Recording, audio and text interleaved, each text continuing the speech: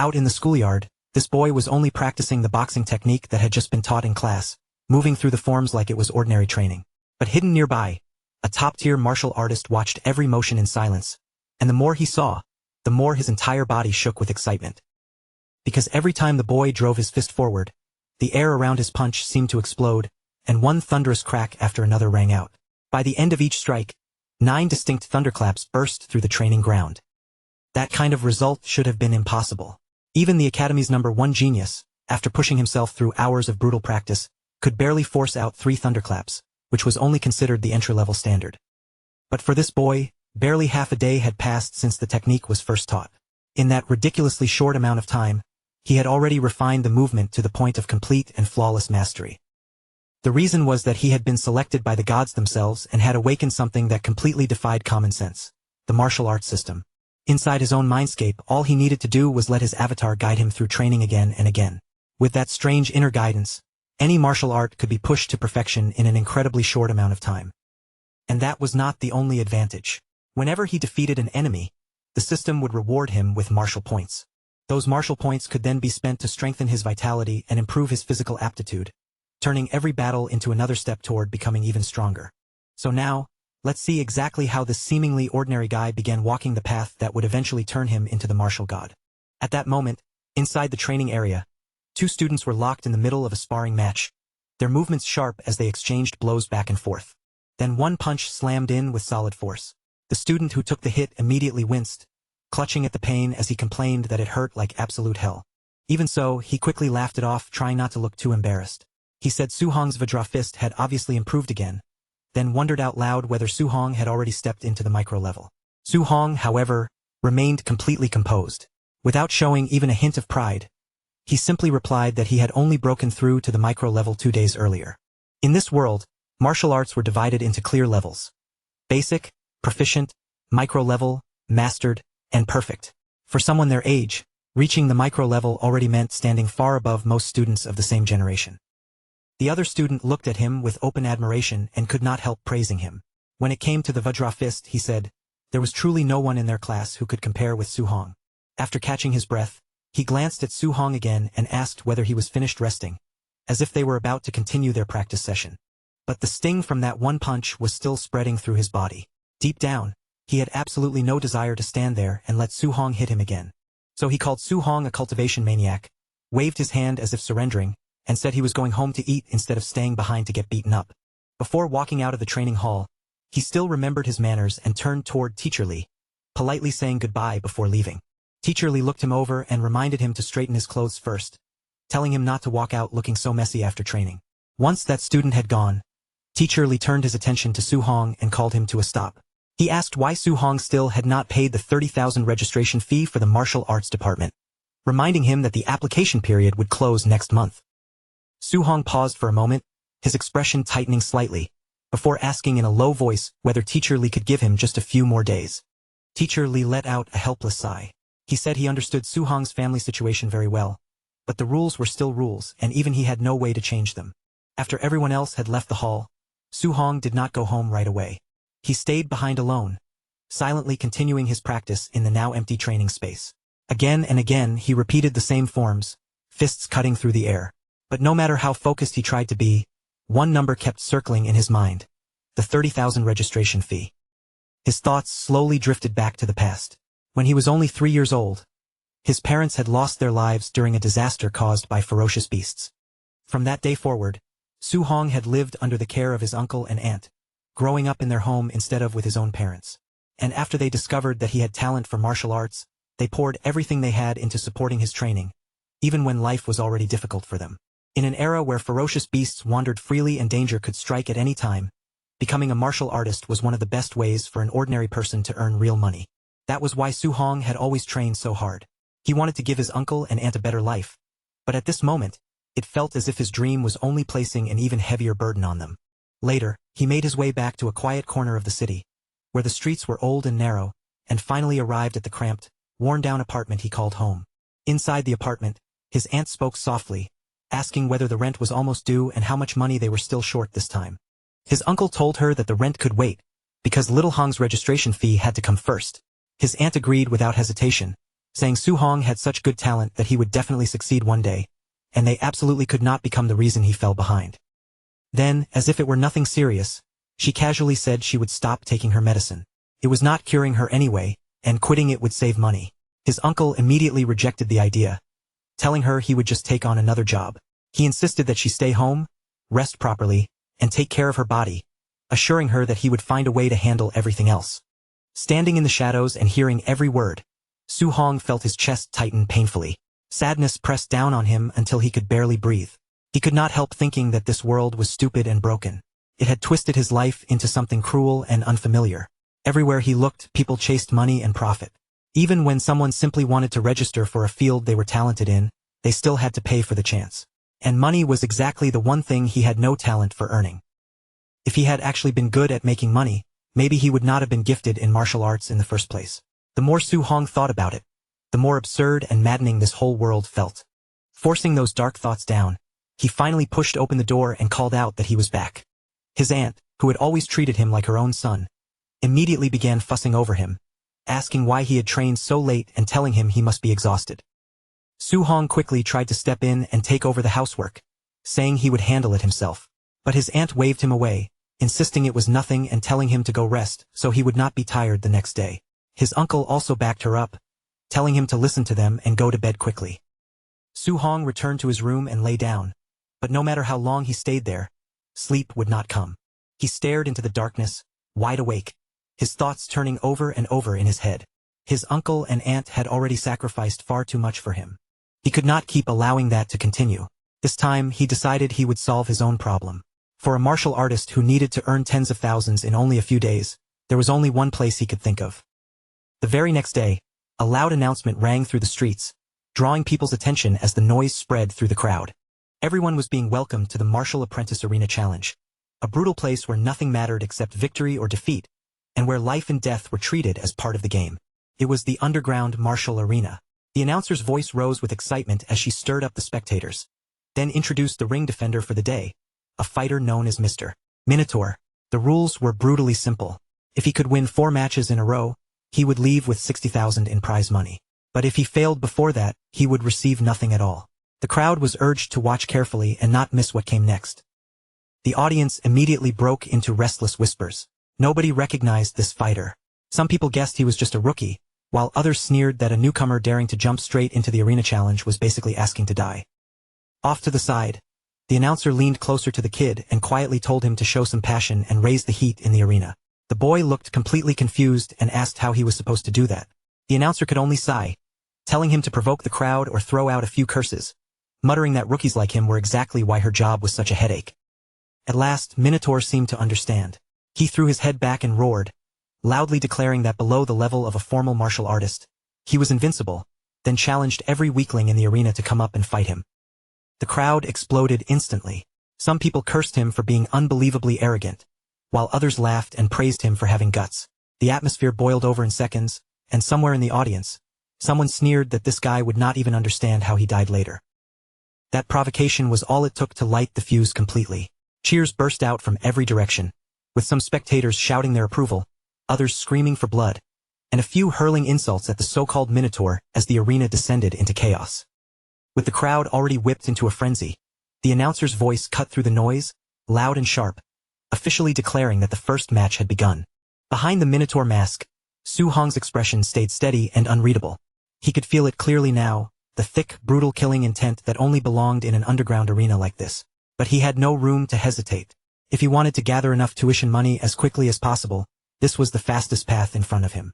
As long as his Vajra fist could carry him through a few rounds, every risk tonight would be worth it. His first opponent stepped into the ring with a mocking grin, calling him an arrogant little brat and saying he would take his time playing around with him. Su Hong barely reacted to the insult. His gaze moved over the man calmly, measuring his stance, his breathing, and the way his weight shifted. The opponent looked fierce and his momentum was definitely strong, but his lower body was loose, and his footing was far from stable. From that alone, Su Hong could already tell this fight would not be hard to win. Seeing Su Hong standing there as if he had drifted off, the opponent instantly grew furious. He cursed under his breath, then charged straight toward him and threw a heavy punch. Su Hong moved to the side with clean, effortless timing, letting the punch slice past him. Then, almost casually, he swung his other hand in a sharp counter.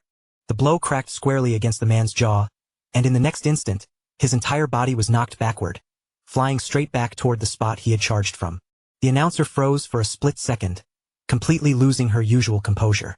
Watching that clean finish, she was already starting to like this masked fighter, even joking inwardly that she might have to ask him out after the match. Then she burst into laughter through the microphone and shouted to the whole arena that Minotaur had claimed his first victory. The audience answered immediately, erupting into waves of excited cheers and wild shouting. Soon, a second challenger climbed onto the stage.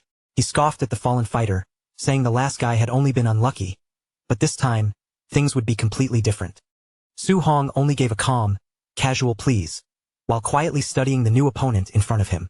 Judging from the man's build and the way he carried himself, his raw strength seemed decent, which made him perfect for testing just how much power Su Hong's Vajra fist could really unleash. The man let out a shout and lunged forward, driving in with a heavy punch packed with force. This time, Su Hong did not dodge. He stepped in and met the attack head-on. With a single Vajra fist strike, Su Hong smashed directly through the incoming force, breaking the man's attack apart in front of everyone. The opponent cried out in shock, clearly stunned by the crushing power behind that blow. Su Hong, however, had already judged the difference between them. This man was strong, but compared to him, he was still a step weaker. After receiving just one counterattack, the opponent's weakness became obvious. He depended too much on upper body strength, and because of that, his waist and midsection were left completely exposed. Su Hong seized the opening at once and followed with a brutal kick. The man was launched off the stage just like the first fighter, and the arena instantly exploded. Some spectators cursed in disbelief, while others shouted that Minotaur was unbelievably strong. The announcer's excitement climbed even higher as she shouted for the next challenger and declared that Minotaur had already taken 2 victories in a row. The cheering surged again, louder than before, until it was almost deafening. In a quieter corner away from the screaming crowd, several well-dressed spectators watched the ring with sharp, calculating eyes. One of them murmured that the kid was not even a quasi-martial artist, yet his strength had clearly surpassed the ordinary standard. There was no mistake. This Minotaur was not normal. Before long, the announcer's voice rang through the arena once more, declaring Minotaur's 3rd consecutive victory. Up in the viewing area, one of the men watching gave a faint comment, saying the kid was better than the worst fighters, but still far from the strongest. Someone like that, he said, was perfect material for fixing matches. From behind him, a masked young man stepped forward and said he would go handle it.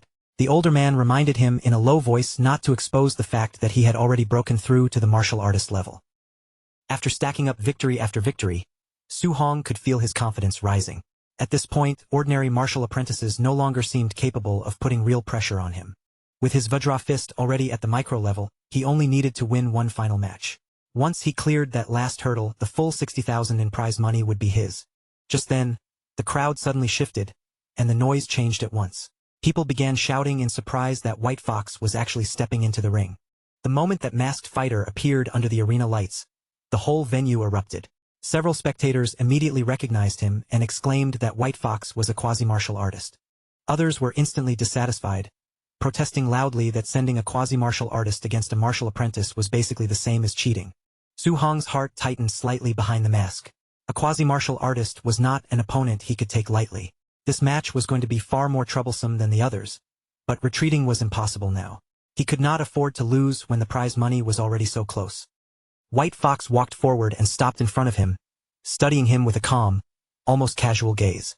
Then he spoke, telling Su Hong not to be afraid. White Fox claimed he knew how to control his strength and would not go too far. But before that tension could settle, the announcer's voice cut in again, announcing the final match of the arena challenge and shouting for the fight to begin. The instant the signal was given, both fighters burst forward at full speed, closing the distance between them in a flash. Su Hong sensed the gap between their levels almost immediately. His cultivation was lower, so he had no luxury of testing things slowly. From the very first move, he had no choice but to pour everything into his attack. His fist blasted forward with explosive force, sending visible shock waves rippling through the air. When the two attacks collided, the entire ring seemed to tremble, and both sides revealed a level of power that made the spectators hold their breath. But the moment their fists met, Su Hong's heart suddenly jolted. Something was wrong. The force coming from White Fox was not that of a quasi-martial artist at all. He was a true martial artist who had deliberately suppressed his vitality to hide his real level. A heavy wave of tension swept over Su Hong. He had never imagined that a monster like this would suddenly appear in the final match. White Fox drew in a sharp breath and launched his next attack without delay, unleashing the Thunder Rush Fist. His strikes came one after another in rapid succession, each punch heavier and more violent than the last. Under that relentless assault, Su Hong was forced to retreat step by step, pain spreading through his arms and body with every impact. Only now did he truly understand the pressure of facing a real martial artist. The crowd stared in shock. Someone suddenly recognized the technique and shouted that it was the 3-Echo Thunder Rush Fist. No one had expected to witness such a move in this arena, and for many people that surprise alone was worth the ticket price. Others shook their heads and said Minotaur was finished, because in their eyes, the result was already decided. White Fox, however, had no intention of stopping. His attacks kept crashing down one after another, pressing his advantage without the slightest mercy. After a while, he seemed to grow bored and told Minotaur that only defending was meaningless. He urged him to fight back, saying he wanted to see what kind of strength Minotaur truly had. For the moment, Minotaur could do nothing except raise his guard and block. But even through his defenses, the punches still tore into him, sending pain through his body with each hit. If this continued, he knew very clearly that defeat was only a matter of time. He needed a chance to counterattack, even a tiny one. But White Fox's strikes were too fast, too fierce, and too continuous, sealing off every possible opening before Su Hong could move. Then White Fox found an opening first. His fist shot forward like a flash, aiming straight for Minotaur's jaw. The impact landed hard, sending Minotaur flying backward before he crashed heavily onto the ground. Lying there on the floor of the ring, his vision began to blur, and his consciousness slowly started slipping away. Before he could recover, White Fox stepped up beside him and spoke in a calm, cold voice. He told Su Hong that he would not receive a single coin of the prize money from this match, but his teacher was willing to extend an invitation to him. If Minotaur agreed to help them fix matches in the future, they would pay him an amount equal to tonight's prize money. Even with White Fox's foot pressing down on his face, Minotaur refused without the slightest hesitation, saying he would never do something that shameless. White Fox was briefly stunned, clearly not expecting such a firm rejection from someone already beaten to the ground. After regaining his composure, he warned Minotaur to think carefully, because refusing them would come with a price he could not afford. Minotaur shot back through the pain, asking whether people who did things like this really had the right to call themselves martial artists. That answer ended the conversation. White Fox's expression turned cold as he said there was nothing more to discuss. As he turned as if to leave, White Fox added in an icy voice that since Minotaur refused to cooperate, he had no choice but to cripple him, making sure that from this day on, becoming a martial artist would be nothing more than a dream. White Fox moved to strike at Minotaur's leg, and those words echoed sharply inside Minotaur's mind. Become a martial artist. The phrase pierced through the haze of pain, and in that instant, his survival instinct surged awake. At the very last moment, he twisted his body away and narrowly avoided the blow. He could not allow himself to be crippled here. Forcing strength back into his battered body, Minotaur pushed himself up and entered the fight again. White Fox stared at him in clear surprise, watching as Minotaur forced himself steady again. Behind that damaged mask, Minotaur's eyes were no longer dull with pain. They were burning with stubborn determination. He could not collapse here. Not in this arena, not at this moment. Deep inside his battered body, something seemed to snap, and a fierce second wind surged through him like a flame refusing to go out. White Fox's expression finally changed. He could not hide his shock at all. That Thunder Rush Fist from earlier had clearly landed cleanly, yet somehow this guy was still standing in front of him.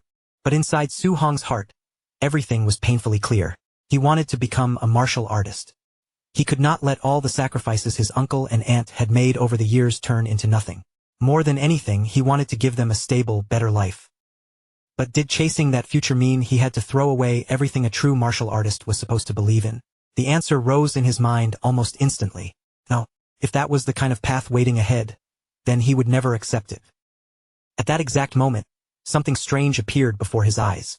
A cold status window suddenly opened in midair, and emotionless words floated across it, asking what he was willing to sacrifice for his future and for his faith. Su Hong did not hesitate for even a second. His eyes sharpened with fierce resolve, and with no trace of doubt in his voice, he answered that he was willing to give up everything. The system did not accept that answer immediately. It asked him again, coldly and directly, whether he was truly prepared to pay that price. Minotaur gave the same response as before, each word heavy with determination. Everything. The instant that word left his mouth, a deep and invisible change began stirring inside his body, as if something sealed away had finally been awakened. His shadow suddenly warped beneath him, twisting unnaturally across the ground before stretching upward into the silhouette of a terrifying monster. Su Hong froze in shock. He no longer understood where he was, and behind him, that enormous shadow loomed like some unknown creature staring down from the darkness. Before Su Hong could even ask what was happening, that massive presence spoke first, its voice carrying overwhelming weight as it granted him this single chance. A strange aura then wrapped around Su Hong's body, surrounding him completely, and another status window appeared in front of him, laying out every detail about him. Su Hong stared at it in disbelief. The screen showed all of his attributes clearly, listing every part of his current condition as if nothing about him could be hidden. Almost without thinking, he reached toward the mission section and tapped it. A new notification instantly popped up, revealing a random mission called Way of the Arena.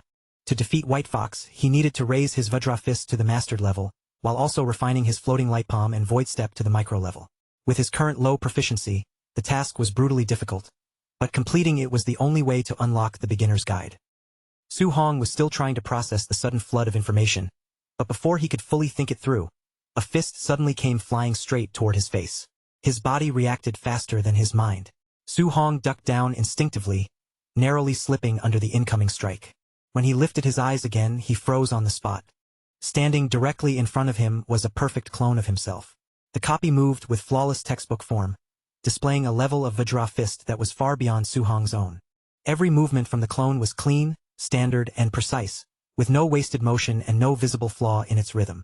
With such a flawless example right in front of him, Su Hong knew he could not afford to waste this chance. As he began exchanging blows with the clone, Su Hong quickly realized this was not simply a fight. Every clash, every correction, and every movement was teaching him something. Halfway through the exchange, he suddenly noticed that his Vajra Fist proficiency had risen. In only a few moments, it jumped from 7% to 10%. The speed of that improvement was so shocking that even Su Hong could hardly believe it. So that was how it worked. This strange space allowed him to improve his martial arts skills at an incredible speed, far faster than any ordinary training method. He kept fighting, watching, learning, and adjusting his form with every collision, letting the clone's perfect movements sharpen his own technique. His proficiency continued climbing higher and higher until, at last, the progress finally reached 100%. His floating light palm reached full mastery, and with one clean strike, he sent the clone flying backward. Right after that, his void step also caught up, reaching full proficiency as his footwork became sharper and smoother. Finally, even the Vajra Fist was pushed all the way to perfection, every movement engraved into his body like instinct. Only then did exhaustion slam into him all at once. Su Hong stood there breathing heavily, his chest rising and falling as he looked toward the empty air and gave a quiet nod. Thanks a lot. The system congratulated him for completing the mission. Su Hong accepted the rewards without delay, then immediately chose to return to reality. In an instant, the strange space vanished, and he was back inside the underground arena, still wearing the Minotaur mask and standing across from White Fox. White Fox sneered and launched another wave of thunderous punches, each strike roaring toward him with fierce force. But this time, Minotaur watched calmly and thought only one thing: they were too slow. He slipped through every attack with ease, his body moving lightly past each strike as if he could already see where every fist would land. Before White Fox could react to the sudden change, Su Hong's fist shot forward and slammed directly into his face. White Fox's mask shattered from the impact, and his body crashed heavily to the ground in front of the stunned crowd. For a moment, the entire arena seemed to freeze. Everyone stared at the fallen White Fox in disbelief, unable to accept what they had just seen. Minotaur stood calmly in the ring and asked for the prize money he was owed for winning the fourth match. The announcer was so stunned that she stumbled over her words at first. After a moment, she finally recovered and declared that Minotaur had won the 60,000 grand prize. In the audience, the teacher's expression darkened into a frown. For a mere apprentice to master the Vajra Fist like that should have been impossible. Suspicion immediately rose in his eyes, and he ordered his men to follow Minotaur after he left and investigate his true identity. After leaving the arena, Su Hong quickly noticed something was wrong. Someone was following him from behind. Without hesitation, he suddenly burst into motion, his speed erupting as he shot forward and vanished from their line of sight. The pursuers stopped in confusion, looking around with no idea where he had gone, completely unable to continue tracking him. From a safe hiding place nearby, Su Hong watched them lose his trail and silently mocked their clumsy attempt to follow him. About an hour later, Su Hong finally made it back home, carrying the money he had fought so desperately to earn. The moment his aunt and uncle saw the thick pile of cash in front of them, both of them froze, staring at it with wide eyes as if they could not believe it was real. His uncle was so shocked that he blurted out, asking whether Su-hong had gone and robbed a bank. Su-hong quickly explained that he had only worked as a sparring partner, and that the dojo master had taken a liking to him and decided to sponsor his studies. His uncle frowned and asked if he meant that notoriously stingy dojo, clearly finding the story hard to believe. Su-hong did not try to add more excuses. He only looked at them seriously and asked them to trust him. Seeing the look in his eyes, his aunt and uncle slowly relaxed and smiled. His uncle nodded, saying little Hong had never been the kind of child who lied, and the two of them began celebrating as if Su-hong's bright future had already opened before them. That night, after the house had finally quieted down, Su-hong climbed alone onto the rooftop. Bathed in the pale moonlight, he sat there thinking about everything that had happened. The exam fee was handled, the rent problem was settled, and even his aunt's medical expenses could finally be covered. For the first time in a long while, he let out a relieved laugh. Then he opened the system interface and looked over it carefully. He knew very well that he had only survived tonight because of this mysterious power, and soon his attention landed on a stat called martial value. A notification appeared, telling him that because he had defeated an opponent above his own level, he had gained 57 martial value points. These points could be used to improve his vitality and strengthen his skills. Su-hong did not waste any time. Curious and eager, he decided to test the effect immediately. The moment he added points into vitality, a scorching surge of energy erupted deep inside his body, rushing through his limbs like fire. His vitality jumped all the way to 90, and that number already placed him at the level of a quasi-martial artist. Without hesitation, he poured the remaining points into vitality as well. His body instantly felt lighter, stronger, and more alive, as if every muscle had been reforged. Su-hong slowly clenched his fists, feeling power gather in his hands. Even the injuries from the underground arena had healed, and his whole body now seemed to overflow with strength. That fresh power stirred his fighting spirit, and he suddenly felt a strong urge to test just how much stronger he had become. So he moved across the rooftops under the night sky, leaping from building to building as he headed toward the combat power tester at the school drill ground. Not long after, he arrived at Star City No. 1 High School, slipping into the familiar campus in the quiet of the night. The drill ground was completely silent, with only a lone Tier 1 combat power tester standing there under the dim light. Su-hong gathered his vitality, but after a brief pause, he decided not to use his full strength. Holding back to about 70%, he drove his fist into the machine with a sharp, solid impact. For that split second, even Su-hong could feel how terrifyingly heavy the punch had become. Then, without warning, the tester sparked violently and went dead. Su-hong stared at it in shock, immediately worrying that he might have to pay for this poor-quality machine, so he made the quick decision to leave before anyone found him. Just then, a voice shouted from behind, demanding to know who was there. Su-hong did not stop to explain and instantly bolted from the drill ground.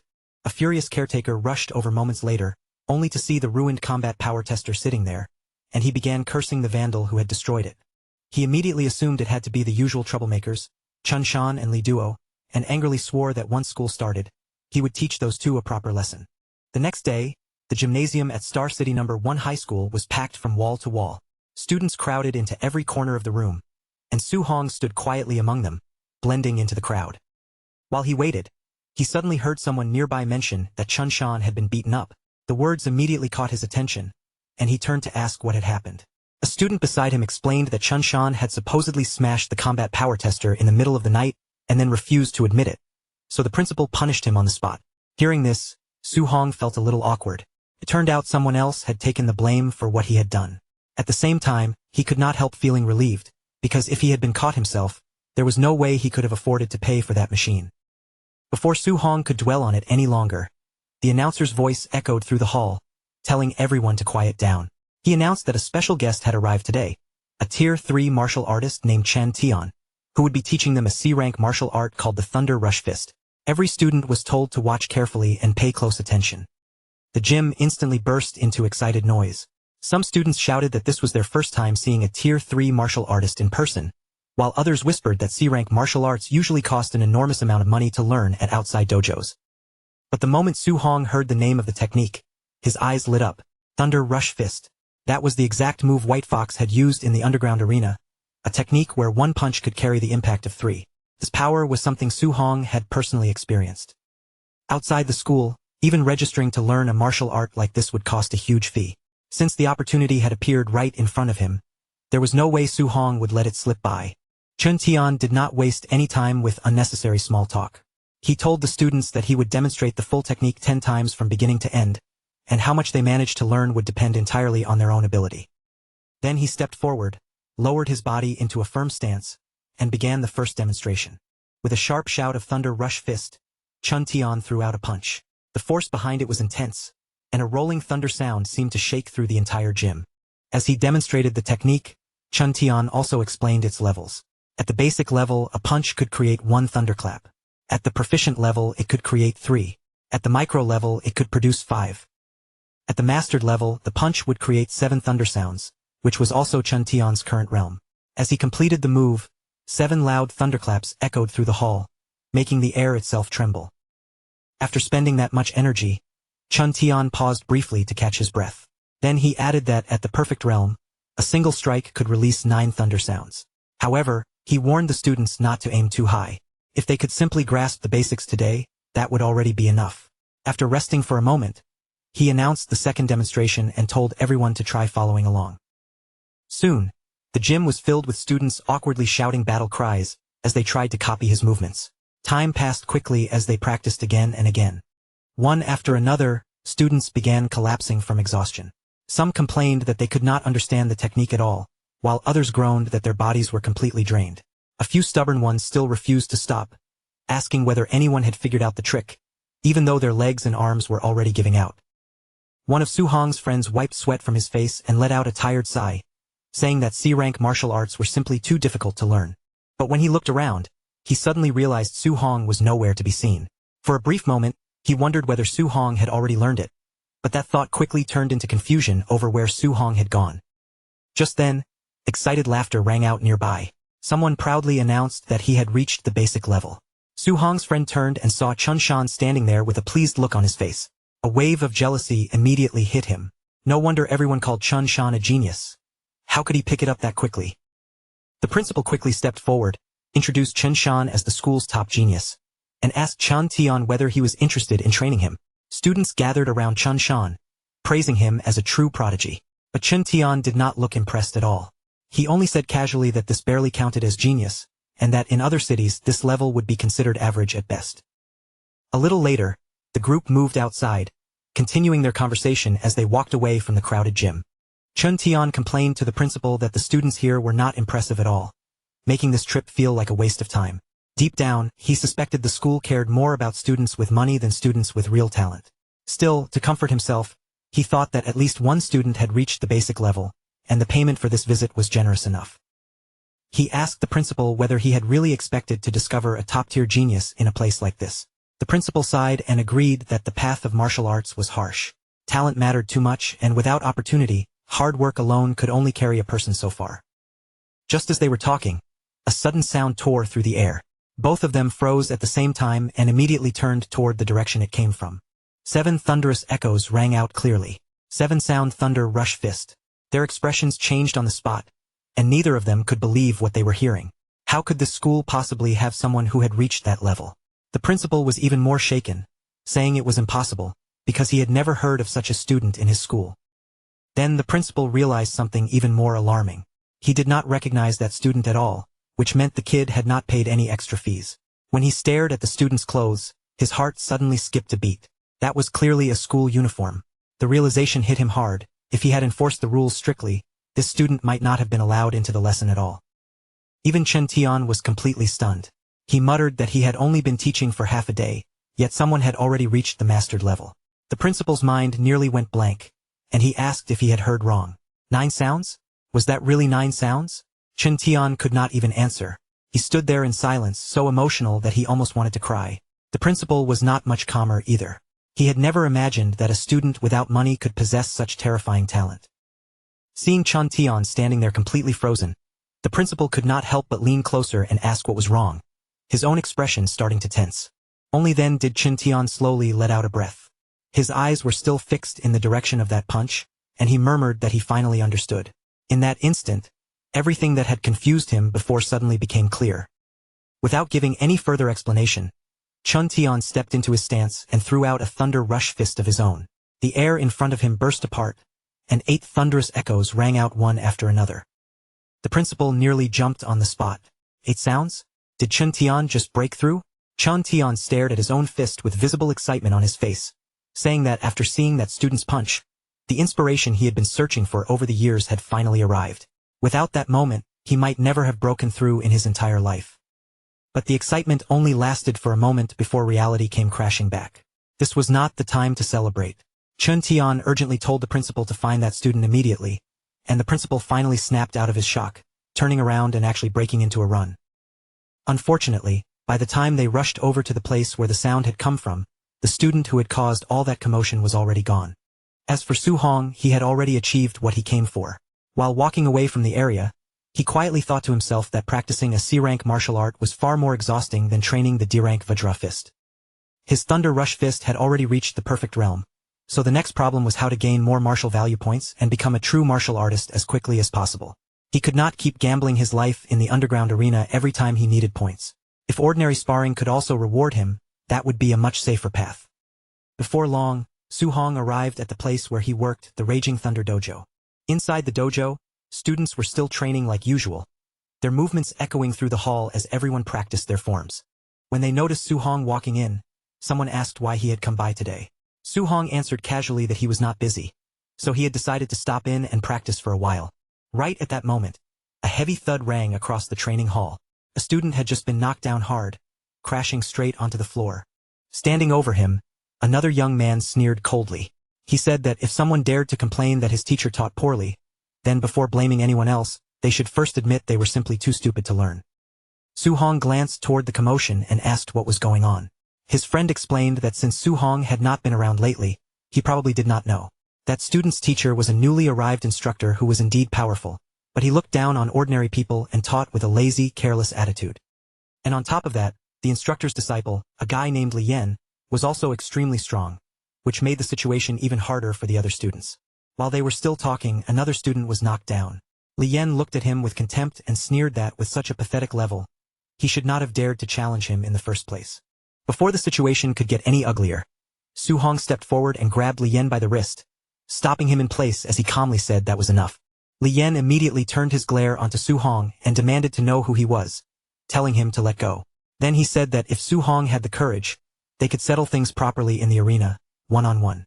Su Hong did not flinch and simply agreed. Just then, another voice cut into the tension, asking what all the noise was about and announcing that class was about to begin. Li Yan pulled his hand back, then sneered at Su Hong, saying he was lucky this time. Watching Li Yan walk away, Su Hong's eyes narrowed slightly. In his mind, this guy was far too arrogant for his own good. Soon after, the instructor spoke up in front of the gathered students, announcing that today would be the final day he taught the Raging Sea Spear technique. As always, he made it clear that he would demonstrate the technique only once, and there would be no second chance to watch it. When he took his stance, his attitude made it obvious that he did not believe any of these students could truly learn the technique from a single demonstration. Su Hong, however, watched with intense concentration. For others, one demonstration might be nowhere near enough, but for him, one time was all he needed. His eyes followed every shift of the instructor's body and every sweep of the spear as the weapon cut through the air in a flowing arc. When the demonstration ended, the instructor turned away as if the matter was finished, saying that how much they could understand from it was entirely up to them. The students immediately broke into complaints. Some called the one-time demonstration a complete scam, while others grumbled that the people standing in the back row could barely see the movements clearly at all. But Su Hong had already grasped the core of the technique. In his eyes, the spear moved like a dragon plunging into the sea, its force surging forward like wave after wave crashing without end. He picked up a spear himself, stepped into position, and began to move, reproducing the technique he had just watched with astonishing accuracy. For a brief moment, the entire hall fell silent. Then the noise erupted all at once. Everyone stared at Su Hong in disbelief, shouting that he had actually learned it. Some muttered that this was the first time they had ever seen such a prodigy, while others bitterly wondered whether they were simply too dumb to understand anything. Drawn back by the sudden commotion, Li Yan returned and asked who had supposedly learned the technique. His tone was full of disbelief, and he clearly thought the idea was ridiculous. Then his eyes landed on Su Hong. Watching Su Hong's spear move with smooth, rolling momentum, Li Yan's gaze narrowed. It really did look like Su Hong had understood the technique. A flicker of interest rose in his eyes, because testing someone like this would be entertaining. Li Yan stepped forward and called out to him, saying he would personally give Su Hong a few pointers on his spear technique. He grabbed his own spear, spun it once in his hand, and aimed the sharp tip toward Su Hong as a signal for him to come forward. Then he repeated that he would teach him a proper lesson. Su Hong simply accepted. One of the nearby students hurried over and tried to stop him. He warned Su Hong that although Li Yan had a terrible personality, his strength was real, so Su Hong should not act impulsively. Su Hong only smiled and told him not to worry. Then he stepped forward with the spear in hand, settled into his stance, and faced Li Yan politely, saying that he looked forward to receiving his guidance. That one sentence instantly pushed Li Yan's anger over the edge. He snapped that Su Hong was being arrogant, then declared that he would show him the micro-level raging sea spear technique. Su Hong's expression remained calm, without the slightest trace of panic. As he moved his spear, he quietly controlled his strength and deliberately held back his true level. Proficient level was enough. He did not want to reveal everything here. He only wanted the guy in front of him to realize how ridiculous his arrogance looked. The moment Su Hong's spear began to move, Li Yan froze. That flow, that rhythm, that rolling momentum, it was unmistakable. This was the proficient level of the raging sea spear technique. No matter how badly he wanted to deny it, the truth was unfolding right in front of him. Su Hong had truly brought the raging sea spear technique to the proficient level, and every movement of his spear flowed forward like crashing waves. When Su Hong launched his attack, Li Yan's body stiffened in place, as if his mind had briefly stopped working. He could not bring himself to trust what his own eyes were seeing. Su Hong was only a martial apprentice, not even a real martial artist yet. And yet somehow, he had already grasped the raging sea spear to the proficient level. That was a level even many veterans struggled to reach after long training. But now it was happening right in front of Li Yan, leaving him with no way to argue. At the same time, a notification popped up in front of Su Hong. He had defeated an opponent at a higher level and gained 35 martial value points. It worked. Even normal sparring could give him points. He no longer needed to risk his life every time. He could grow stronger by choosing his fights wisely. Meanwhile, Li Yan was already panicking inside, his thoughts spiraling around one impossible conclusion. This could not be real. It was completely impossible. He had trained for years to reach this point, yet Su Hong had done it so quickly. The thought hit him like a crushing blow, making him wonder whether all his hard work had been meaningless. Before the situation could collapse any further, Su Hong calmly pulled back his spear and ended the exchange, saying that this was enough. Just then, the instructor arrived at the training ground. The moment his eyes landed on the mess in front of him, his expression darkened, and without wasting a second, he stepped forward to stop his student and scold him in front of everyone. The young man still tried to defend himself, opening his mouth like he wanted to argue his way out of it. But before he could say much, the instructor raised his hand and slapped him hard across the face. "If you can't even accept defeat," the instructor shouted, his voice cutting through the whole training ground, "then you don't deserve to call yourself a martial artist." The crowd immediately loved every second of it.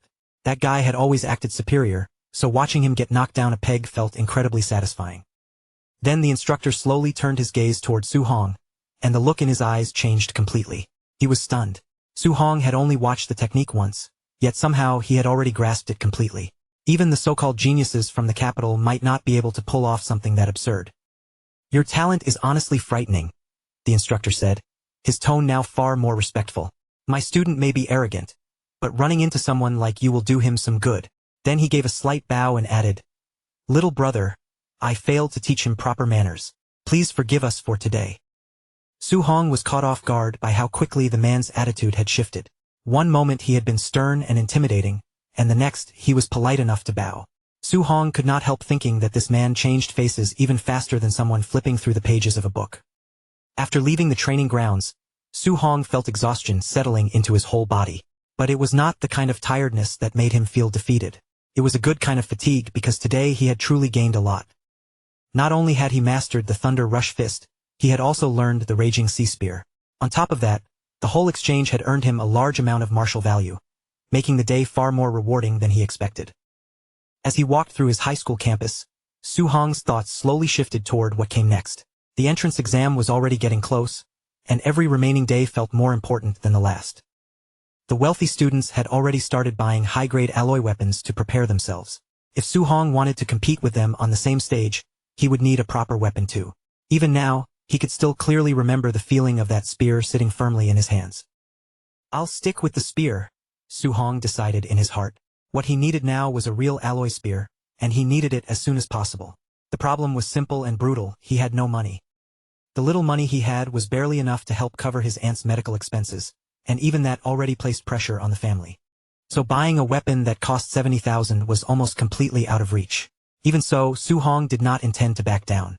There had to be some way for him to earn the money. At that moment, a citywide announcement suddenly rang out. Ferocious beasts had appeared in the wilderness and were attacking the outer areas.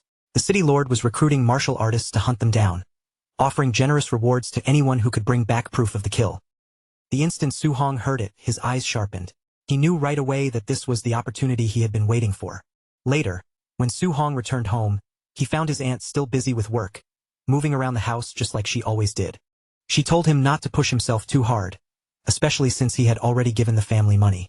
His uncle, however, still insisted on working, saying that as long as he could still move, he refused to sit back and rely entirely on Su-hong. The moment Su-hong stepped inside, both of them greeted him warmly, their faces softening as if his return alone made the small home feel brighter. Su-hong told them they should rest more and leave the burden to him. He explained that things were different now, and that he already had a way to make money on his own. His uncle only laughed when he heard that. He said it sounded comforting, but no matter how nice the words were, he could not simply sit around at home and do nothing. He still wanted to keep earning what he could, even if it was only enough to help with their daily expenses and lighten the pressure a little. His aunt smiled as well, and gently said they needed to save as much as possible, so Su-hong could put all his focus into training without constantly worrying about money. Hearing those words made Su-hong feel a dull ache in his chest, like something heavy had settled there. His aunt and uncle had lived so simply for so many years, always saving, always enduring. Unless Su-hong could earn enough to truly secure their future, they would never allow themselves to stop working this hard. That night, Su-hong stood alone on the rooftop and opened his status panel. The wilderness was full of danger, and if he wanted to survive there, he had to become stronger first. Without hesitation, he poured all his remaining martial value into his vitality stats. A powerful surge instantly rushed through his body. His blood seemed to roar in his veins, and every muscle tightened as if being reforged from the inside. The number climbed higher and higher until it finally reached 95.2. In that moment, Su-hong felt like a beast crouched and ready to strike. He was now only one small step away from becoming a true martial artist. 2 days later, deep into the night, Su-hong lay flat on the gym floor, completely drained from head to toe. But even though his body was exhausted, his eyes were bright. After relentless training, he had perfected every skill he had: Thunder Rush Fist, Raging Sea Spear, Vajra Fist, and Floating Light Palm. He let out a long, heavy breath, feeling the results of those 2 brutal days of non-stop training. Everything he could prepare had been prepared. Now it was time to head out. The next morning, Su-hong made his way toward the Star City martial artist base. When he arrived and saw the place with his own eyes, he stopped in his tracks, momentarily stunned by the scale of it. He had seen the base on television before, but standing there in person felt completely different. The area was crowded with powerful martial artists, each carrying an aura that made it clear they were not ordinary people. Su-hong walked over and checked the bounty board carefully. Non-ranked beasts were worth 300 coins. Tier 1 early-stage beasts were worth 1,000. Mid-stage beasts paid 3,000, and late-stage beasts were worth 5,000. When he saw the rules, Su-hong frowned slightly. The base only accepted the beast's left ear as proof for claiming the reward, which felt strangely old-fashioned to him. Not far away, a man casually dropped a bloody sack onto the counter. "Miss, count these for me," he said. The bag landed heavily, and inside it was a pile of severed ears. Then, all of a sudden, a commotion erupted near the entrance. Someone shouted loudly, "Move aside! Young Master E is here." The crowd immediately shifted, opening a path as people stepped away from the door. Su-hong looked over and saw an arrogant-looking young man striding inside, his posture full of confidence and superiority. For some reason, the guy seemed familiar. Su-hong narrowed his eyes slightly. That attitude, that overbearing air around him, it reminded him strongly of someone. The people nearby began whispering among themselves. If his uncle wasn't the boss, he'd probably be dead already. "I heard he got beaten up recently. Serves him right." "Really? No wonder he's been hiding lately." Su-hong listened quietly to the whispers, then slowly lifted his head. At that exact moment, his gaze met the other young man's. The two of them recognized each other almost instantly, and the air between them seemed to tighten in a single breath. Only then did Su-hong fully realize something important. Out in the wilderness, ferocious beasts were not the only things he needed to fear. People could be just as dangerous. He silently reminded himself that from this point on, he had to stay alert and guard against more than just monsters. As Su Hong walked out, a stranger nearby glanced at him and commented on how young he looked. "First time going out alone?" the man asked. Su Hong did not explain much. He simply nodded and continued forward. Behind him, the man watched him leave and shook his head with a sigh. "Another kid rushing off to die," he muttered under his breath. Su Hong stepped into the wilderness, then paused for a moment and looked around at the world beyond the city. The forest around him seemed quiet and almost peaceful, with no immediate sign of danger. But Su Hong did not relax. He had come here to earn money, and there was no way he could return empty-handed. 2 hours passed, and by then, Su Hong had already pushed deep into the woods. He stopped briefly to take a sip of water, his brows drawing together in frustration. There were still no beasts in sight. Maybe the outer area had already been swept clean by other hunters. After thinking it over, Su Hong made his decision. He picked up his pace and headed even deeper into the wilderness. All at once, Su Hong's expression changed, and the relaxed look on his face vanished in an instant. A gigantic shadow suddenly blocked the path in front of him. Its body was enormous, its presence terrifying, almost exactly like the monsters recorded in the books. This was no ordinary animal. It was a true ferocious beast. Su Hong recognized it the moment he saw its shape. Standing before him was an azure moon wolf, a Tier 1 early-stage beast. The wolf fixed its blood-red eyes on him, baring its sharp teeth as a low growl rolled from its throat. It was clearly starving.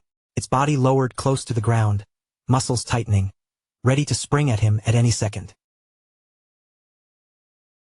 Su Hong slowly drew in a deep breath, steadied himself, and focused every nerve in his body. There was no avoiding it now.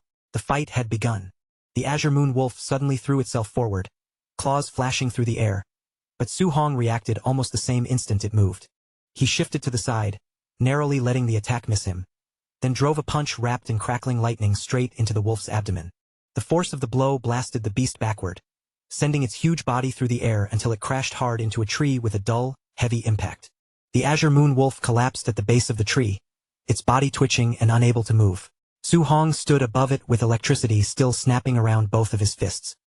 He lowered his gaze to his trembling hands and felt that violent power still rushing through his body. Facing a real ferocious beast was far more intense, far more exciting, than anything he had imagined before. Defeating a Tier 1 early-stage beast with a single strike made his blood surge with excitement.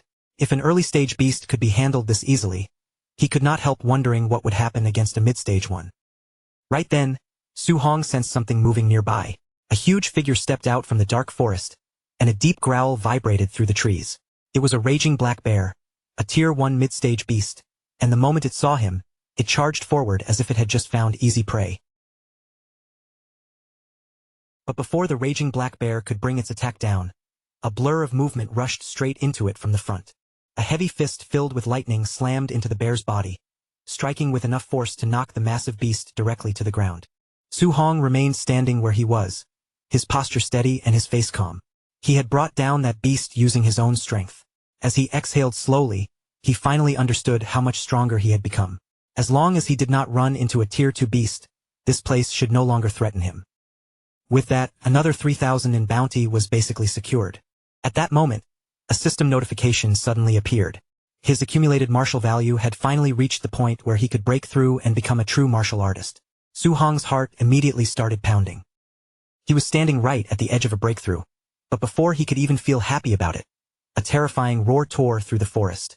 The pressure carried in that sound was so intense that it made his skin crawl, and his expression darkened on the spot. Su Hong turned toward the direction of the roar and narrowed his eyes. Whatever had made that sound was clearly far stronger than anything he had faced so far. Caution told him to stay away, but curiosity kept pulling at him. In the end, curiosity won, and he quietly moved through the forest toward the source of the roar. When he reached a tall rock formation, Su Hong climbed up carefully, using the height to get a clearer look at what was happening ahead. The moment his eyes landed on the scene below, he instinctively held his breath.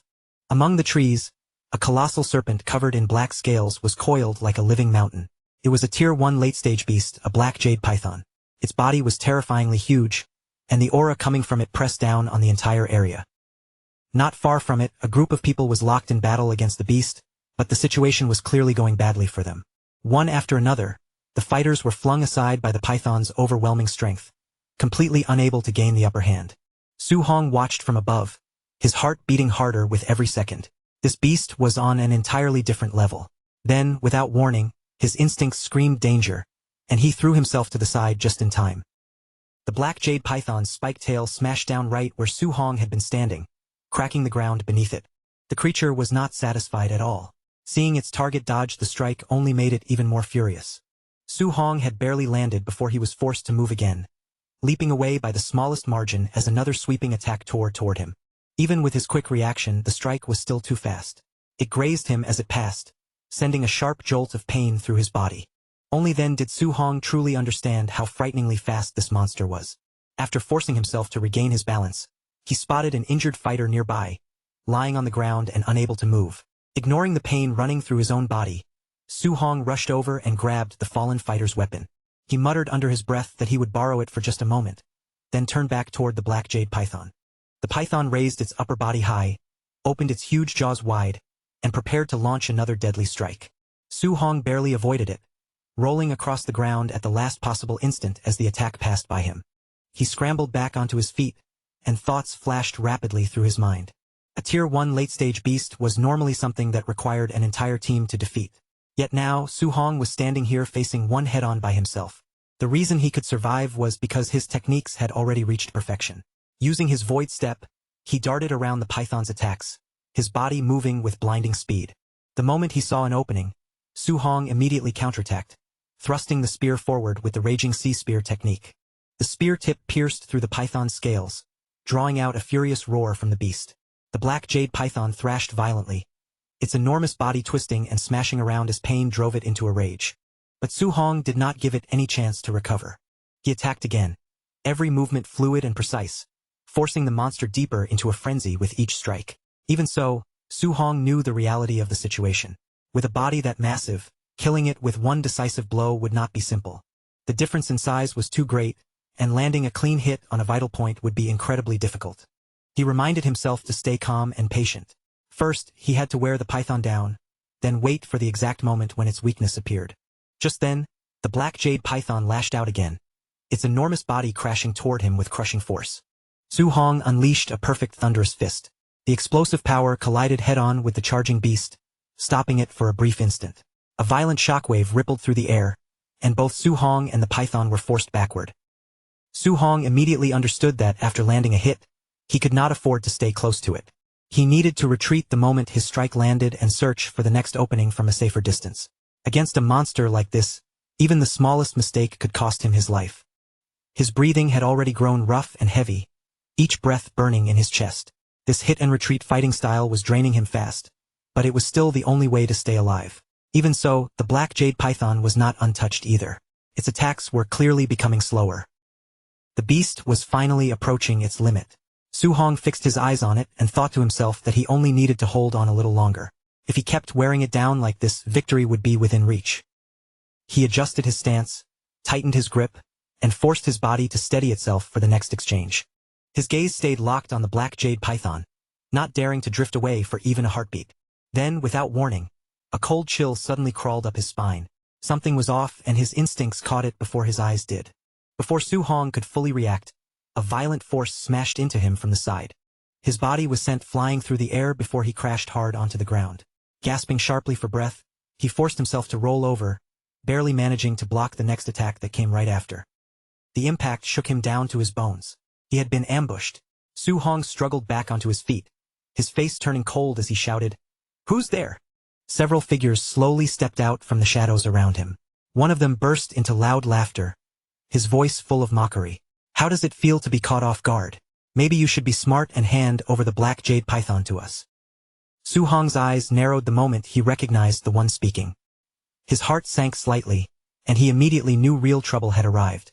In just a few breaths, Su Hong found himself trapped in a dangerous position, surrounded by a large group of thugs who already had a grudge against him. Their leader sneered at him and said that when he saw Su Hong leaving the city alone, he was certain Su Hong would die somewhere out here. What he had not expected was that Su Hong's luck would be this good. Not only had Su Hong survived, but he had even come across a heavily injured black jade giant python and nearly claimed it for himself. The leader glanced at the python nearby, watching it barely cling to life, and his eyes lit up as if everything had fallen perfectly into his hands. Su Hong immediately caught the meaning behind those words. Since the man thought he had simply picked up the python, these people must have only just arrived. His eyes swept over them, and he quickly realized all 5 were martial artists. With numbers like that against him, fighting them head-on would be too risky. Suddenly, one of the thugs rushed forward with his fist raised. He shouted that young Master Yi wanted this python, then barked at Su Hong, asking why he still had not run away. Su Hong's expression darkened at the open disrespect. Annoyance flashed across his face as he gathered a massive surge of aura into his hand. He coldly told them that the only reason he had been pushed back earlier was because they had used a sneak attack. Did they really think that meant he could not beat them? Su Hong threw his punch straight into the thug's fist, and the 2 attacks collided with a violent burst of energy. The thug's eyes widened in shock as the force rushed through him, and only then did he realize how terrifying Su Hong's strength truly was. But Su Hong had no intention of stopping there. He drove another punch directly into the man's face, sending him flying backward toward the rest of the group. The leader recognized the technique at once. That was the powerful Vajra fist. In that instant, he realized the person in front of him really was the one known as Minotaur. Even the leader could not hide his surprise. After seeing that level of strength with his own eyes, he was genuinely impressed. At the same time, Su Hong also recognized the leader standing across from him. It was White Fox. White Fox stared at him with resentment and said Su Hong had humiliated him in front of a crowd, something no one had ever dared to do to him before. The memory only made White Fox angrier. His face twisted with rage as he decided he would not let this matter go. Then he ordered his men to take Su Hong down immediately. The group rushed at him with their weapons already drawn. Su Hong reacted fast, grabbing his spear and dashing into the wilderness to open up distance between them. White Fox had no intention of letting him escape. He shouted for everyone to chase, then personally led the group as they sprinted after Su Hong. They searched through the wild terrain, checking every place where someone might hide.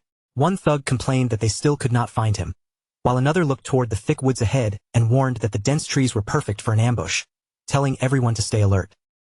But one of them was still far too cocky. He scoffed and said that with so many people on their side, there was no reason to be scared of just one kid. In the next instant, a figure flashed behind him with terrifying speed. The thug spun around in alarm, and Su Hong was already standing right there.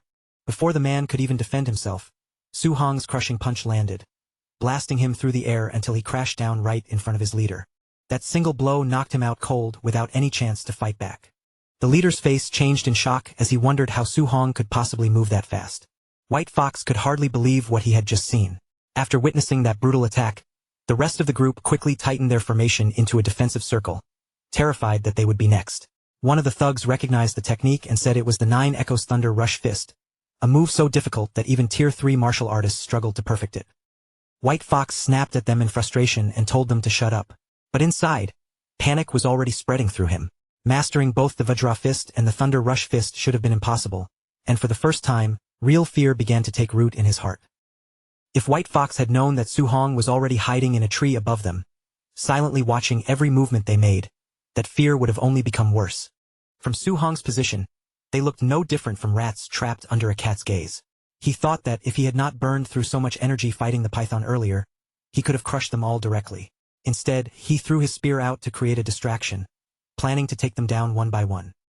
The spear suddenly slammed into the ground nearby, and the sharp impact startled the entire group. While their attention snapped toward the spear, Su Hong dropped from above, grabbed one of the thugs, and launched his attack. The strike landed in an instant, and before the others could surround him, Su Hong disappeared back into the shadows. The remaining thugs were now completely terrified. Even standing together no longer made them feel safe against someone this fierce.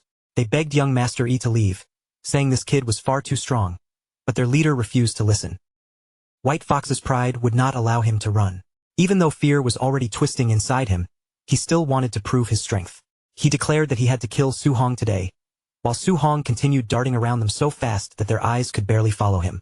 Suddenly, while White Fox was still speaking, Su Hong flashed past again. Before the leader could react, another thug was seized and slammed violently into the ground. Just like before, the moment the attack was finished, Su Hong vanished again without giving them a chance to strike back. White Fox's panic quickly turned into anger and frustration. He could not understand how this kid had become so much stronger in only a few days. Felt completely unreal. Then, a blur of movement rushed right behind him. White Fox whipped around at once, but there was nothing there. He cursed under his breath, refusing to believe Su Hong could actually catch him off guard. But the instant White Fox turned back, Su Hong appeared directly in front of him, already poised to strike. White Fox reacted almost the instant Su Hong appeared, twisting his body around with a sharp shout, refusing to accept that he had already been beaten. He forcefully gathered magic aura into his hand, his fingers glowing with concentrated power, then struck out while yelling that this was his void-breaking finger. Su Hong moved with smooth, effortless precision, shifting out of the attack's path before it could touch him. The strike missed Su Hong and blasted into the tree behind him instead. The force behind White Fox's attack was terrifying, and the thick trunk was shattered apart on the spot. White Fox still refused to stop. The moment he saw Su Hong evade him, he kept firing one beam after another, shouting the name of his technique again and again as if trying to overwhelm him through sheer force. But no matter how many times White Fox attacked, Su Hong's speed was simply too much. He slipped past every beam with clean, controlled movements. While dodging, Su Hong calmly judged the power of the technique and figured it had to be at least B rank. The more he watched it, the more interested he became, even thinking that he might want to learn this skill for himself later. White Fox, on the other hand, was already losing control. Blue aura burned around his finger as he screamed that Su Hong had made an enemy for life. Then his voice turned vicious as he threatened that once he made it back alive, he would destroy Su Hong's entire family. The moment those words reached Su Hong's ears, something inside him snapped cold and hard. Threatening his family crossed a line that Su Hong would never tolerate. Rage surged through him, and instead of dodging again, he suddenly charged straight toward White Fox. White Fox tried to scare him off by throwing out his background, shouting that his uncle was a supervisor at the martial artist base and that his father was a VIP. But before White Fox could even finish speaking, Su Hong had already closed the distance and appeared right in front of him, carrying a terrifying pressure that pressed down like a storm. Su Hong said nothing at first, letting the violent power gathering around his fist speak for him. Then, as he charged up a massive punch, he finally opened his mouth and told White Fox that he looked better when he was acting arrogant. This begging attitude did not suit him at all, but Su Hong was still going to enjoy ending it. Su Hong's fist slammed squarely into White Fox's face, and the impact sent him shooting backward like a broken kite. The strength packed into that single blow was overwhelmingly brutal. White Fox was blasted deep into the forest, smashing through trees along the way before finally crashing hard into the ground. The collision kicked up a thick cloud of dust and smoke, swallowing the area around him. When the dust finally began to settle, Su Hong walked forward with a furious expression, his body wrapped in a red aura. He stared down at White Fox and told him that he should never have dared to use his family as a threat. White Fox lay there broken and bleeding, staring up in disbelief. He could not understand why Su Hong was this strong, and he kept insisting that it was impossible, because Su Hong should not even have been a martial artist yet. At that moment, the giant python behind him was drawn by the noise and slowly locked its cold eyes onto White Fox. A freezing chill ran down White Fox's spine as he sensed the danger behind him. He looked back just in time to see the python swing its massive tail toward him, its huge jaws already spread wide as it struck. With White Fox dealt with, the python immediately turned all of its attention back to Su Hong. Su Hong realized that fighting those goons had wasted too much time, giving the giant python a chance to recover its stamina. Now he had to face the beast again, but this time he was the one running low on energy.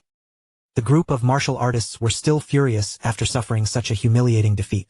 One of them cursed and said the kid who beat them was way too strange, while another looked around anxiously, asking where young Mastery had gone and hoping he had already finished Su Hong off. Right then, they suddenly spotted the same young man who had defeated them, and he was charging straight toward them again. Thinking Su Hong had come back for another fight, they instantly braced themselves. One of them shouted that the brat had finally shown his face, while another swore they would not spare him this time. But Su Hong had no interest in wasting even a second on them. He kept running forward and calmly told them to get out of his way. A moment later, they finally understood why he was running. Behind Su Hong, a massive enraged giant python was chasing him at full speed, and the sight left every one of them frozen speechless with terror. The python lunged toward Su Hong again, but with his spear in hand, he moved lightly to the side and leaped away, dodging the deadly strike with sharp precision. Unfortunately, one of the other martial artists was nowhere near fast enough. The python caught him instead, snatching him up in an instant. At the same time, Su Hong received a system notification saying that an opposing martial artist had been indirectly taken down, granting him 30 martial value. The python struck again almost immediately, catching another man who failed to escape in time. A second notification appeared with the same result, giving Su Hong another 30 martial value. Su Hong was surprised when he realized he could still gain points even when he was not the one landing the final blow. The python quickly shifted its focus back to Su Hong and lashed out with its powerful tail. Su Hong leaped over the attack and continued evading the beast's clever full-body strikes. As he ran and dodged, he realized that with the points he had accumulated, his martial value was finally enough for him to break through and become a true martial artist. Su Hong weaved through the trees, using the terrain to easily outmaneuver the increasingly furious python. While he ran, his eyes kept scanning the area ahead, knowing he only needed to find one safe place where he could begin his breakthrough. Just then, something appeared in front of him. It was a small cave, tucked into the terrain like the perfect shelter. For Su Hong, it was exactly the safe place he needed, somewhere the python could not easily reach him while he focused on advancing. Perfect, he thought, and without hesitation, he pushed his speed higher and rushed straight toward the cave entrance. The giant python was still chasing him from behind and lunged one final time, but Su Hong threw himself forward and dove into the safety of the cave at the last possible moment. The python tried to force its way in after him, but its body was simply too massive for the narrow opening, leaving it stuck at the entrance. Trapped outside and burning with rage, the python could only roar in frustration. Inside the cave, Su Hong ignored its fury and calmly turned his focus toward his system. He opened his status window and quickly checked his current condition. His vitality was 96, his spirit was 23, and his physique showed mortal body at 3%. Every one of his skills, Raging Sea Spear Technique, Thunder Rush Fist, Vajra Fist, Floating Light Palm, and Void Step, had already reached the perfect level. Most importantly, his martial value had climbed to a solid 504. Without wasting even a single second, Su Hong began pouring all of his points into his stats, urging the system in his mind to move faster. His only goal was to gain as much strength as possible in the shortest time. He focused everything on increasing his vitality, and as the points flowed in, a fierce heat spread through his body, making it feel as if magma was rushing through his veins. In only a few moments, his vitality reached 100. Outside the cave, even the trapped python seemed to sense that something terrifying was changing in the air. A new notification appeared before him, announcing that the breakthrough had succeeded and that he had become a Tier 1 martial artist. Su Hong felt power surge through his entire body, and he thought to himself that he had finally become a real martial artist. He clenched his fist, feeling a powerful aura wrap around him like armor. Then his eyes shifted toward the struggling python outside, and he declared that now, it was his turn. For the first time, the python felt genuine fear.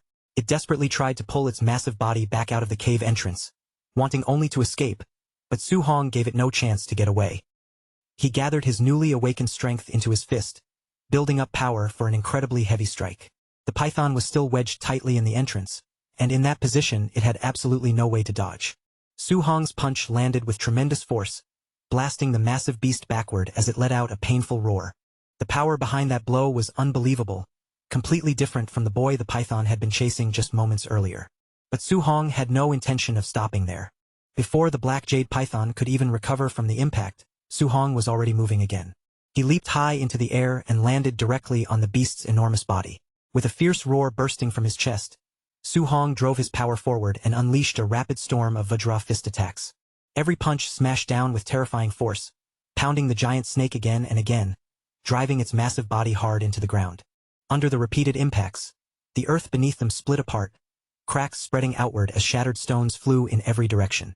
The black jade python twisted and thrashed wildly, but against Su Hong's relentless barrage, it had no room to fight back and was completely suppressed.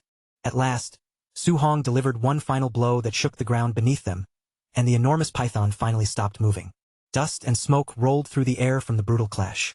When the haze slowly cleared, Su Hong stood firmly on top of the defeated giant python, looking like the true victor of the battle. A notification appeared, awarding him 92 martial value.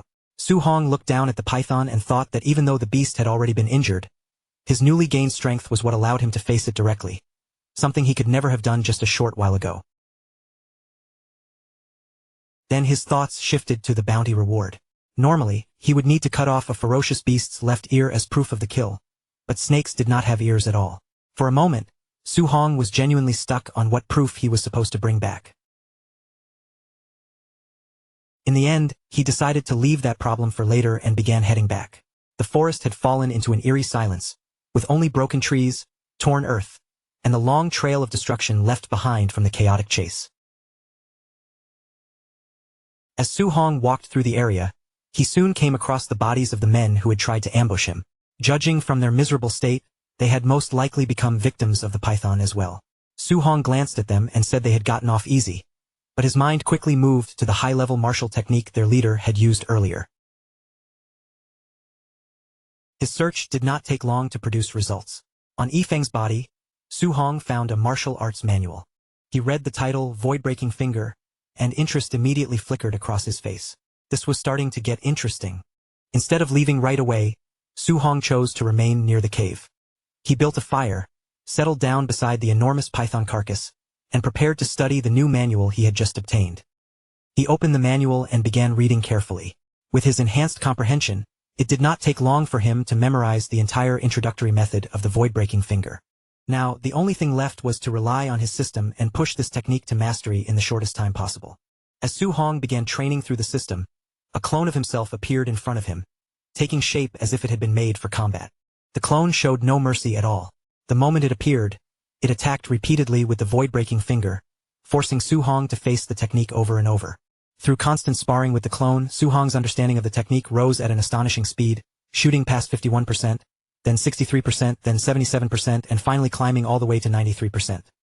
Before long, a notification confirmed that his void-breaking finger had reached the basic realm, and his progress toward the next stage immediately began.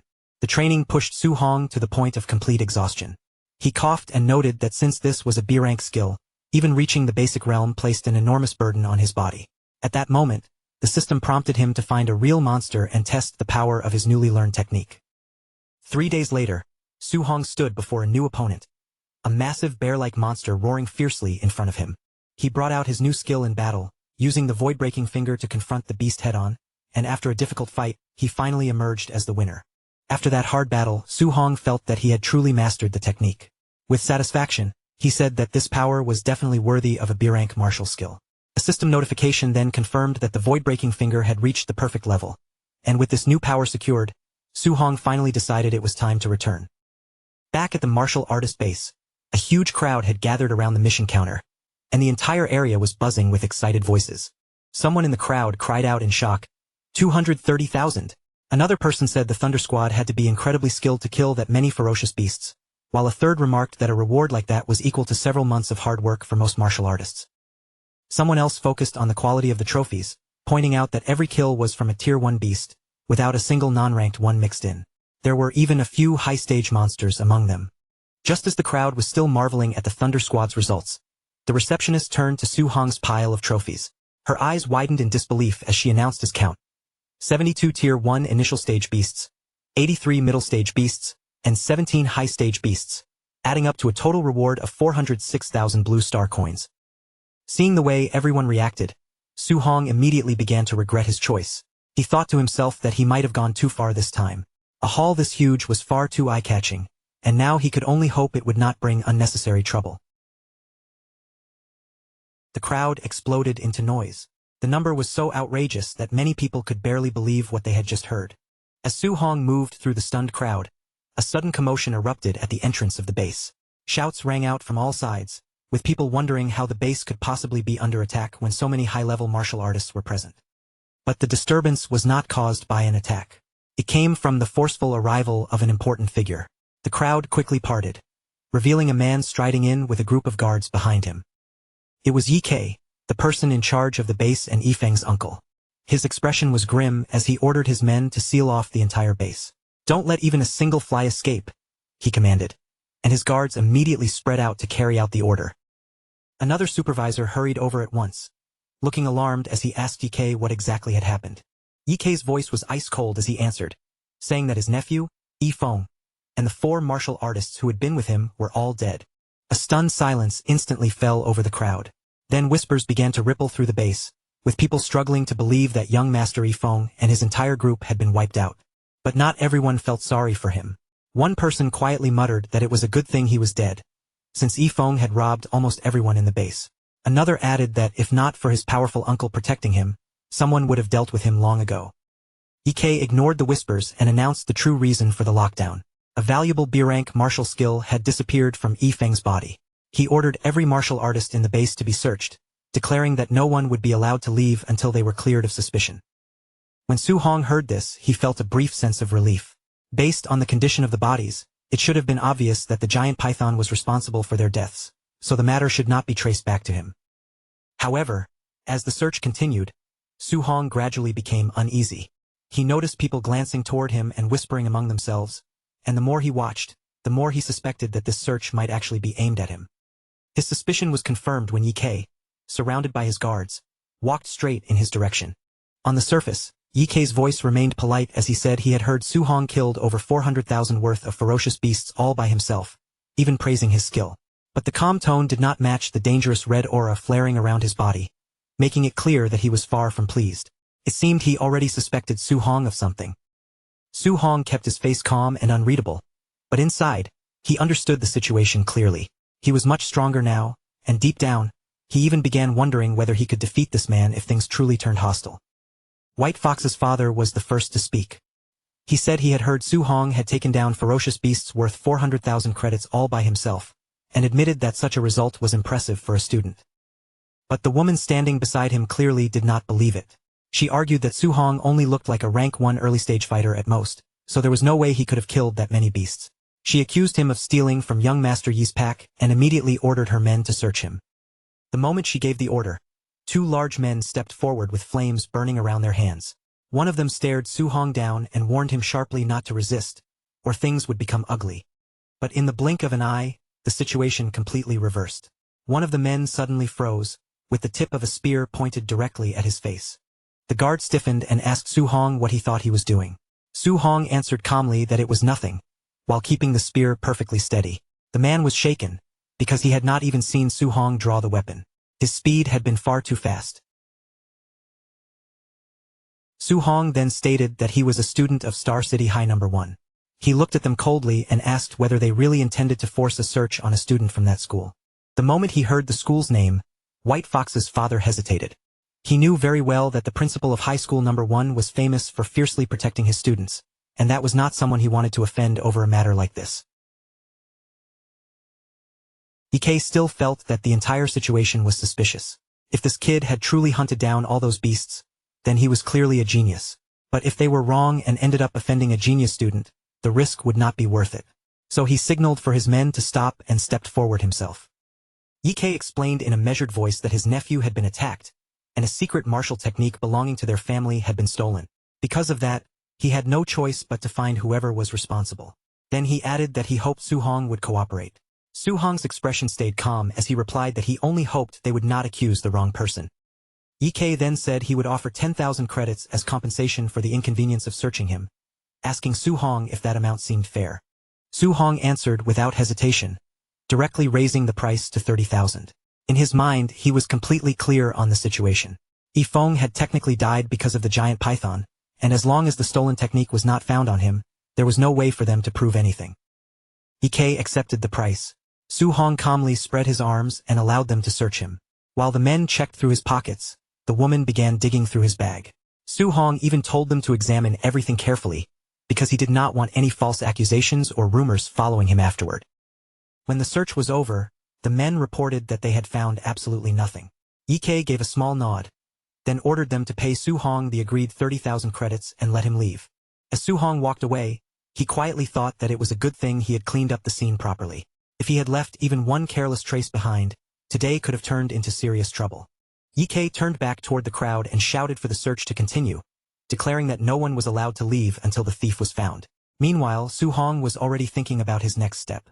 First, he needed to shower and change his clothes, then head straight to the Martial Artists Association to register for the assessment. He had to obtain a proper guidance technique as soon as possible. A little while later, Su-hong was resting inside the underground hotel at the martial artist base. He opened his system interface and checked his remaining points, only to be surprised when he saw that he still had 534 martial points. He realized that between training the world-shattering finger and hunting beasts, he had been too busy to spend them. His current stats looked solid. His vitality had already passed 103, his spirit was 23, and his physique, the mortal frame, had reached 6%. His skills were in even better shape. Void-shattering finger, raging sea spear technique, and void step had all reached the perfect level. Looking over the numbers, Su-hong noted that becoming a rank 1 early-stage martial artist only required 100 vitality, but reaching the mid-stage required 200. After doing the math, he realized that even if he poured every point into vitality, he would still be short by about 40 points. So instead, he decided to examine spirit and mortal frame first, to see what kind of changes upgrading them would bring. His spirit was currently 23, and his mortal frame was at 6%. Since he still had plenty of points available, Su-hong decided to test them one by one. He started by upgrading spirit, watching it rise by 0.1 each time, but after spending some points, he admitted that he did not feel much of a difference. Then he tried increasing his mortal frame in the same small increments, and this time the effect was immediate. A clear surge of physical strength ran through his body, so he chose to keep investing points into it. As he watched his martial points drop rapidly, Su-hong decided not to push the mortal frame any further for now. He changed his plan and poured 200 martial points directly into his vitality instead. After those upgrades, his mortal frame had risen to 36.1%. Su-hong checked the remaining points and decided to put whatever was left into his spirit. The instant he finished allocating the points, a massive wave of red energy erupted around his body. Su-hong felt an almost endless power surging up from deep inside him, filling every muscle and bone. After a few moments, the violent energy slowly faded away, and his body gradually returned to its normal state. Su-hong let out a long breath, clearly relieved that he had returned to his regular size. He could not help thinking that it would have been extremely awkward to explain to other people why he had suddenly turned into a giant muscle man. An hour later, Su-hong arrived at the Star City Martial Artist Association, a huge building standing among towering skyscrapers. He walked up to the front desk and told the receptionist that he had come for the assessment. The woman nodded politely and told him that a staff member would soon guide him to the testing area. As Su-hong followed a staff member down the hallway, she glanced at him and commented that he looked very young, then asked if this was his first time taking the assessment. She explained the rules to him clearly.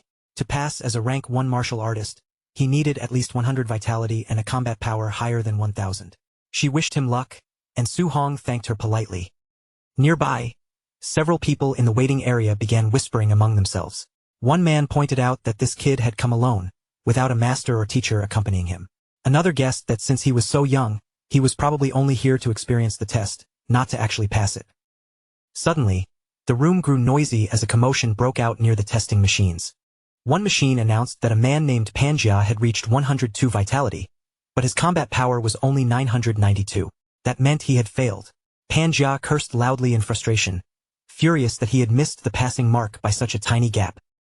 Su-hong and the staff member entered the testing zone just as another announcement rang out.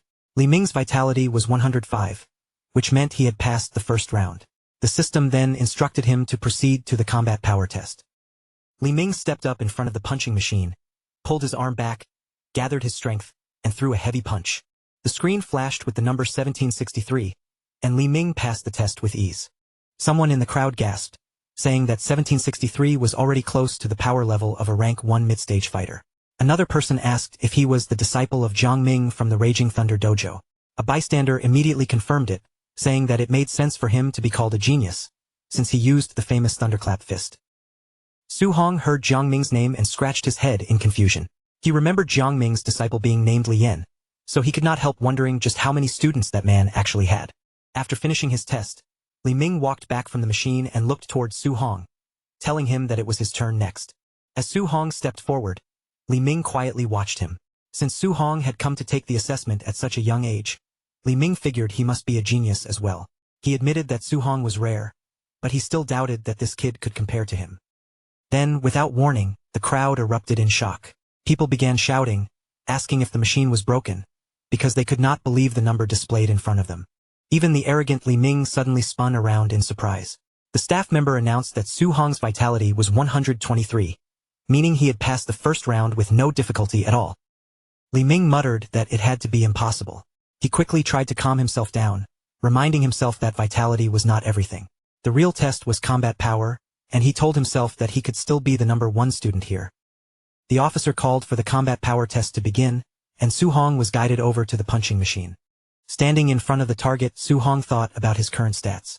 He was already a martial artist now, and after upgrading his physique, his raw physical strength was far beyond what it had been before. At first, he considered using only 40% of his power, thinking that should be enough to pass. But then he worried that if he held back too much and somehow failed to reach the 1000-point requirement, he would look ridiculous. To avoid that embarrassment, Su-hong decided to use 50% instead. He drew back his fist and launched a punch with terrifying speed and force. Even at only half strength, the power was far beyond the machine's limit. The punching machine was blasted straight off its mount, flew backward into the wall, and shattered into pieces. The destruction was complete, and the entire room fell silent. Everyone stared with their mouths open, unable to process what had just happened. Li Ming's face turned pale with fear as he realized Su Hong had destroyed the testing machine with a single punch. Then the silence exploded into shouting, and Li Ming finally understood the most terrifying part. Su Hong had not used any martial technique at all. That had been pure physical strength. Someone in the crowd pointed out that a rank 1 high-stage fighter usually had around 3,000 combat power. Su Hong's result had completely broken common sense. Another person grabbed a teacher by the arm and shouted that it was that kid again, calling him an absolute monster. The teacher nodded with a serious expression, saying that this explained everything.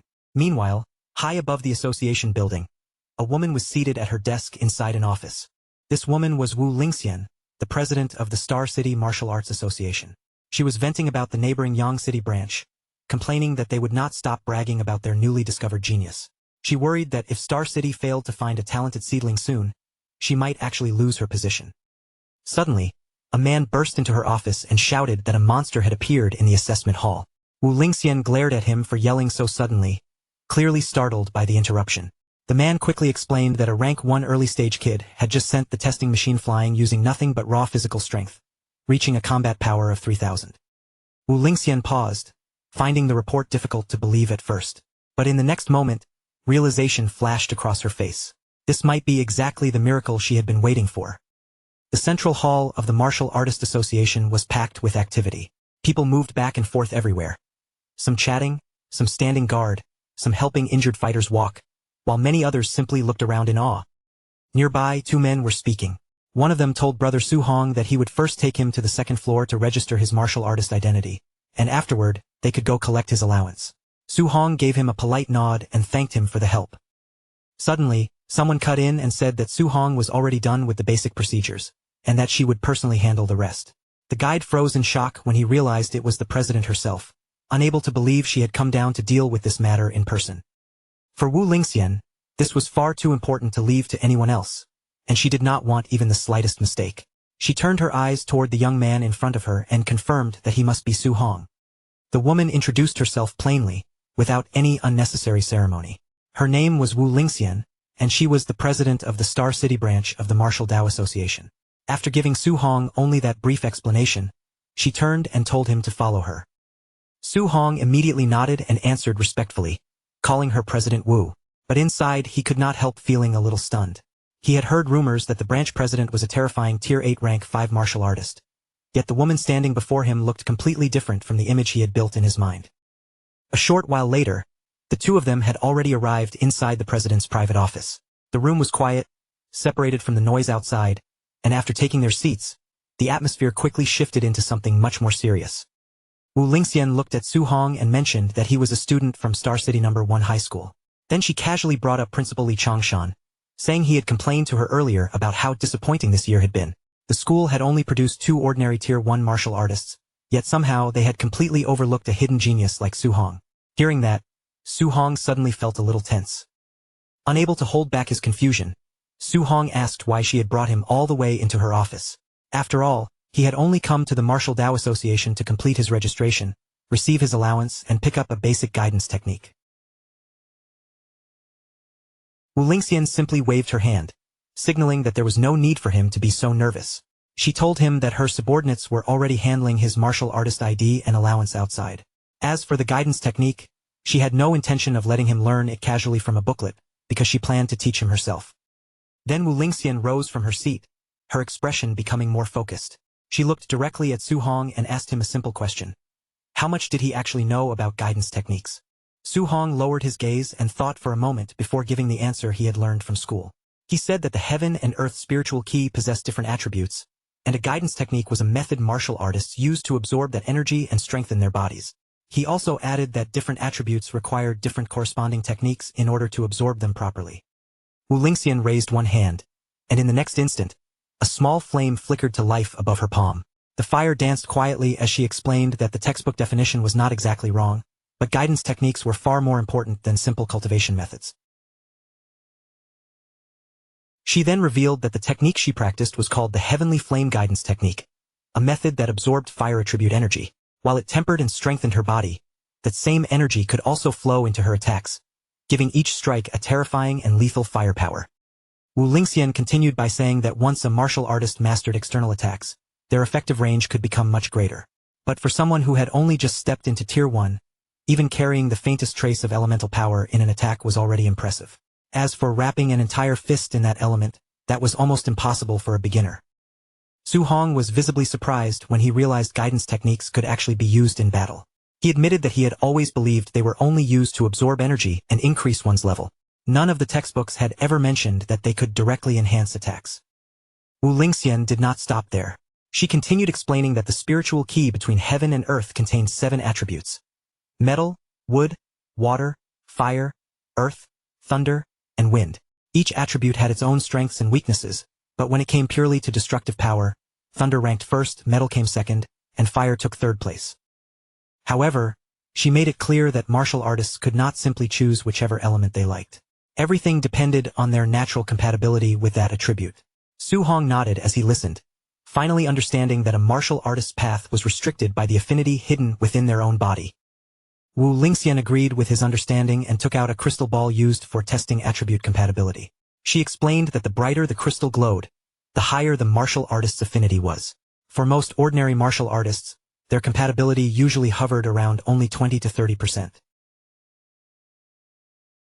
She then added that her own fire attribute compatibility was around 80%, which was already considered elite. But in her eyes, a genius like Su Hong should easily surpass 90% without much doubt. As the flame in Wu Lingxian's hand disappeared, Su Hong reached out and accepted the crystal ball. He could not help thinking about how President Wu had already become a Tier 5 master at such a young age. She was clearly a real genius. If even someone like her only had 80% affinity, then reaching 90% himself would be an astonishing result. But the moment Su Hong held the crystal ball, light suddenly began to pour out from within it. At first, it was only bright, but soon the glow became more and more intense, until it was almost blinding. Wu Lingxian gasped in shock and blurted out that it was full, something she had never expected to see. Wu Lingxian stared at the crystal, then announced in disbelief that Su Hong's fire attribute compatibility had reached a perfect 100%. Her gaze locked firmly onto him as she asked whether he understood what that result actually meant. She stepped closer, her voice carrying open admiration. Su Hong, still confused by her reaction, honestly admitted that he did not know the significance. Wu Lingxian then explained that 100% compatibility meant he could absorb fire attribute energy completely, without wasting even the smallest drop. She used herself as an example, saying that with her 80% compatibility, she still lost 20% of the fire energy during absorption.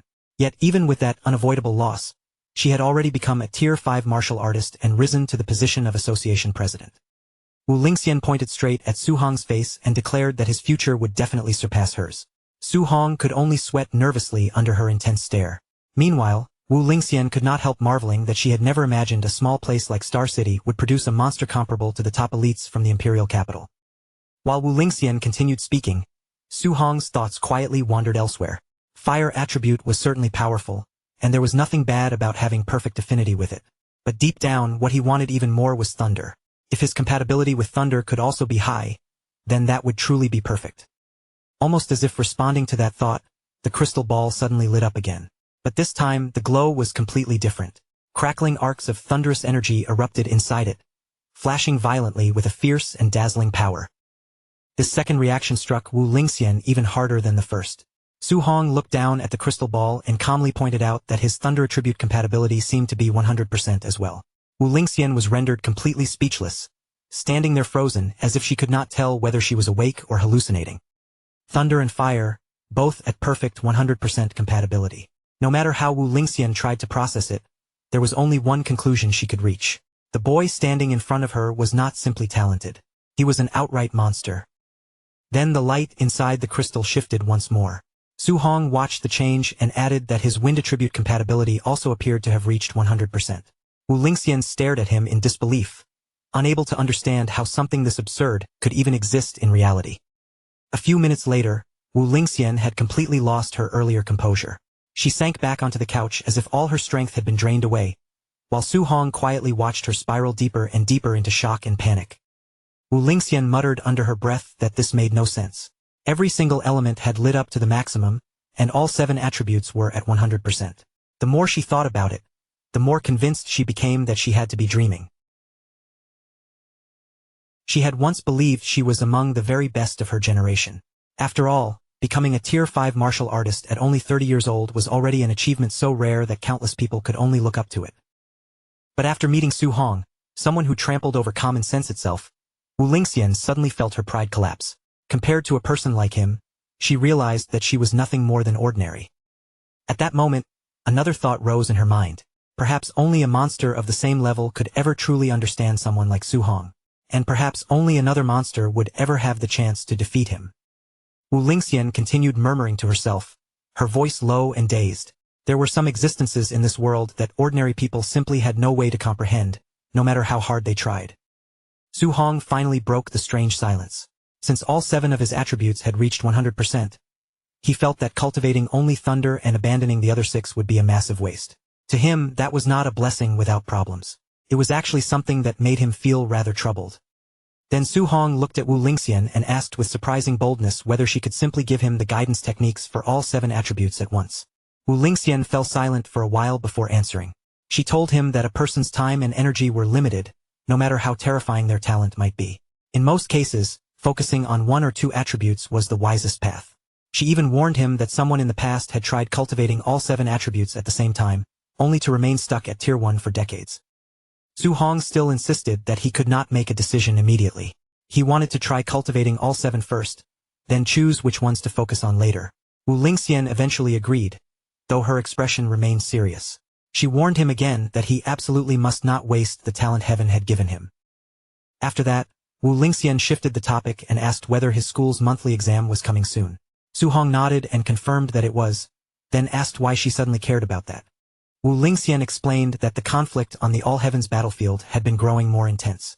The great war between humanity and the 10,000 races could break out at any moment. Because of that pressure, every nation was pouring resources into a special training camp meant only for geniuses. She wanted to recommend Su Hong for that training camp, but there was one condition he had to meet first. He needed to take first place in his school's monthly exam. If he could do that, Wu Lingxian promised she would secure a spot for him. When Su Hong heard about the war against the 10,000 races, his expression quietly changed. Memories from more than 10 years ago surfaced in his mind, dragging him back to the conflict that had once torn his life apart. He remembered how, when he was still young, almost all of his relatives had been lost, leaving only his uncle and aunt by his side. Su Hong told Wu Lingxian that he understood and would work hard. But deep in his heart, he made a much heavier vow. He would never allow that kind of tragedy to happen again. He had to become strong enough to protect his family. That night, after returning home, Su Hong could barely hide his excitement. The moment he saw his uncle and aunt, he announced the news to them with a bright expression. He had officially become a martial artist. Then, with visible pride, Su Hong took out his newly issued credentials and showed them to his family, letting them see the proof with their own eyes. The instant his uncle and aunt saw it, tears of joy welled up in their eyes. They cried out that little Hong had really done it. His aunt, overcome with emotion, said that he had truly made something of himself, and that she was deeply proud of how capable he had become. Su Hong then told them that a Tier 1 martial artist received a monthly allowance of $10,000, so his uncle would no longer need to exhaust himself working so hard. His uncle smiled through his emotions and said that little Hong was now the pillar of the family, and from that day forward, he would listen to whatever Su Hong said. Su Hong did not say anything more out loud, but in his heart, he made a silent promise. From this moment on, he would take the weight of the entire family onto his own shoulders. Later that same night, Su Hong returned to his room alone. He sat down quietly, closed himself off from everything around him, and began meditating with intense focus. After some time, Su Hong suddenly opened his eyes. A deep red glow burned within them, making his gaze look sharper and far more dangerous than before.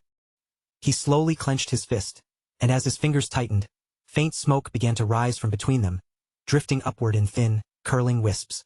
He stared at the result and couldn't help questioning it in his mind. Was this really just the most basic level of the guidance technique? Compared with what he had imagined, the effect felt strangely weak, almost empty, as if the technique carried no real force at all. But just as that doubt crossed his mind, Su Hong's eyes shifted to the system panel in front of him. A new line had quietly appeared there, standing out from the rest of the information. The guidance technique was now listed on the panel, which meant one thing clearly: he had successfully learned it. Su Hong immediately checked the details, and there it was, currently level 1. That single line made him pause. Could guidance techniques actually be upgraded the same way as skills? President Wu had never said anything about that. If ordinary guidance techniques had levels, there was no reason she would have kept such important information from him. Then a bold thought suddenly flashed through his mind. What if this was not something everyone could do? What if he alone had the ability to raise the level of a cultivation technique by himself? If you're already excited to see how terrifying Su-hong becomes from here, hit that subscribe button right now and turn on notifications so you don't miss the next episode. Su-hong fixed his gaze on the glowing blue panel, his expression turning serious. If this guidance technique could really be upgraded, then the next question was obvious. How exactly was he supposed to raise its level, and would it work the same way as increasing martial value? The moment he reached out and tapped the system window, a red warning suddenly flashed before his eyes. Insufficient martial value. Su-hong let out a helpless breath, realizing he couldn't force the upgrade for now. Since that path was blocked, he decided to cultivate the remaining guidance techniques first, then find a way to earn more martial value afterward. Soon after, Su-hong returned to the rooftop and sat down cross-legged beneath the open sky. Books were scattered all around him, and as he entered cultivation, waves of spiritual energy ignited like flames, bursting outward and lighting up the surrounding rooftop. After several hours of intense cultivation, Su-hong's inner vision revealed 7 distinct points of spiritual qi glowing inside his body. Each one carried a different attribute from a different technique: thunder, water marsh, thick earth, spirit wind, and more. But instead of blending smoothly, the 7 forces pressed against each other, as if each attribute refused to give ground. Su-hong clenched his teeth, sweat rolling down his face as the pressure inside his body grew heavier. Now he finally understood why President Wu had said that even a genius who cultivated 7 techniques could remain stuck at Tier 1 for decades. Still, he refused to stop. He kept guiding the power through his body, fighting to control the restless energy as flames continued to rise around him. As he examined the qi inside him more carefully, Su-hong noticed something important. Although all 7 types of qi were now present in his body, he could only activate one attribute at a time. A concentrated ball of fiery qi gathered in his palm, pulsing with heat as he breathed heavily. The flames spun and curled in his hand, casting a bright glow across his face. Su-hong slowly realized that if he tried to force a second attribute into the same flow, the 2 powers would not merge naturally. Instead, they would clash head-on and trigger a violent explosion. The next instant, a huge burst of energy erupted across the rooftop, shaking the entire space as both attributes vanished at once.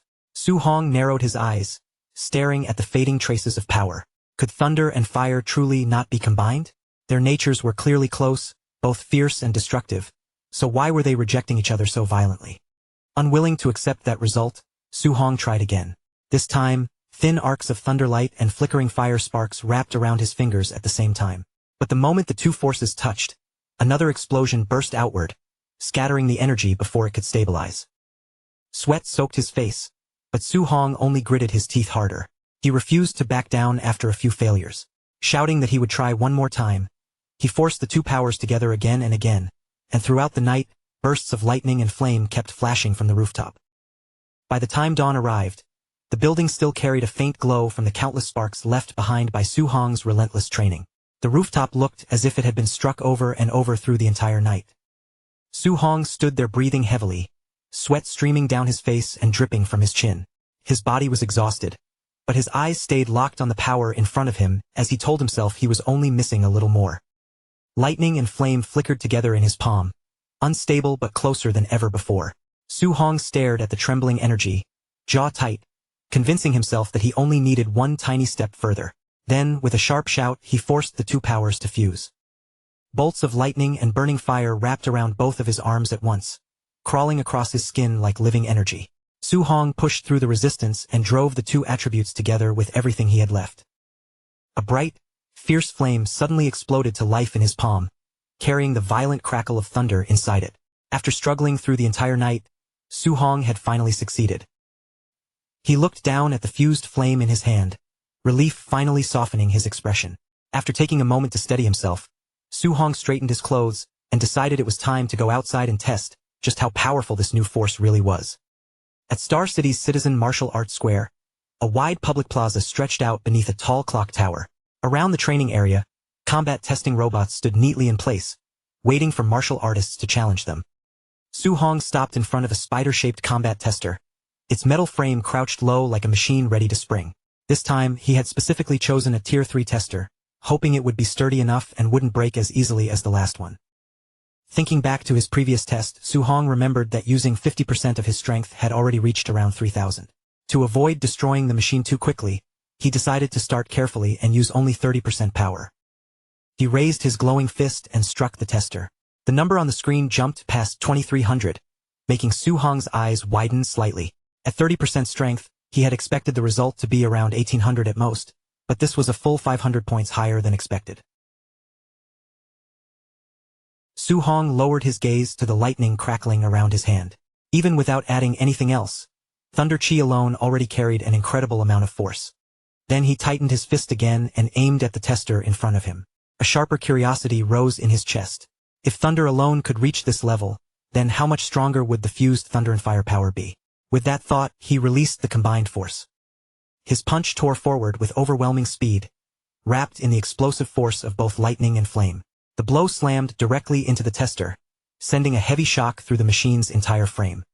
The screen flickered violently before the final number appeared, 3041. Su Hong stared at it in disbelief. This was far beyond what he had predicted, and he muttered under his breath, shocked that it had actually broken past 3,000. Standing beside the damaged tester, Su Hong rubbed his hands together while processing the result. 30% of his fused power had already surpassed the level of a Tier 1 high-stage martial artist. Then he glanced at his own status and sighed, because his vitality was only 123, which made the destructive power of that attack even more terrifying. If combining just 2 attributes could produce this kind of strength, then what would happen if he managed to fuse all 7? The thought alone made Su Hong's blood heat up with excitement. He watched the lightning and flames flicker across his palm, a faint smile forming on his face. Since 2 attributes had already succeeded, he decided that next time he would attempt to fuse 3. Later, Su Hong was back on the rooftop, lying flat on the ground with his shirt off, completely drained. Sweat covered his body as he stared upward, too exhausted to move. He breathed heavily while tiny points of light drifted around him in the air. Fusing 2 attributes had already been difficult, but trying to bring 3 together felt on an entirely different level. He had repeatedly rearranged all 7 cultivation patterns, searching for a workable combination, yet no matter how he tried, he still made no real progress. Even so, Su Hong couldn't stop imagining how frightening the power would be if he actually succeeded. He opened the system again, wondering whether raising the levels of his techniques might make the fusion easier. The screen displayed his level 1 techniques one after another: thunder, flame, water, and the rest.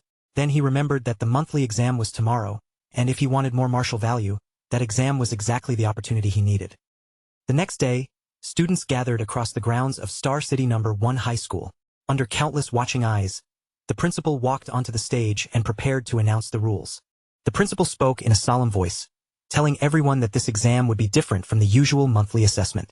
Because of increasing pressure on the front line, a special training camp would now be held every year to select the most promising geniuses. He continued by explaining what the camp could offer. Inside, students would have access to powerful martial arts, rare pills, and even personal instruction from grandmaster-level experts. And for this exam, the top 3 students would earn places in the Star City training camp. The students immediately erupted with excitement. Some shouted about the genius training camp, while others could hardly believe that a Tier 7 grandmaster might personally teach them. After all, even their own principal was only Tier 3, so the difference in status was enormous. Su Hong stood among the crowd, staring forward with tired eyes. President Wu had already told him that if he took first place, she would give him a spot in the camp. But now that the principal had announced that the top 3 would all receive spots anyway, Su Hong couldn't help wondering what made first place so special.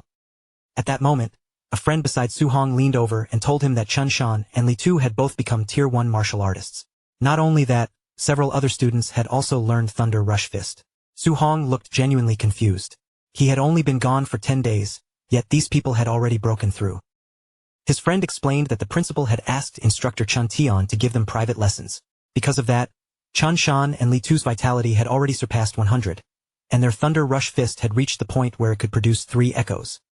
Just then, Chun Shan and Li Tu walked forward in front of the crowd. One of them said loudly that he wanted everyone to see who the real genius was. The other answered with equal confidence, saying he only hoped Su Hong could stay that sure of himself after being beaten down. After leaving the stage, Principal Li was approached by instructor Chun Tian, who asked whether he had found the genius capable of using the 9 Echoes Thunder Rush Fist. Principal Li shook his head and said he had searched everywhere, but he still didn't believe that person was a student from his own school. While they were still talking, a sudden commotion rose behind them. Both men turned their heads at once, their attention drawn toward the noise. A man in a black suit walked over with two others following beside him. It was Jiang Ming, Su Hong's spear teacher, accompanied by Li Ming and Li Yan. Jiang Ming looked at Principal Li with an amused smile and joked, asking why he seemed so gloomy. Principal Li frowned and asked what Jiang Ming was doing there. Jiang Ming smiled casually, sweeping his gaze over the students before saying they looked rather weak. He had brought 2 disciples with him, and after the exam, he suggested letting the first-place students spar with them. Principal Li's expression immediately tightened. It was obvious that Jiang Ming had not come with good intentions. He was here to embarrass him in front of everyone. But if Principal Li refused the challenge outright, it would look as if Star City No. 1 High School had no real talent at all. Jiang Ming continued with a mocking tone, saying that since the students looked so weak, he would understand if Principal Li chose to refuse. Chun Tian's face darkened at once, and he snapped back, asking whether Jiang Ming had come here specifically to cause trouble. Nearby, Jiang Ming's student Li Yan suddenly pointed toward the student crowd. His expression changed as he told his teacher there was bad news. Su Hong was here. Jiang Ming froze for a second, confused, and asked which Su he meant. Then Jiang Ming turned his eyes toward the crowd of students. After scanning the faces, he finally spotted Su Hong standing near the back. The moment Jiang Ming recognized him, his calm expression cracked. He shouted in surprise, realizing that the person standing there was the very same little monster he had encountered before. Su Hong stood where he was, facing them without the slightest panic. His expression stayed calm, and a faint smile lingered at the corner of his mouth, as if the sudden attention on him didn't bother him at all. Jiang Ming froze on the spot, his eyes widening as cold sweat began to form on his forehead. Only now did he realize that the frightening kid they had been talking about was actually a student from Star City No. 1 High School. He glanced back at his 2 disciples, and his face instantly turned complicated. If Li Yan and Li Ming really ended up fighting Su Hong, there was no question about the outcome. They would be beaten. To keep himself from losing face in public, Jiang Ming knew he had to stop this match before it even started. So Jiang Ming's attitude changed immediately. He quickly put on a smile and told Principal Li not to get angry, saying he had only been joking earlier. He even waved off the idea of any competition, claiming his own disciples were nothing but trash compared to the students here. Li Yan and Li Ming understood at once and immediately lowered their heads, admitting defeat without hesitation. But Principal Li and Chun Tian only became even more furious when they heard that. To them, Jiang Ming's sudden humility sounded like a deliberate insult, as if he was using sarcasm to mock the entire school right to their faces. Before long, the scene shifted to the arena. A loud announcement echoed across the venue, calling for match number 666 to begin, and Su Hong's name rang clearly through the entire fighting area. Up in the stands, Su Hong's friend leaned forward anxiously, watching the arena with a worried look. When he saw that Su Hong's opponent was actually a quasi-martial artist, he immediately thought Su Hong had gotten unlucky. He shouted down toward the stage, warning Su Hong not to force himself and not to get injured so early in the exam. Across from Su Hong, his opponent Chun Peng stepped forward with confidence written all over his face. He looked Su Hong up and down, then asked mockingly whether Su Hong planned to walk off the stage by himself, or be beaten off it. Chun Peng clenched his fist and prepared to charge in, clearly believing he had the advantage. But before he could fully react, Su Hong had already moved. In the blink of an eye, Su Hong vanished from where he stood and appeared directly in front of Chun Peng. Then, with one clean and precise strike, he sent Chun Peng flying backward before the other boy could even defend himself. The force of the blow flipped Chun Peng upside down in midair.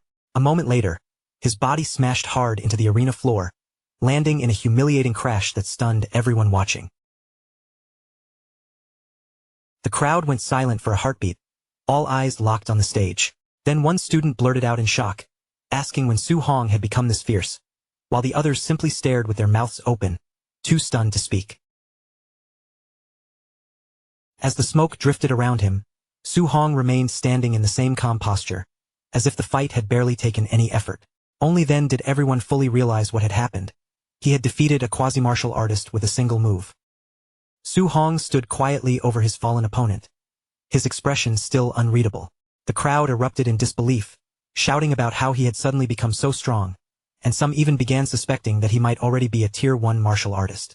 Soon after, the announcement came that the final match would be held next. In the stands, Chun Tian stared fixedly at Su Hong, his brows tightening with confusion. He couldn't understand where this student had come from, or how someone like this had missed the private tutoring sessions. Beside him, Principal Li's face darkened with regret as he blamed himself for failing to notice Su Hong earlier. Principal Li felt as if he had wasted a rare talent by not discovering and training Su Hong sooner. Chun Tian also kept watching Su Hong, saying the boy looked familiar somehow, but no matter how hard he thought about it, he couldn't remember where he had seen him before. Soon, their attention shifted back to the arena. The semi-final match between Chun Shan and Li Tu was about to decide who would move forward, and the winner would soon be revealed. As the fight unfolded, both Principal Li and Chun Tian watched carefully. Chun Shan and Li Tu were exchanging blows evenly, neither side giving ground, making it difficult to tell who would come out on top. On the stage, Li Tu fixed his eyes on Chun Shan and warned him in a cold voice. Since both of them had mastered the 3 Echoes Thunder Rush Fist, Chun Shan would need to use his strongest move if he wanted to win. As soon as the words fell, Li Tu launched himself forward with full force. Li Tu charged across the stage and slammed his fist downward with explosive power. Chun Shan shouted as he raised his arms to block, and the collision blasted a sharp gust of wind across the arena floor. Then flames suddenly burst from Chun Shan's fist, wrapping his attack in blazing heat. He yelled at Li Tu to watch carefully, declaring that he was the true number 1 student of the school. The students in the crowd shouted in shock the moment they saw it. Chun Shan had actually mastered attribute externalization. Even more impressive, the attribute he released was fire, a powerful combat attribute known to stand just below thunder. But Li Tu only stepped forward with a smirk on his face. Around his arm, energy began to flow in a smooth, rippling motion like water shifting over metal. He scoffed at Chun Shan, saying attribute externalization was nothing worth showing off about. The crowd gasped again as they realized Li Tu had also externalized his attribute. His energy carried the sharp force of metal, an attribute even more suitable for direct combat than fire. Metallic chains of energy began swirling around Li Tu's fists, twisting and clattering like living weapons. With that power wrapped around his arms, he dashed forward and launched his attack. His punches erupted one after another, and the thunderous echoes rang out 5 times. Chun Shan's expression changed instantly when he realized Li Tu had unleashed the 5 Echoes Thunder Rush Fist. A violent impact exploded across the arena. Li Tu's strike smashed into his opponent with overwhelming force, blasting Chun Shan backward and sending shockwaves rolling across the stage. Principal Li and Chun Tian were both stunned by what they had just witnessed. Principal Li realized that Li Tu had been hiding his true strength all along, while Chun Tian could hardly believe that in only 10 days, Li Tu had mastered both attribute externalization and the micro-level Thunder Rush Fist. Principal Li's expression grew serious as he said the final match was basically meaningless now. In his view, Su Hong had no way to overcome Li Tu's metal attribute. Chun Tian also sighed, saying Su Hong might still have had a chance if he had learned a guidance technique. But Jiang Ming, standing nearby, suddenly placed a confident bet of $50,000 on Su Hong. Principal Li stared at him in shock and called him crazy for betting on someone who supposedly didn't even have a guidance technique.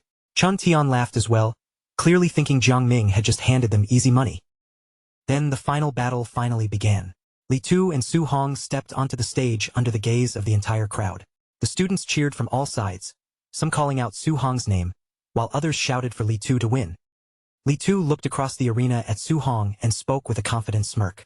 He said Su Hong was lucky to have reached the finals without running into him or Chun Shan earlier. Su Hong, however, remained completely calm. After spending time hunting fierce beasts, these students no longer felt very threatening to him. Still, when he looked at Li Tu, he had to admit that this opponent finally seemed somewhat worth fighting. Li Tu grinned and called Su Hong the second strongest student. Su Hong simply looked back at him without changing expression and asked, in that case, who was supposed to be first? Li Tu stomped heavily on the ground, sending a sharp sound through the arena. With full confidence, he declared that the number 1 spot naturally belonged to him. The moment he finished speaking, Li Tu launched his attack. As he rushed forward, he claimed that one move would be enough to show Su Hong the enormous gap between them. The students immediately panicked when they saw Li Tu use the 5 Echoes Thunder Rush Fist right from the start.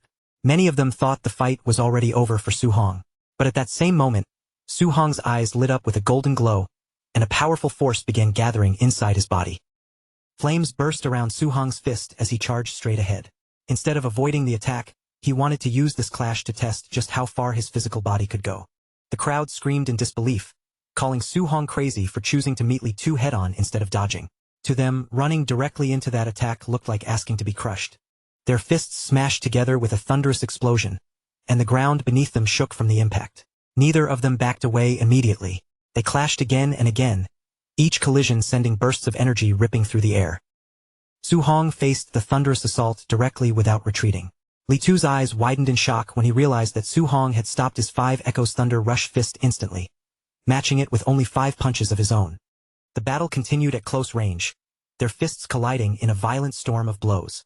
Around them, whipping chains of energy tore through the air as the pressure of the fight kept rising. Li Tu gritted his teeth as the exchange dragged on. Every punch Su Hong threw felt unbelievably heavy, as if Li Tu was not fighting another student at all, but trading blows with a monster. Up in the stands, one teacher exclaimed in disbelief that Su Hong was matching Li Tu evenly without using any martial skills. Su Hong's friend shouted even louder, stunned by how terrifying his raw strength had become. The officials watching the match were just as shocked.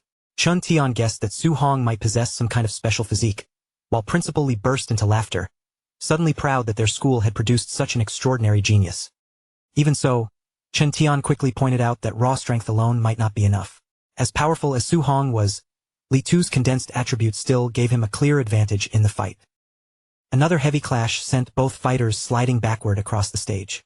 Su Hong steadied himself with his flaming fist still raised, while Li Tu was forced back several meters before finally stopping. Li Tu's face twisted with anger. Refusing to accept being pushed back, he shouted that he would be the one to win. Blue lightning surged around both of his arms as he poured even more power into his next attack. Then Li Tu lunged forward again, his fists wrapped in those fierce energy chains. With his momentum rising, he roared at Su Hong to admit defeat. Su Hong's eyes sharpened as he watched the power surging around Li Tu's day. This time, Li Tu clearly wasn't testing him anymore. Every bit of hesitation was gone, and the attack rushing toward him carried the full force of Li Tu's strength. Since Li Tu had chosen to go all out, Su Hong's expression finally became more serious. If his opponent was willing to reveal everything, then Su Hong decided he should respond with at least a little respect. Flames suddenly erupted around Su Hong's fist, blazing brighter as he stepped forward. Then he kicked off the ground and sprinted straight toward Li Tu's attack, meeting that violent pressure head-on without retreating. The next moment, lightning exploded across the arena, tearing through the air in brilliant arcs. Li Tu's face changed instantly, and he yelled out in shock as he realized Su Hong could also use attribute externalization. In the stands, Principal Li and Chun Tian both trembled where they sat. Golden lightning filled the arena before their eyes, crackling so fiercely that for a moment, neither of them could even find the words to speak. They stared in disbelief, completely stunned that Su Hong had actually mastered the thunder guidance technique. Chun Tian's voice shook as he explained that a special physique combined with the thunder attribute was an unbelievably terrifying combination. On the stage, Su Hong and Li Tu collided once more. Lightning and metallic chains burst outward at the same time, exploding across the arena in waves as the two forces slammed into each other. Li Tu's confidence began to crack as alarm flashed through his eyes. In that direct clash, he could clearly feel it. Su Hong's thunder attribute was actually stronger than his own metal attribute. Golden lightning coiled around Su Hong's body, dancing across his arms like living power. He looked straight at Li Tu and calmly said that since Li Tu had already revealed his ultimate move, he would answer him properly. Su Hong's eyes shone with golden light as his aura rose again. Then he announced his own ultimate move and charged forward, driving the power of Thunder Rush Fist straight toward Li Tu. His strike landed with a crushing explosion. One impact after another erupted in rapid succession, forcing Li Tu backward as 9 thunderous echo bursts detonated across the arena floor. Li Tu shouted in disbelief, unable to accept what he had just seen. 9 echoes? How could that be possible? Before he could steady himself, blood burst from his mouth, and his body crashed heavily to the ground. Su Hong remained standing above him, unmoving and calm. Thunder still crackled around both of his fists, flashing in the air as the defeated Li Tu lay beneath him. For a long moment, the entire student crowd fell silent. Their faces were frozen in shock, and no one seemed able to process what had just happened on the stage. Finally, someone asked in a trembling voice if Su Hong had really won. In the next second, excitement exploded through the arena as everyone realized the truth.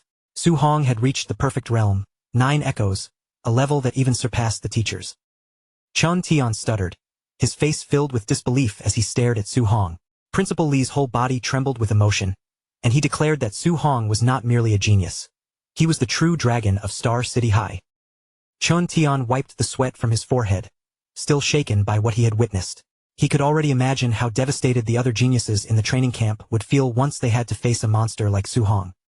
As Su Hong turned and walked away from the arena, Chun Tian watched his back with admiration in his eyes. He murmured that a golden carp transforms into a dragon the moment it meets the wind, and someone like Su Hong was far too great for a small place like Star City. Principal Li nodded in agreement, his gaze still fixed on Su Hong's departing figure. He predicted that Su Hong would rise like a true dragon, shining brightest in the imperial capital and one day even on the battlefield of the 10,000 races. By the time Su Hong returned to his cramped apartment building, the sun was already sinking below the horizon. The warm evening light stretched across the old walls as he made his way home. Inside the apartment, the atmosphere was simple but warm. Su Hong's uncle had prepared an ordinary dinner and was serving the food when Su Hong stepped in and said he was home. Hearing his voice, his uncle immediately looked up and asked how the exam had gone that day. Su Hong smiled and calmly told them that he had taken first place in the monthly exam. His uncle froze for a second, then became both shocked and overjoyed. His auntie quickly realized what that result meant. If he had ranked first, then he could finally enter the special training camp he had talked about before. But before the family could fully enjoy the good news, a sudden round of loud knocking interrupted the celebration. The sharp sound echoed through the small apartment, making everyone turn toward the door. From the hallway outside, a woman's voice rang out rudely and impatiently. She shouted through the door, demanding to know whether this was Su Hong's home. Su Hong walked over and opened the door with a puzzled look on his face. Behind him, his uncle and auntie leaned out nervously, peeking past his shoulders to see who this unfamiliar visitor could be. Standing outside was a wealthy-looking woman dressed in expensive clothes, with jewelry gleaming on her body. She introduced herself as the mother of a student named Lin Yen, then quickly explained why she had come. Since only the top 3 students could enter the training camp, and her son had placed fourth, she wanted to persuade Su Hong to give up his spot. With an arrogant expression, she held out a thick stack of cash as if the matter were already settled. She offered Su Hong $30,000, telling him to withdraw from the camp so her son could take his place. Su Hong and his family stared at her in complete silence. None of them looked tempted by the money. If anything, they seemed more confused than impressed by this sudden bribe at their doorstep. When the woman saw that the money had not immediately worked, her face darkened with anger. Her tone quickly turned threatening as she shouted that the competition inside the training camp was extremely cruel, and that students could actually die there. Then she began looking down on their poor background, sneering as she told them that giving up early would be for Su Hong's own good. According to her, the other students would have high-grade pills, powerful resources, and family support that someone like him simply could not afford. Those harsh words struck Su Hong's auntie hard. Fear appeared in her eyes as she turned toward her nephew, asking anxiously whether what the woman said was true, and whether the training camp was really that dangerous. Su Hong's uncle quietly placed a hand on his wife's back, trying to calm her down. Su Hong, meanwhile, stood at the doorway in silence, listening to everything without immediately answering. After a tense pause, his uncle looked at him with a serious expression, sweat already forming on his face. In a heavy voice, he asked whether Su Hong could truly guarantee his own safety if he went to that camp. Su Hong stepped forward without hesitation, his posture steady and his eyes firm. He told them clearly that he could guarantee his own safety. The rich woman scoffed at once, turning to Su Hong's uncle and asking if he really believed the promise of a child. But his uncle immediately raised his voice to defend his nephew, saying he trusted Su Hong because he was already an adult now. More than that, he would never choose to trust a stranger over his own family. With her plan completely shut down, the woman had no choice but to leave. A moment later, the door slammed shut behind her, cutting off her arrogance from the warmth inside the apartment. Out in the hallway, the woman's face twisted with fury. She glared back at the apartment door and cursed them bitterly, shouting that they were only waiting to be eliminated once the training camp began.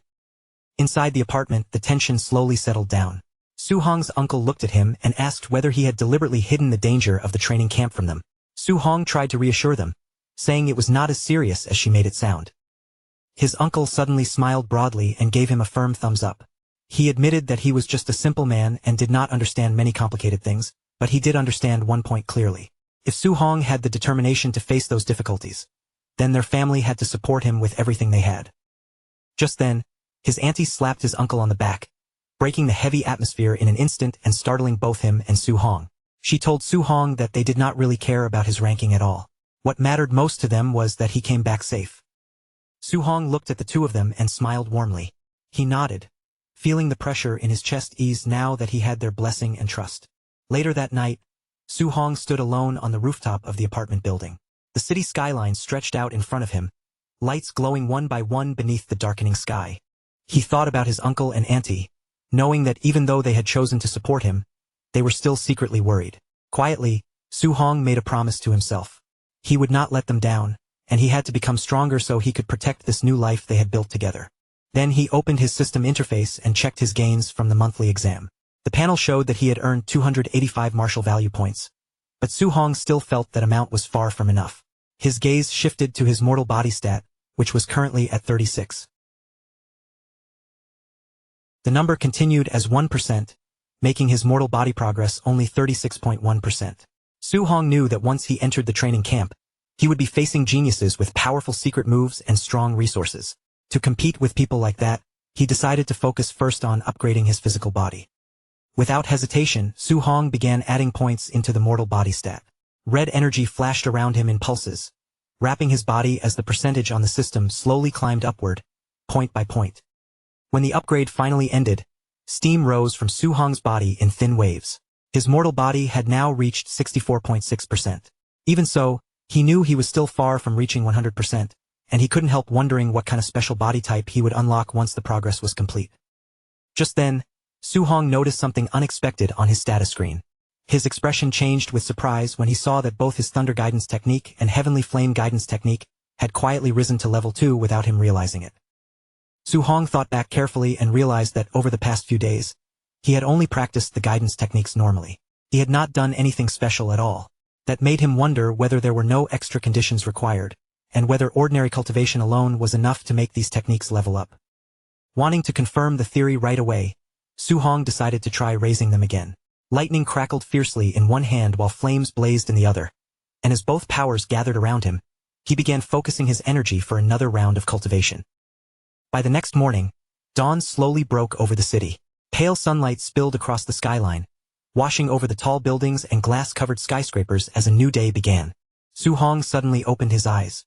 After cultivating through the entire night, his gaze looked sharper than before, focused and steady, as if every trace of sleepiness had been burned away. He remained seated cross-legged, surrounded by a powerful aura where fire and electricity twisted around each other. The night of hard training had clearly paid off, and a new message appeared on the panel before him, confirming that both his Thunder Guidance Technique and Heavenly Flame Guidance Technique had successfully risen to level 3. Su Hong checked his status panel again, and satisfaction flashed through his eyes. Not only had the two guidance techniques upgraded, but his vitality had also increased by 3 points, reaching 126. For him, that extra gain was an unexpected bonus. Then his eyes moved to the mortal body progress, which was currently sitting at 64.6%, and every bit of his martial value had already been used up. Later that morning, Su Hong stood outside his apartment building with his weapon resting over his shoulder, ready to leave for the training camp. His auntie looked at him with deep worry in her eyes, reminding him again and again to stay safe, and telling him that if things became too difficult, he could always come home. His uncle quickly cut in, telling his wife not to say such discouraging words at a time like this. Then he raised his hand and waved at Su Hong with forced enthusiasm, encouraging him to go to the camp and bring back another first-place victory. Su Hong smiled, nodded in agreement, and finally turned to leave. As Su Hong walked down the quiet street, his uncle's brave front slowly began to collapse. He stood there trembling slightly, staring at Su Hong's back as his nephew moved farther and farther away. Tears finally slipped down his uncle's face, and the emotions he had been holding back came pouring out. His auntie looked at him and teased him gently, asking if he wasn't just as worried as she was. His uncle admitted that he was, but he had forced himself to endure it because he was afraid that if Su Hong saw their fear, he would start worrying about them instead. Meanwhile, Su Hong continued down the street with his weapon over his shoulder. As he walked, his senses suddenly picked up something approaching fast. He lifted his head just in time to see a red sports car whip around the corner. The car sped toward him, then screeched to a sharp stop right beside the road. The window rolled down, revealing President Wu Lingxian behind the wheel, wearing sunglasses and looking as composed as ever. Without wasting a word, she simply told him to get in. Before long, the car was racing along the highway, cutting through the morning light as the city began to fall behind them. Sitting in the passenger seat, Su Hong asked why she had personally come to pick him up. Wu Lingxian kept her eyes on the road and calmly explained that there were some important things about the training camp she needed to remind him of. Then she turned her head slightly, and her expression became more serious. As the president, she already knew a great deal about the other participants who would be entering the camp. She warned Su Hong that among those students, there were several true monsters. Some of them had already reached the high stage of Tier 1, and their strength was very close to breaking through into Tier 2. Wu Lingxian emphasized that these people were not ordinary students either. The martial skills they possessed were at least B rank, which meant their actual combat strength could not be judged by vitality alone. Su Hong listened quietly while thinking through the situation. He knew that reaching Tier 2 required 200 vitality points, and that gap was not small. Even so, he did not feel afraid. In his mind, even if those geniuses had B-rank skills, his system gave him the ability to master high-level skills at terrifying speed. Wu Lingxian continued, telling him that his talent was the best she had ever seen, but compared with those wealthy students, he still lacked resources. She comforted him by saying that even if he suffered a setback in the camp, he did not need to feel discouraged, because surpassing them would only be a matter of time for him. Su Hong smiled with calm, genuine confidence. Then he thanked her naturally, calling her sister Wu as if her warning had not shaken him at all. Wu Lingxian glanced at him in silence. Even after hearing that his current stats and skills were below some of the other participants, Su Hong still remained completely composed. Seeing that, she felt relieved, realizing that at least his mindset would not become a problem. Later, the black van carrying the students wound deeper into the scenic roads of the Tianlin Mountains. Outside the windows, the mountain route twisted through forests and steep slopes, taking them farther from the city. Inside the van, the students were anything but calm. Li Tu and Li Ming were shocked when they realized the camp was being held in a place famous for fierce beasts. President Wu Lingxian tried to steady their nerves, telling them that a grandmaster would be presiding over the camp, so their lives would not truly be in danger. Su Hong sat quietly, observing everything without panic. He knew the Tianlin Mountains stretched across multiple cities, and although the spiritual energy here was dense, the area also contained beast kings whose strength could rival Tier 7 grandmasters. This was not an ordinary mountain range. It was a place ruled by the law of the jungle, where beasts fought each other brutally and survival belonged only to the strong. The danger here was real. Even a normal Tier 2 martial artist would not casually step into this region without careful preparation. As the vehicle continued speeding through the forest road, the wildlife hidden among the trees gradually began to notice their presence. From the dark shadows between the trunks, pairs of glowing red eyes appeared one after another. Bears and strange monsters watched the intruders pass, their gazes filled with hostility. Li Tu and Li Ming felt the killing intent pressing in from the woods, and cold sweat quickly formed on their faces. They were terrified that some beast might suddenly charge out and attack the vehicle at any moment. Su Hong, however, felt the opposite. Instead of fear, excitement rose in his chest. He realized the competition inside this camp would likely be as cruel as the slaughter between beasts, and that intense feeling suited him perfectly. After traveling for some time, they finally arrived at the campsite. The students got out and joined the growing crowd already gathered at the entrance area. Standing among the others, one student looked around nervously and wondered aloud just how strong the other participants would be. Soon, they saw groups of intimidating young martial artists nearby. Each one carried a serious expression, and the pressure radiating from them made it clear they were not ordinary students. Facing that invisible pressure from their rivals, Li Tu and Li Ming both fell into awkward silence. For once, neither of them seemed eager to speak. Su Hong noticed their unease and flashed them a confident smile, as if silently telling them to stop shrinking back. Then he signaled that it was time to move forward. With his weapon resting over his shoulder, Su Hong took the lead and marched ahead, while Li Tu and Li Ming followed closely behind him. But before they could go any farther, a hand suddenly reached out and blocked their path. An official in a suit stood in front of them and explained that they had to wait until everyone arrived before the camp's entrance assessment could begin.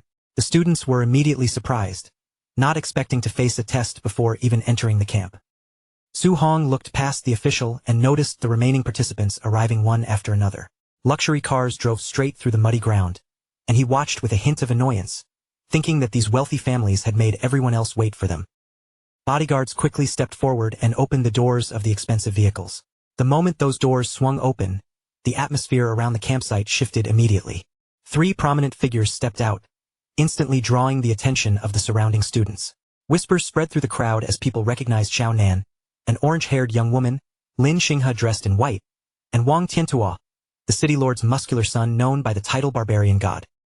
The three elites walked forward with an air of superiority, their presence alone forcing the ordinary students nearby to step aside and open a path for them. As they took their places among the gathered participants, the tension in the air grew heavier. It felt as if the real competition had begun before anyone had even entered the mountains. Su Hong immediately understood that these were the geniuses Wu Lingxian had warned him about.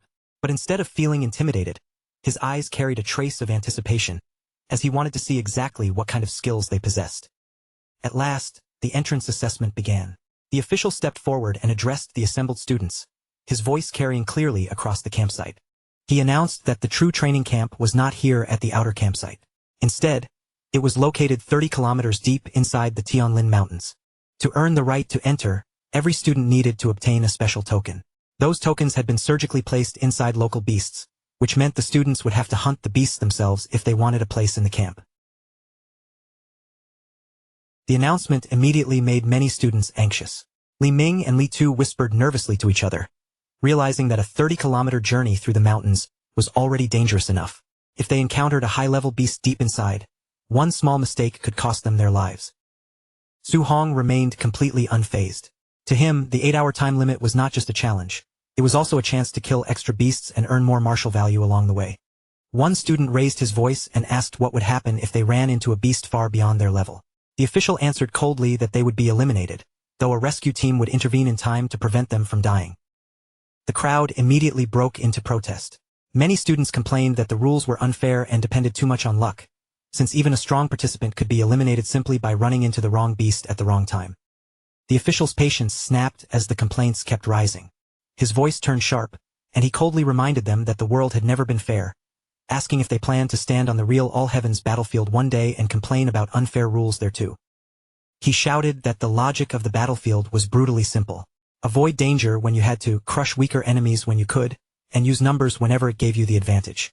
If they were afraid of running into powerful beasts, then they needed to move with more caution instead of whining. At that moment, a young man in a suit stepped forward and openly agreed with the official's words. He glanced at the students who had been complaining and sneered, calling them trash before telling them that if they were so scared, they might as well quit immediately. His words instantly provoked a rugged-looking student nearby. The student's face darkened as he challenged the man in the suit, but the suited young man only looked back with contempt, called him a coward, and threatened to cripple him if he dared to act tough. Before the tension could explode right there, the official cut in and stopped them. He stated plainly that fighting was forbidden inside the base camp, but once they entered the mountains, violence would be allowed.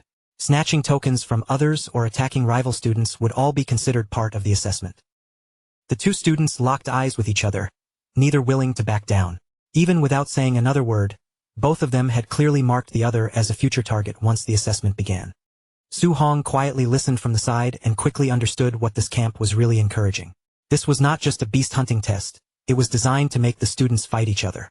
In his mind, he guessed that at least half of the participants would be eliminated very early, and then a new idea crossed his thoughts. If fighting between students was not only allowed but encouraged, then this assessment was basically a gold mine for him.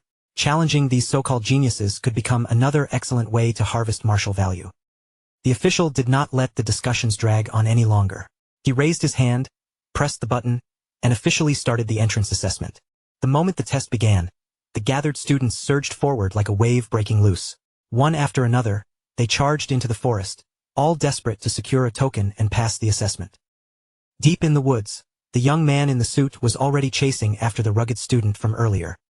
He taunted him as he ran, saying he would personally send him home before the real camp even began. The two finally stopped and faced each other among the trees. Both of them tightened their fists, channeling energy into their arms as they prepared to decide the fight with a heavy blow. Their attacks slammed together with a violent crash, and the impact sent a shockwave sweeping through the surrounding trees, making the branches tremble. A fierce exchange immediately followed. Energy flashed again and again between them, lighting up the dim forest as the two students traded blows without holding back. High above them, Su Hong crouched on a thick tree branch and watched the battle from a distance. His eyes remained calm as he silently judged every movement below. He had originally wanted to use this fight to measure the strength of the camp's geniuses, but after watching for a while, he felt disappointed. Their power was weaker than expected, and defeating opponents like this would probably not give him much martial value.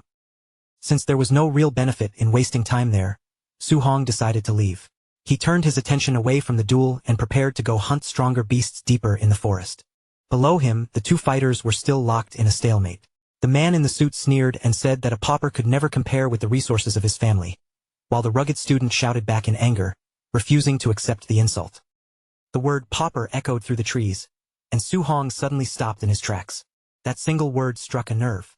Su Hong slowly turned back, a dangerous glint appearing in his eyes, as he thought that maybe this delivered martial value should not be allowed to slip away after all. He stepped out from the shadows and walked straight toward the two fighters. In a calm voice, he told them both to stop. With a wooden club resting casually in his hand, Su Hong looked at them as if this were nothing serious. Then he suggested that, instead of fighting each other, they should come play with him. The suited man was instantly enraged. He called Su Hong a pauper as well and threatened him with a vicious glare, while the other student frowned and demanded to know why Su Hong was suddenly interfering in their fight. Su Hong only smirked, making it clear that he had not come to stop the fight completely. He calmly proposed something even more direct. The two of them could join forces and attack him together. The rugged student took the words as a direct insult. He abandoned his original opponent on the spot and rushed toward Su Hong with anger burning across his face. Su Hong waited until the student closed in, then countered with a brutal knee strike straight into his stomach. The force hit like a hammer, sending the rugged student flying backward.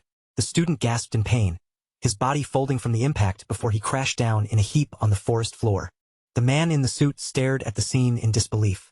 He could not understand how someone with a similar level of strength had been defeated so cleanly, as if he had never stood a chance at all. Before he could even finish processing what had happened, Su Hong's figure flashed forward. In an instant, Su Hong appeared right in front of him, his voice calm as he said it was now his turn. Fear froze the suited man in place. He could only watch as Su Hong lifted the wooden club and swung it toward him with terrifying speed. The club connected cleanly, and the impact knocked the man straight to the ground, ending the fight before he could put up any real resistance. The suited man's body flew through the air and slammed hard into a nearby tree. He screamed as the force overwhelmed him, his eyes rolling back as he nearly lost consciousness on the spot. On the forest floor, Su Hong stood calmly with the wooden stick resting on his shoulder. Looking down at the two defeated men, he said this was exactly what they deserved for underestimating ordinary cultivators.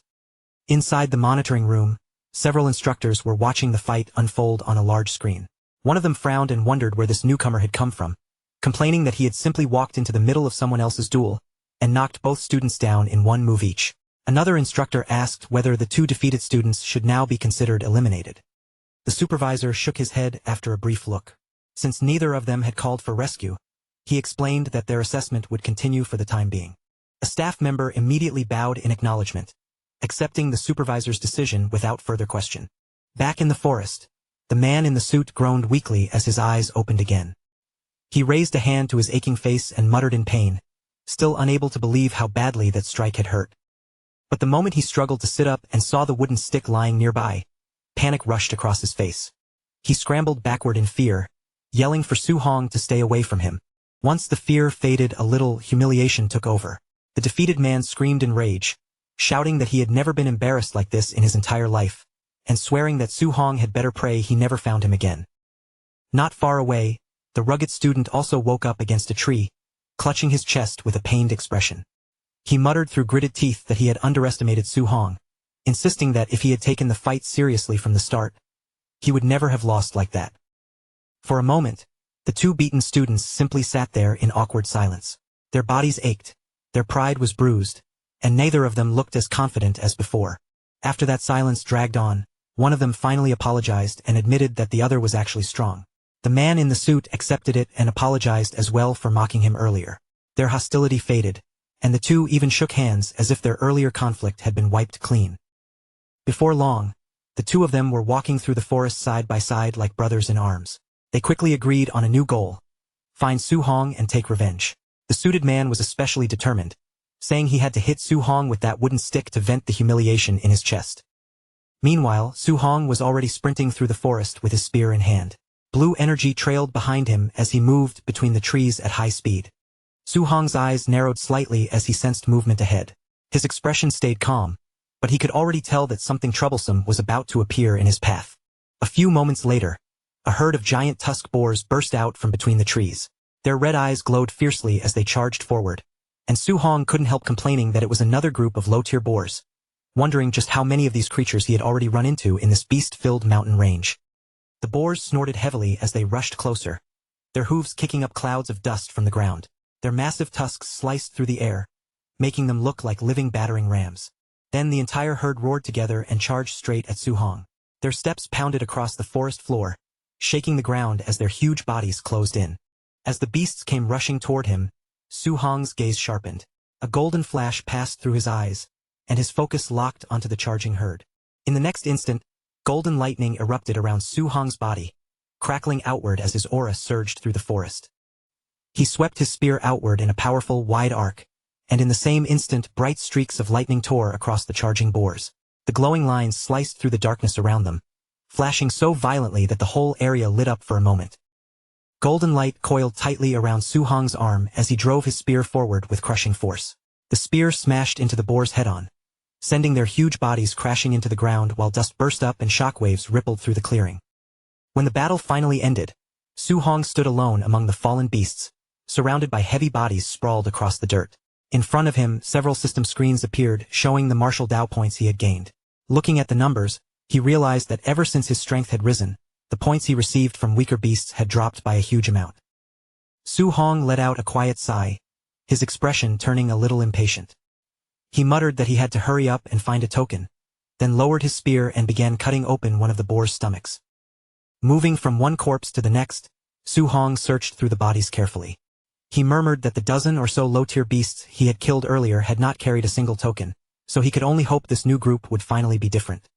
But one after another, every corpse turned out to be empty. Just as Su Hong had half expected, there were still no tokens anywhere. At that point, he could only conclude that the tokens were probably hidden inside higher-level beasts. Half an hour later, Su Hong was already moving through the forest again at high speed. His figure flashed between the trees, and the spear in his hand cut sharply through the wind as he pushed deeper ahead. As he ran farther into the forest, Su Hong thought back to how things used to be in this area. Back then, he could easily run into more than 10 low-level beasts in a single hour, but now, after searching for so long, he could not even find one. Then, without warning, a furious roar tore through the quiet forest. From between the trees, a massive black tiger with burning red eyes sprang out, moving so fast it looked like a shadow as it pounced straight towards Su Hong. A blue glow lit up in Su Hong's eyes, and instead of panicking, a smile tugged at his face. He immediately recognized the beast in front of him. After searching for so long, he had finally found a Tier 1, upper stage Dark Knight black tiger. Blue energy began gathering at Su Hong's fingertips, spinning tighter and brighter with every passing moment. The light swirled around his hand like a condensed storm before suddenly swelling to its limit. Su Hong drove his glowing finger downward, and a piercing blue beam shot out instantly. The attack slammed into the Dark Knight black tiger with terrifying precision, tearing into the beast and splitting the ground beneath it. The Dark Knight black tiger let out a pained roar that shook the forest. Its jaws stretched wide open, and blood sprayed from its mouth as the force of the attack ripped through its body. The giant tiger crashed heavily onto the ground, the impact cracking the earth beneath it. Dust scattered in all directions as the beast twitched, struggled, and tried desperately to rise again. Su Hong did not give it even a second to recover. Tightening his grip around his spear, he lunged forward at incredible speed, closing the distance in a blur. His body spun through the air as the glowing spear came down hard on the tiger's head. Blue energy exploded outward from the impact, and after one final roar, the Dark Knight black tiger's body went completely still. A system screen appeared in front of him, showing that he had gained 35 martial Dao points. Su Hong glanced at it calmly and remarked that with his current strength, killing a high-tier beast like this had become as simple as breathing. He crouched down beside the tiger's corpse and began searching through it without delay. Since this was a high-tier beast, Su Hong hoped there would finally be a token hidden inside. After cutting the beast open, Su Hong suddenly paused. A moment later, he pulled out a token covered in blood, then gave a soft laugh as he confirmed his guess. The token really had been inside the high-tier beast, but it had taken him nearly 3 full hours just to find this one.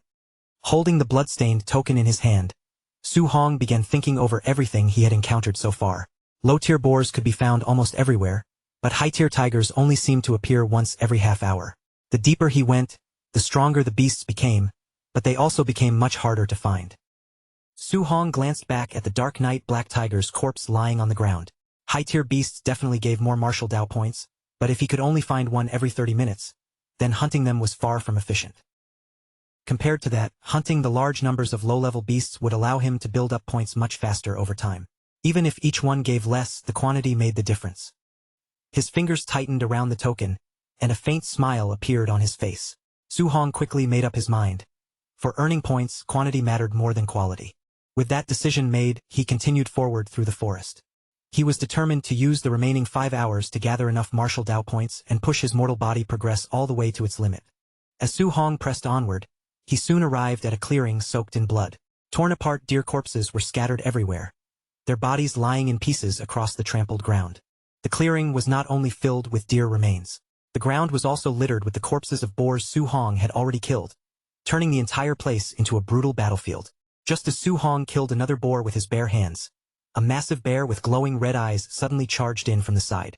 It lunged straight at him, raising its huge claws before bringing them down with savage force. Su Hong reacted instantly. With incredible speed, he twisted his body and spun to the side, dodging the bear's sudden attack before its claws could tear into him. Flames wrapped around Su Hong's fist as he rushed forward.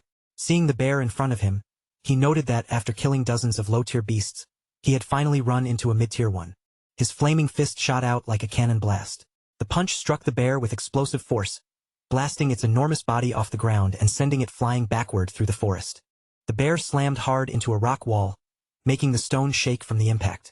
It roared in pain, blood spilling from its mouth as it struggled desperately to push itself back up. In the bear's trembling eye, Su Hong's figure was already reflected in midair.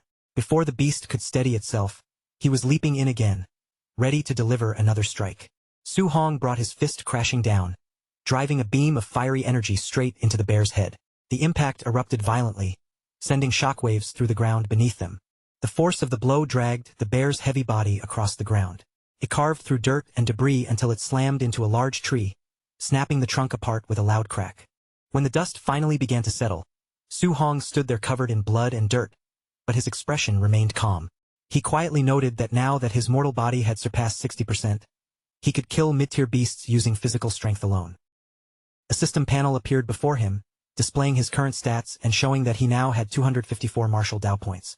He still needed just over 100 more points to max out his mortal body progress, which had already reached 64.6%. The panel also showed his level 3 guiding arts and his martial skills, all of them listed in a perfect state. Su Hong tightened his grip around his weapon, his mind already focused on the remaining time. He knew he had only 3 hours left, and in that time, he had to gather every last point he needed. But before Su Hong could take another step, a deafening roar suddenly echoed through the trees, shaking the forest around him. Su Hong froze in place, sweat appearing on his face, as the roar continued to reverberate through the air. A single thought flashed through his mind. What kind of creature could make a sound like that? All at once, a massive shadow fell over him from above.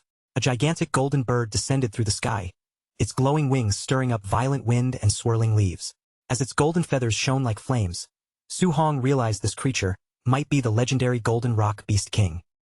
The beast released a piercing screech and dove downward, its enormous body wrapped in blazing energy as it rushed toward the forest below.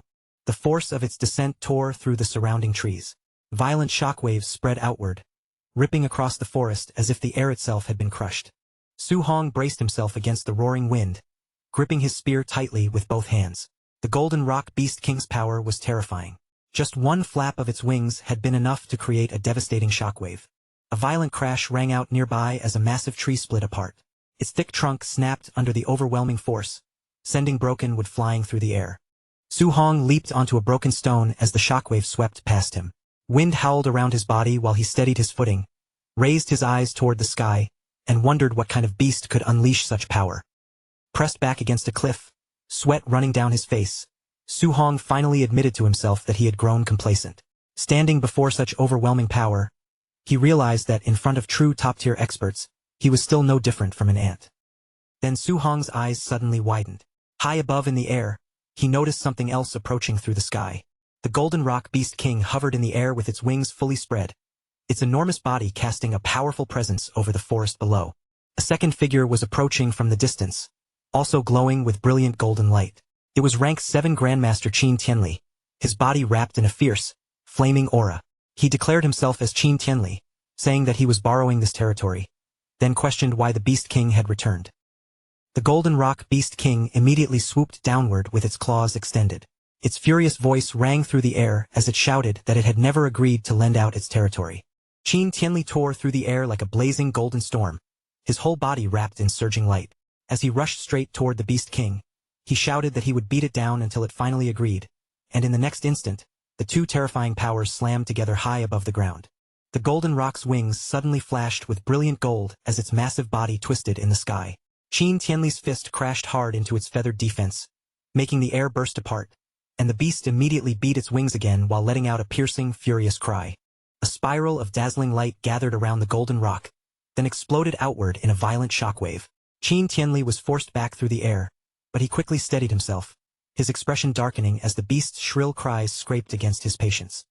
Qin Tianli snapped that the golden rock was far too noisy, then shot forward once more without the slightest hesitation. In the blink of an eye, his figure closed the distance again, and a storm of rapid, heavy impacts burst across the sky. One blast after another erupted around the Beast King as Qin Tianli's golden force hammered into it repeatedly. The sky lit up with violent flashes, and the two figures clashed in midair with enough power to make the entire area tremble. Then Qin Tianli's fist broke through and smashed straight into the Beast King's head. Feathers and blood sprayed through the air from the brutal hit, and the enormous creature was driven backward, its massive body losing ground under the force of the blow. Qin Tianli hovered in place, calm and steady, golden aura rippling around him like fire. His voice turned cold as he declared that he was only borrowing this land for a while, then ordered the Beast King to leave at once, warning it not to make him say it again. The Beast King screamed in rage as it finally turned and flew away, throwing back an angry threat for Qin Tianli to wait. Qin Tianli only raised a hand and waved it off like a nuisance, telling the creature to get lost without even looking impressed. Once the Beast King vanished into the distance, Qin Tianli remained suspended in the air for a moment. He slowly drew in a breath, while streams of golden light continued to coil around his body like lingering flames after battle. His voice then rolled across the entire assessment zone. Qin Tianli announced that he was rank 7 Grandmaster Qin Tianli, and told all the trainees not to panic, because the assessment would continue exactly as planned. Far below, Su Hong lifted his head and stared into the sky, shock written across his face as golden rings of power spread outward above him. His jaw tightened as he wondered whether this was the true strength of a rank 7 martial artist. A sharp light slowly gathered in Su Hong's eyes. Staring at that overwhelming power, he silently swore to himself that one day, he would also step into that realm. High in the sky, Qin Tianli began descending toward the base. Beneath him, the huge crater-like area had already been filled with buildings prepared for the assessment, all arranged inside the borrowed territory. As Qin Tianli hovered above the officials, he complained that the Beast King should have simply agreed from the beginning. He had only wanted to borrow its territory for a trial, yet it insisted on making him fight first, while the staff below stood straight at attention. Among the officials, the two rank 5 martial artists, Lin Zi and Bai Mu, spoke with clear admiration in their voices. They said Grandmaster Qin was even more terrifying than the rumors claimed, since he had beaten back the Golden Rock Beast King, a creature famous for its incredible toughness. Qin Tianli casually brushed aside their praise and gave a direct order for everyone to head to the monitoring room. He wanted to see which trainees had managed to withstand the Golden Rock's pressure earlier, and the staff immediately followed behind him. Inside the surveillance room, rows of monitors displayed the assessment grounds. Many trainees could be seen collapsed on the ground after the shockwave, and Lindsay explained that most of them had been completely unable to move beneath the Golden Rock's oppressive aura. Qin Tianli's gaze suddenly paused in surprise. On one of the screens, a trainee was kneeling beside several dead black tigers, still calm even after enduring the Beast King's pressure, and Qin Tianli immediately asked who that boy was. Bai Mu quickly checked the documents and reported that the trainee was Wang Tiantua, a Tier 1 high-tier martial artist with blood chi 340 and 95% fire affinity. He also possessed the barbarian god physique and was the son of Star City's Castellan. Qin Tianli raised an eyebrow, remarking that the Castellan treated having children like buying lottery tickets, and after more than 100 tries, he had finally produced a good one. Another trainee appeared on the screen, using astonishing speed to escape the pressure zone. Qin Tianli watched the movement and commented that the boy's movement skill was impressive. Bai Mu then identified him as Lin Xinghe, a Tier 1 high-tier talent from the Lin family, with blood chi 325 and 96% wind affinity. The footage then shifted to a girl surrounded by a glowing barrier, using it to protect herself from the pressure. Qin Tianli immediately noticed that she was a spiritual telekinetic, skillfully controlling her power to resist the aura, and Bai Mu reported that she was Xiao Nan, a Tier 1 mid-stage telekinetic from the Xiao family, with blood chi 290 and 95% wood affinity. Qin Tianli nodded slightly, saying that these three had dealt with the pressure with ease and clearly surpassed their peers. When he asked whether there were any other talents, Bai Mu began listing more names from the Lin and Wang families, but her voice hesitated as she realized nearly every top performer came from Star City's famous clans. Qin Tianli frowned at that. Bai Mu explained that the dozen people on the list all had Tier 2 combat power and had endured the aura, but Qin Tianli questioned why every standout came from a major family. He then asked about the students from the schools, especially number 1 high. Bai Mu answered that the school students were only at the early stage of Tier 1, and the 3 from number 1 high had only just broken through. Qin Tianli waved his hand dismissively, saying there was no need to look and that number 1 high was not worthy of its reputation. At that moment, Lin Zi suddenly cried out in shock and pointed toward one of the screens. The abrupt shout drew everyone's attention, and all 3 of them immediately looked up. On the monitor, Su Hong was cutting down a ferocious beast with steady movements. The sight stunned them, because after enduring the Golden Rock's pressure, he still had enough strength left to continue hunting. Bai Mu's body trembled as she stared at the screen, and her words came out in a shaky stutter. She said that this was the monster from Star City number 1 high. Lin Zi immediately scolded her, telling her not to lose composure and make such a fuss in front of the Grandmaster. Qin Tianli remained silent at first, but after Lin Zi glanced down at the report, even he began to shake. With wide eyes, Lin Zi repeated the word, monster, while Qin Tianli glanced at both rank 5 martial artists and reminded them that people at their level should have seen plenty of geniuses before. He asked why the 2 of them were reacting so dramatically, then awkwardly added that their mental steadiness still seemed lacking. His tone made it sound as though they should have been much calmer. But the moment Qin Tianli personally read the report, his own eyes widened in disbelief. His calm expression cracked at once, and inside he was practically screaming, wondering whether this boy was even human. The report listed Su Hong's profile in clear detail. He was 18 years old, from number 1 high, only at the early stage of Tier 1 with Blood Qi 123. Yet he had already perfected a C-rank martial art, and his raw physical strike had produced 3004 combat power, enough to rival a high-level Tier 1 fighter. On top of that, he was suspected to have a special physique, possessed 100% affinity for all 7 elements, and was cultivating all 7 of them at the same time. Qin Tianli's hands trembled slightly as he muttered in disbelief that such a freak had actually come from a place like Star City. This was not some once-in-a-century talent, he realized. This kind of person might only appear once in 1,000 years. His shock quickly transformed into open joy. Clutching the report tightly in his hand, his eyes glowing red with excitement, Qin Tianli shouted that he had struck gold. But then he suddenly paused, confusion flashing across his face. He demanded to know why someone with talent this absurd was still only at the early stage of Tier 1 with just 123 blood qi, and Bai Mu hurriedly explained that Su Hong was cultivating all 7 guiding techniques at once.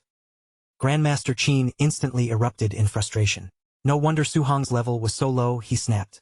Cultivating 7 techniques at the same time was practically a dead-end path, even for an immortal, and he could not understand how Su Hong had advanced at all. With a growl, he said the local martial arts association president should have stopped him long ago. Just then, a staff member stepped forward and reported that trainees had begun arriving at the camp. Qin Tianli gave a short nod and said they would go out to take a look. Outside the camp, the first 3 trainees had already arrived and respectfully greeted him. Wang Tiantua gave a salute and addressed himself as a junior, while Qin Tianli looked over the 3 of them and praised them simply, saying they were very good. 6 hours into the assessment, more students began staggering toward the camp one after another. Some complained that they had nearly died out there, while another reminded them that the terrifying pressure had come from the Golden Rock Beast King itself. After 7.5 hours had passed, even more trainees gathered inside the camp.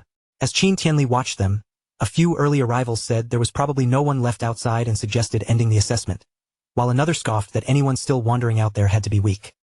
But Qin Tianli's thoughts were fixed on Su Hong. He wondered where that boy had gone, and a trace of panic crossed his face as he worried that the newly discovered freak, his precious treasure, might have gotten lost or even been eliminated. A few minutes later, Qin Tianli finally saw a figure emerging from the forest. He quietly let out a breath of relief, thinking that the brat had finally shown up. Su Hong stepped out from between the trees, dragging his spear behind him. His clothes were stained with dirt and blood, and he muttered that he had made it just in time, because he had been so focused on earning martial value that he almost forgot about the deadline. As Su Hong entered the camp, the trainees around him stared in surprise. One person whispered that he was truly ruthless, while another noticed he did not seem injured at all and wondered just how many beasts he had killed to end up covered in that much grime. The 2 men Su Hong had embarrassed earlier glared at him from nearby. One of them shouted that he had been waiting for Su Hong, but the other quickly stopped him and told him not to rush, saying they would have plenty of chances once they were inside the camp. Not far away, the 3 elite trainees also watched Su-hong closely. One of them called him an expert for passing right at the deadline.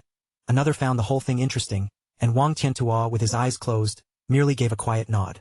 As the sun sank lower, Instructor Lindsay stepped forward in front of the assembled trainees and announced that the 8-hour time limit had officially ended.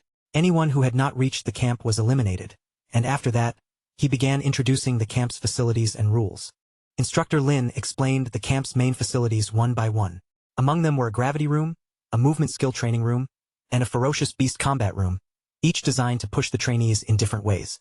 He then pointed toward a large building and introduced it as the martial arts pavilion. Inside, trainees could spend contribution points to purchase martial arts, pills, and weapons, with some of the available items reaching as high as A rank. Hearing this, Su-hong sat quietly among the trainees, his clothes still marked with blood and dirt, but his expression remained calm. In his heart, he immediately felt that choosing to come here had been the right decision. But Instructor Lin's next words quickly clarified the reality of the camp. Every facility here required contribution points to use, meaning nothing in this place would be handed to the trainees for free. Instructor Lin made the rules very clear. The only way for anyone here to gain contribution points was to pass the camp's training subjects, and if someone performed especially well, they could even receive extra rewards beyond the basic score. By the time the sun was sinking toward the horizon, Instructor Lin finally dismissed the trainees. He told anyone who still had energy to begin training right away, while those who were injured should follow him to the dormitories and rest, adding with firm confidence that under his supervision, no one here would be allowed to die. When Su-hong stepped into his dorm room, he was immediately surprised to find that it was actually a private single room. After glancing around the quiet space, he quickly realized what that meant. He could finally cultivate and level up without worrying about anyone watching him. Later that night, Su-hong sat cross-legged on his bed and opened his status screen in front of him. His current stats appeared clearly: Blood Chi 126, Spirit 26.5, and Mortal Body 64.6%. His Thunder Guiding Technique and Heavenly Flame Guiding Technique had both reached level 3, while all 3 of his martial arts were already perfected. With 354 martial value available, Su-hong took a calm breath and decided to pour every bit of it into upgrading his mortal body. The moment he made the decision, a violent surge of power erupted from his body, wrapping him in waves of red flame. Countless glowing notifications flashed one after another, each one showing his mortal body rising by another point as the crimson energy continued strengthening him from within. At last, a new message appeared before his eyes. His mortal body had reached 100%, and it was now beginning to evolve. Su-hong's eyes snapped open at once, blazing with crimson light, while his breathing surged outward like a storm breaking loose inside the room. Su-hong's physical evolution officially began. An intense red energy spread across him like burning veins of light. Glowing nodes appeared over his newly strengthened body, mapping out every part of him as his physique was pushed into a completely new state. He remained seated in meditation on the floor of his dorm room, perfectly still despite the pressure building around him. A fierce vortex of spiritual energy spun through the room, circling his body as though the air itself was being pulled toward him. When the entire process finally came to an end, Su-hong slowly let out a long breath. Heat rolled off his body in visible steam, rising from his refined form as the last traces of red energy faded away. Su-hong lowered his gaze and inspected his transformed physique, still feeling the raw strength coursing through his limbs. The sheer power contained in his physical body now was so overwhelming that even he could hardly believe it.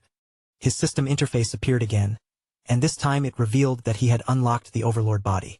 The system described it as an existence possessing the strongest physical strength in the entire world. Su-hong then noticed that this new physique was only at spirit rank 0%, which meant it could still continue to grow. That realization made him wonder just what kind of heaven-defying form the Overlord body might evolve into next. Unable to hold back his curiosity, Su-hong decided he needed to test the limits of this extraordinary new body. He reached for his jacket, then grabbed his black spear, ready to head out and see what he could really do. But the instant his fingers tightened around the spear's shaft, something went wrong. The metal gave a harsh crunch under his grip, and cracks spread across it before he could even react.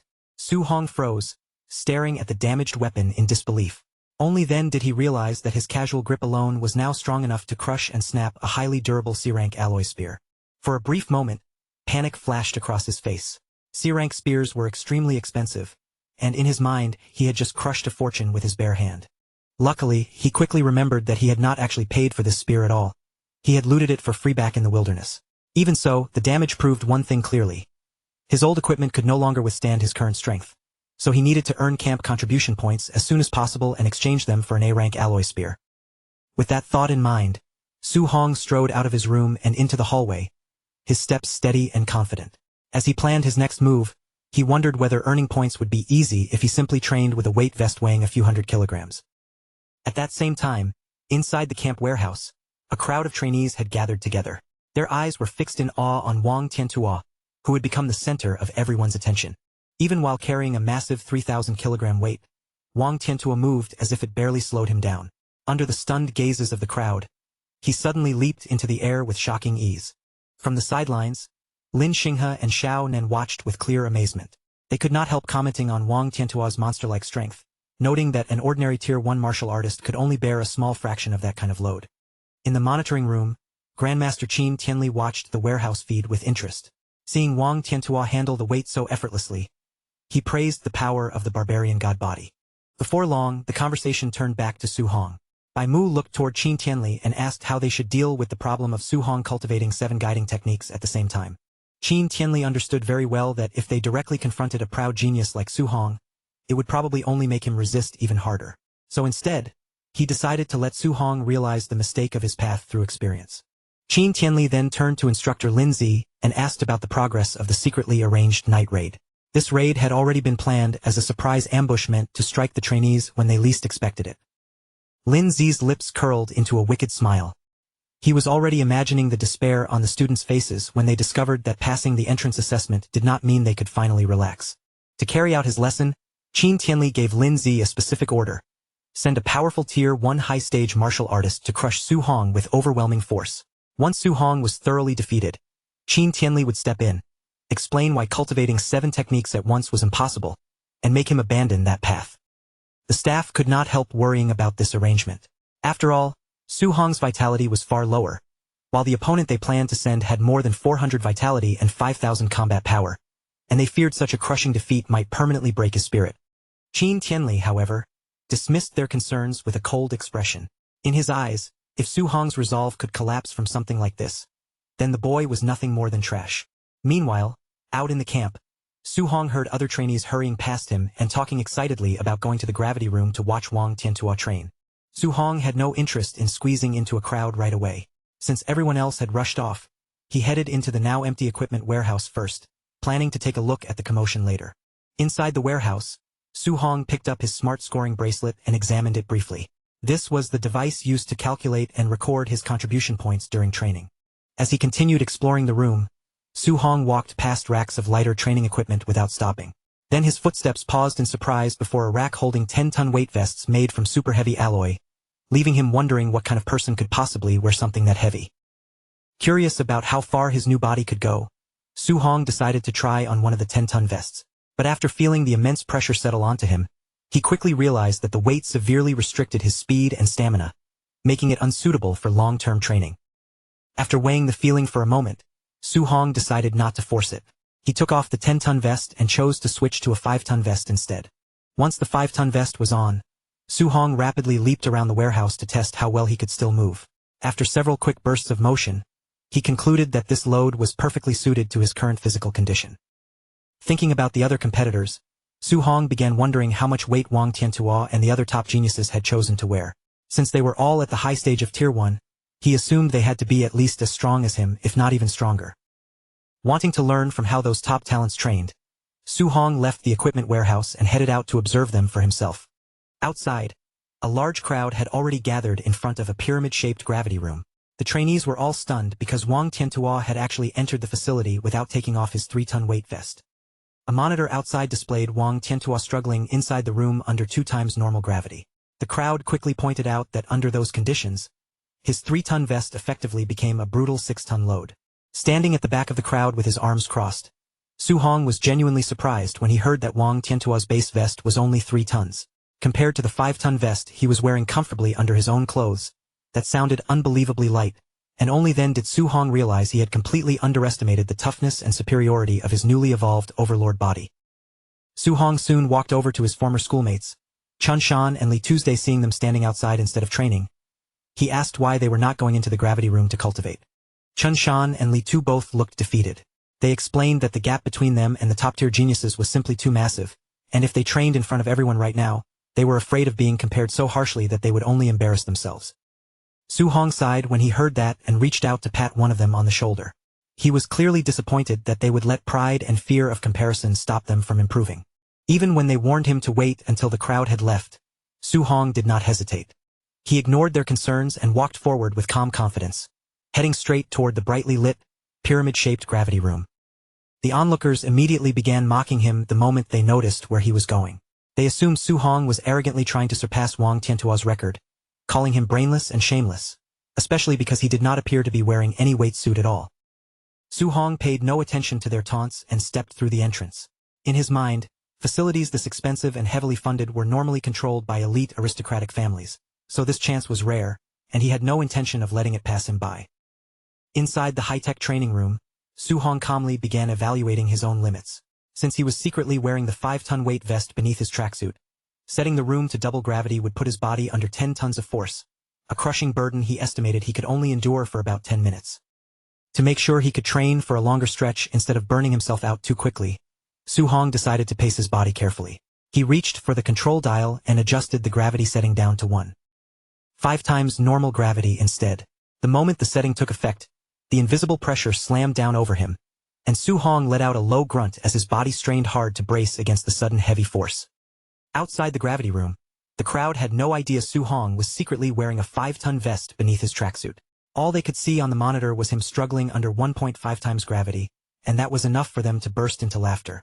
To them, he looked like someone who could barely handle a low setting without any added weight, which only confirmed their belief that the last person to pass the entrance assessment was weak. Meanwhile, Su Hong ignored everything outside and sank completely into his training. Sitting cross-legged on the floor, his body was wrapped in a burning red aura, and under the crushing pressure, he quickly realized that cultivating his guidance technique had become much harder. But that also proved how effective this high-end facility was, because despite the difficulty, his cultivation speed was rising at an incredible pace. After enduring that heavy pressure for 2 full hours, Su Hong was still seated on the floor of the gravity room. The fierce red aura around him continued to blaze, and even though the invisible force pressed down on every part of his body, he remained locked in cultivation without moving. Sweat poured down Su Hong's face and soaked into his clothes as he pushed himself closer and closer to his limit. Even so, he kept his breathing steady and focused entirely on training, while a sharp blue glow lit up in his eyes. His exhausting effort soon paid off when he checked his system panel. Su Hong saw with satisfaction that his water, earth, and wind guidance techniques had each increased by 1 level, and his vitality had also risen from 126 points to 130. After forcing himself up from the floor, Su Hong finally reached over and shut down the gravity machine. Feeling the lingering pressure fade away, he could not help being impressed by how effective the room was, and he immediately began wondering how useful the camp's movement technique room and ferocious beast room might be as well. Completely drained from the training session, Su Hong staggered out of the facility step by step. His body was still heavy with exhaustion, and he raised a hand to wipe the thick sweat from his face. The moment he came out, 2 trainees who had been waiting nearby immediately started mocking him. They were still convinced that Su Hong had been training without any weights at only 1.5 times gravity. Seeing his exhausted state, the 2 laughed even harder, and one of them arrogantly bragged that he could sleep through the entire night under those same conditions. Su Hong did not bother arguing with their nonsense. He only complained that his gear was unbearably hot and poorly ventilated, then casually unzipped his tracksuit, revealing the massive 5-ton weight vest he had been wearing the entire time. The instant the hidden weight vest appeared beneath Su Hong's clothes, the 2 mocking trainees froze on the spot. Their faces stiffened, their words died in their throats, and they were left completely stunned by what they were seeing. Even after seeing the vest, the 2 trainees still underestimated it. Watching Su Hong remove the heavy gear, they assumed it probably weighed only around 500 kilograms. They admitted that lasting 2 hours with that kind of weight was somewhat acceptable, but their attitude was still full of contempt. As Su Hong dropped the vest heavily to the ground, they insisted he was still far beneath the camp's top genius, Wang Tiantuo. Before the tension could continue, a sudden commotion spread through the crowd. Everyone turned their attention toward the gravity room as Wang Tiantuo finally walked out, and the trainees began marveling at the fact that he had endured 6 tons of heavy pressure for more than 2 hours. Wang Tiantuo stepped out drenched in sweat, his chest rising and falling as he panted heavily. The crowd around him immediately erupted in praise, calling his physical strength the absolute best in the entire training camp. He reached up, unfastened the heavy vest from his body, and tossed it carelessly onto the floor. The moment it landed, the ground shook with a deep impact, frightening the nearby trainees and making them instinctively back away. Now finally freed from the enormous burden, Wang Tiantuo rolled his shoulder and massaged the sore muscles, admitting that the weight had been brutally exhausting.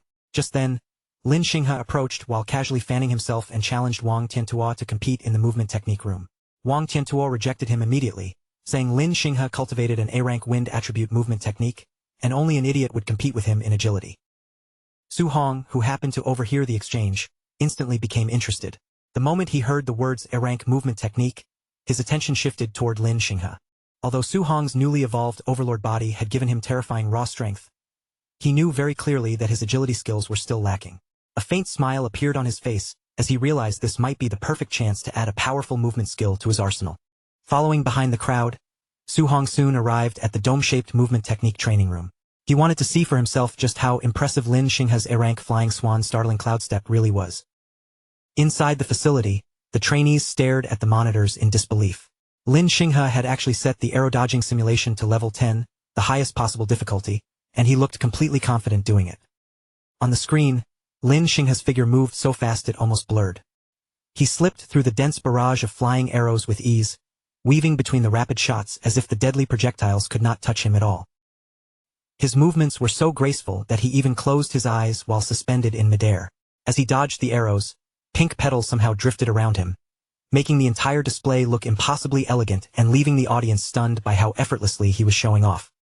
Su Hong watched the dazzling performance with a calm expression and quietly acknowledged that the technique was impressive. Almost at the same time, his system interface appeared before him, revealing that simply by observing Lin Xinghe's skill in action, he had successfully copied the flying swan's startling cloud step and unlocked it at 1% proficiency. Su Hong narrowed his eyes and carefully studied every detail of Lin Xinghe's movements.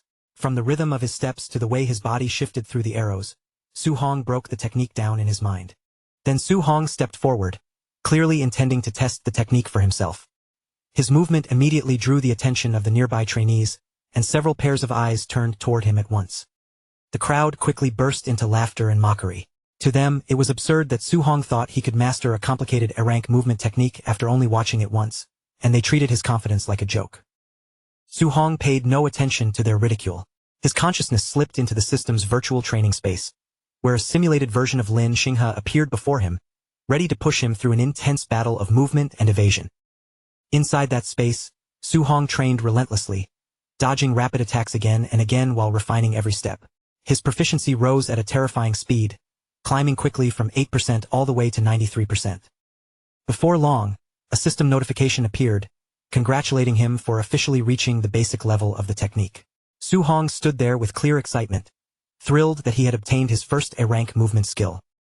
As the system prepared to return him to reality, Su Hong could not help feeling a little embarrassed.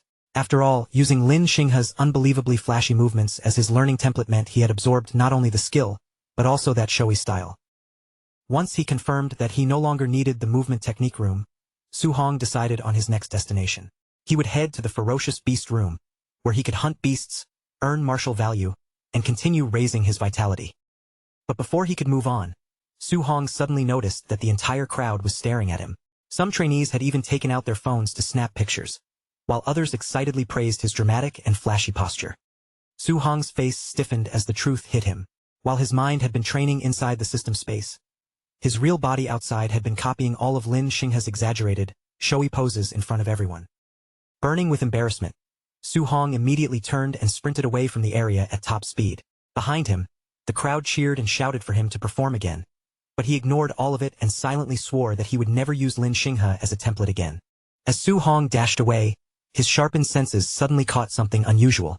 He could feel that someone was following him from behind. A short distance behind him, the student in the suit was trailing after him, now carrying a wooden club, and beside him was the rugged student Su Hong had defeated during the entrance assessment. After tracking Su Hong toward the ferocious beast room, the two vengeful trainees quietly planned to block the exit and ambush him the moment he came out. Su Hong soon arrived outside the large facility known as the ferocious beast room. As soon as he got there, he noticed that another big crowd had already gathered near the entrance. Near the doors, Su Hong overheard a tense exchange between Wang Tiantuo and Xiao Nan. Wang Tiantuo laughed and said that Xiao Nan wanted to compete with him in hunting beasts to see who truly deserved to be called the #1 trainee in the camp. Wang Tiantua then asked arrogantly whether she really believed her spiritual telekinesis could defeat his barbarian god body, clearly feeling that she was looking down on him. Xiao Nan did not back down at all, calmly replying that he was the one underestimating the true power of a spirit master. The words spirit master immediately caught Su Hong's attention. Since he had never seen that kind of fighting style before, he decided to put off earning martial value for the moment and observe Xiao Nan's technique first. Through the observation window, Su Hong looked into the simulated forest environment inside the room. What he saw left him completely shocked. Xiao Nan was descending gracefully from the sky, walking down through the air toward a pack of black tigers. Su Hong stared in amazement, knowing that walking on air was normally a miraculous ability limited to high-level grandmasters. But Xiao Nan was doing it right in front of him, which made him realize this had to be the unique power of a spirit master. Xiao Nan extended one hand with a calm, graceful motion, and a soft glow gathered around her fingers. With that simple gesture, her spiritual power was summoned. In the next instant, several dazzling streaks of golden light shot forward at incredible speed. They pierced through the skulls of 3 Tier 1 high-stage black tigers at the same time, killing them instantly, while Su Hong watched in awe and wondered what those mysterious flowing lights were actually made of. Suddenly, a huge bear-like beast wrapped in a terrifying red aura let out a roar from behind her. It lunged toward Xiao Nan in an attempt to ambush her while her attention seemed to be elsewhere. But before the beast could reach her, its massive body stopped dead in midair. Its eyes widened in shock, as if some invisible force had seized it completely. Xiao Nan had used her spiritual telekinesis to lift the giant creature off the ground and paralyze it in the air. Watching this, Su Hong was amazed that she could bind such a massive enemy so effortlessly without even needing to touch it. Then Xiao Nan gave a swift wave of her arm. The golden light responded instantly, cutting through the air and piercing cleanly through the suspended beast's head, executing it on the spot. After observing the battle closely, Su Hong finally understood what those deadly streaks of light really were. They were daggers, weapons being controlled remotely by Xiao Nan's mind. Su Hong trembled slightly, caught between excitement and sudden realization. A spirit master could walk through the air, bind enemies in place, and control weapons from a distance with pure telekinesis, which made the fighting style ridiculously powerful, strong enough to crush ordinary martial artists with ease. The trainees outside, Su Hong included, stared at the observation monitor with widening eyes. On the screen, something enormous suddenly appeared, and someone in the crowd could not hold back their disbelief, blurting out a question about where such a colossal weapon had come from. The feed showed Xiao Nan standing calmly in front of a massive snake beast, her figure looking small against its huge body. Yet with almost no effort, she summoned a gigantic golden sword out of thin air, its glowing blade hanging above the battlefield like a weapon sent down from the heavens. Xiao Nan's arm swept downward in a clean, commanding motion. The enormous golden blade followed her will instantly, crashing down with terrifying force and slicing the giant snake beast neatly in half. Su Hong watched the impossible scene with complete confusion in his eyes.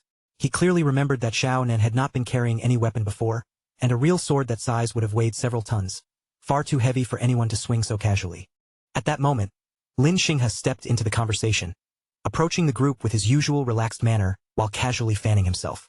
He explained in a calm voice that the giant sword was not a physical weapon at all, but an advanced A-rank martial skill used exclusively by spirit masters. The crowd immediately exploded with astonishment when they heard that another A-rank skill had appeared. Someone turned toward Lin Xinghe and asked how all these top geniuses seemed to possess such rare techniques, then wondered aloud whether Wang Tiantua also had one hidden away. Lin Xinghe answered with complete confidence, confirming that Wang Tiantua also possessed an extremely destructive A-rank offensive martial skill. The surrounding trainees instantly felt their hearts sink, despairingly calling these elite students heaven-defying monsters. Su Hong, however, did not feel crushed by the difference in background or resources. Instead, a bright, eager smile spread across his face as he realized that this training camp was packed with elite A-rank martial skills just waiting for his system to copy, making him feel that coming here had truly been the best decision possible. The trainees then shifted their attention back to the monitor and watched as Wang Tiantua destroyed a Tier 1 high-level ferocious beast with a single punch. But after seeing the attack clearly, they quickly realized he was not using any martial skill at all, only relying on his terrifying physical strength. Since Wang Tiantua was not displaying anything that could be copied right now, Su Hong lost interest for the moment. He turned away from the monitor, deciding he would find another chance to learn from him later. After witnessing Xiao Nan's terrifying power, Su Hong opened his system panel and checked his own attributes. His spirit stat was still only 26.5, and to become a spirit master, he needed that number to break past 100, which meant he was still short by 73.5 points. After calculating the gap, Su Hong realized he would need exactly 735 martial value points to make up the difference. Blue energy gathered faintly in his hand as excitement rose inside him, and he immediately resolved to hunt down a massive number of monsters to farm the points he needed. Meanwhile, the student in the suit and the rugged student had not given up on following him. Keeping themselves hidden, they watched Su Hong enter one of the testing arenas inside the ferocious beast room. Seeing that everyone else in the camp was focused on Wang Tiantua and Xiao Nan's training, the two vengeful trainees felt sure that no one would notice them. They decided this was the perfect chance to corner Su Hong inside and beat him up without anyone interfering. Just as they were preparing to make their move, the rugged student suddenly cried out in alarm. The suited student immediately panicked and shushed him, afraid that the noise would expose their hiding place. The rugged student raised a trembling hand and pointed upward. His eyes were fixed on the large observation monitor mounted above the entrance of the facility. When the two stalkers looked at the screen, their faces went pale with horror. Inside the arena, Su Hong stood casually among a red-eyed bear monster, giant armored scorpions, and huge stone-skinned beasts, all of them surrounding him at once. Only then did they realize, in total disbelief, that Su Hong had challenged more than 10 Tier 1 high-stage ferocious beasts at the same time, making them wonder whether he had completely lost his mind. Watching that terrifying scene, the rugged student immediately urged his companion to find an instructor and save Su Hong. But the suited student answered with a stiff expression that it was already too late, because at this distance, Su Hong would be torn apart in seconds. Seeing the number of beasts around him, the two of them finally understood that their chance for revenge had disappeared. Inside the arena, however, Su Hong showed no fear at all and calmly lowered himself into a confident fighting stance. A faint smirk appeared on Su Hong's face as he looked around at the beasts closing in on him. Then, with complete calm, he taunted the surrounding horde and dared them to attack. The beasts were instantly provoked. A massive snake and a giant armored scorpion roared deafeningly, then lunged toward Su Hong together with violent killing intent. The scorpion's heavy strike swept toward him with crushing force, but Su Hong's figure flashed aside at blinding speed. He dodged the attack so effortlessly that the massive blow cut through nothing but empty air. As he shifted position, Su Hong raised one hand, and an intense blue light began gathering in his palm. The energy rapidly condensed into a swirling sphere, pulsing with dangerous power. In the next instant, Su Hong released the gathered power. Blue energy beams burst outward one after another, blasting into the surrounding beasts and sending their huge bodies flying back across the arena. Su Hong did not pause even for a breath. His hand glowed brighter than before as he steadied his body, already preparing his next attack. Then his figure darted through the air, leaving behind flashes of blue light. He delivered rapid glowing slashes through the monster pack, tearing through tigers and scorpions as they were cut down one after another. Outside the arena, the two stalkers watched the massacre unfold with stunned expressions. The suited student wondered if he was dreaming, saying even a mid-stage martial artist would be dead against so many high-stage beasts, while the rugged student suddenly noticed that Su Hong's movements looked strangely familiar. The suited student stared harder at the monitor, and disbelief spread across his face. He finally realized that Su Hong was using Lin Xinghe's signature technique perfectly, the flying swan startling cloud step. The rugged student asked in shock whether Su Hong had learned that technique just from watching Lin Xinghe earlier. The suited student immediately denied that idea, saying an ordinary student could never gain access to such a high-grade technique, and he began wondering whether Su Hong actually came from some powerful family. The suited student continued, stressing that mastering an A-rank technique just by watching was almost impossible, and even he could not help being stunned by Su Hong's talent. The rugged student, now completely intimidated, suggested they give up on revenge, admitting that even if the two of them fought together, they would not stand a chance. Even though his hands were trembling around the wooden club, the suited student refused to back down. Through clenched teeth, he declared that whether Su Hong was a genius or someone from a major family, he still could not let this grudge go. The rugged student nervously pointed back toward the monitor, urging him to look again before making any final decision about fighting Su Hong. The suited student turned his eyes to the display once more.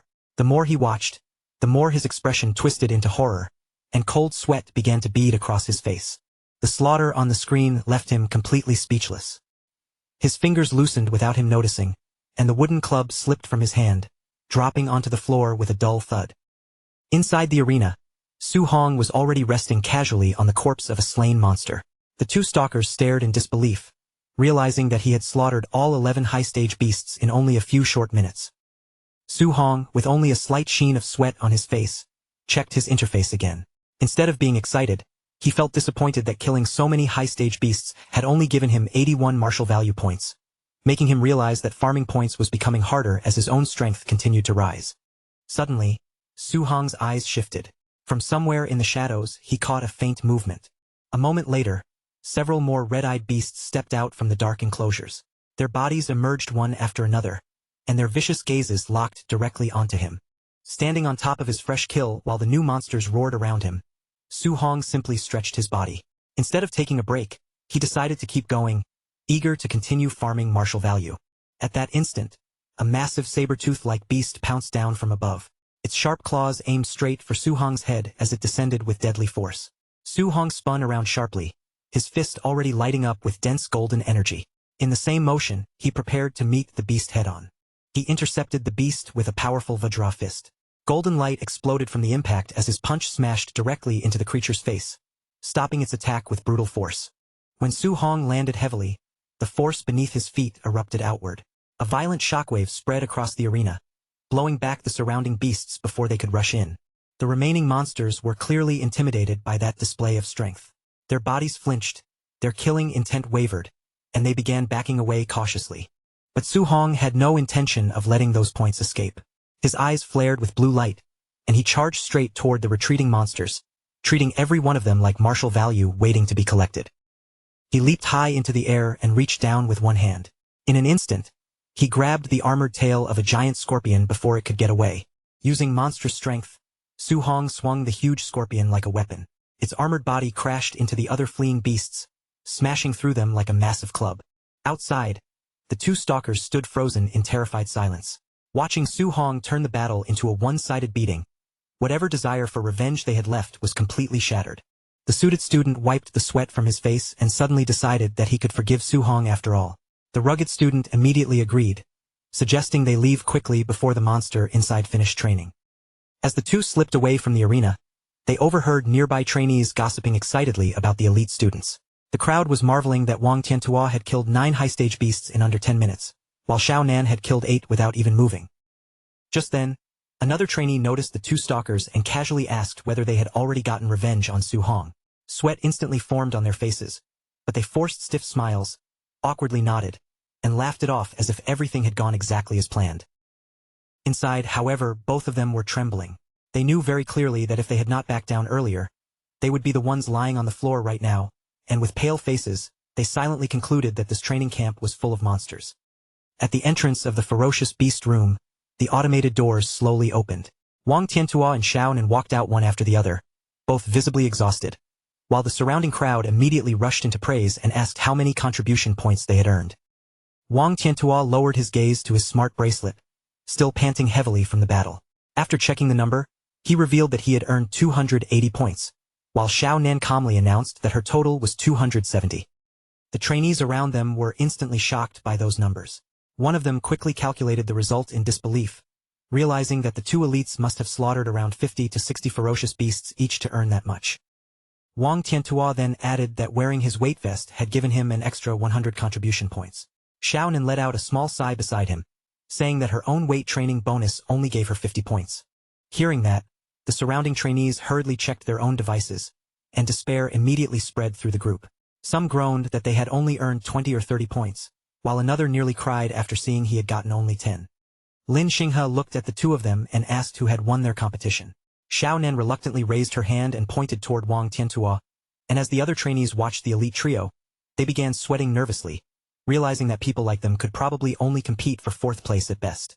The two stalkers overheard the crowd and exchanged knowing smirks.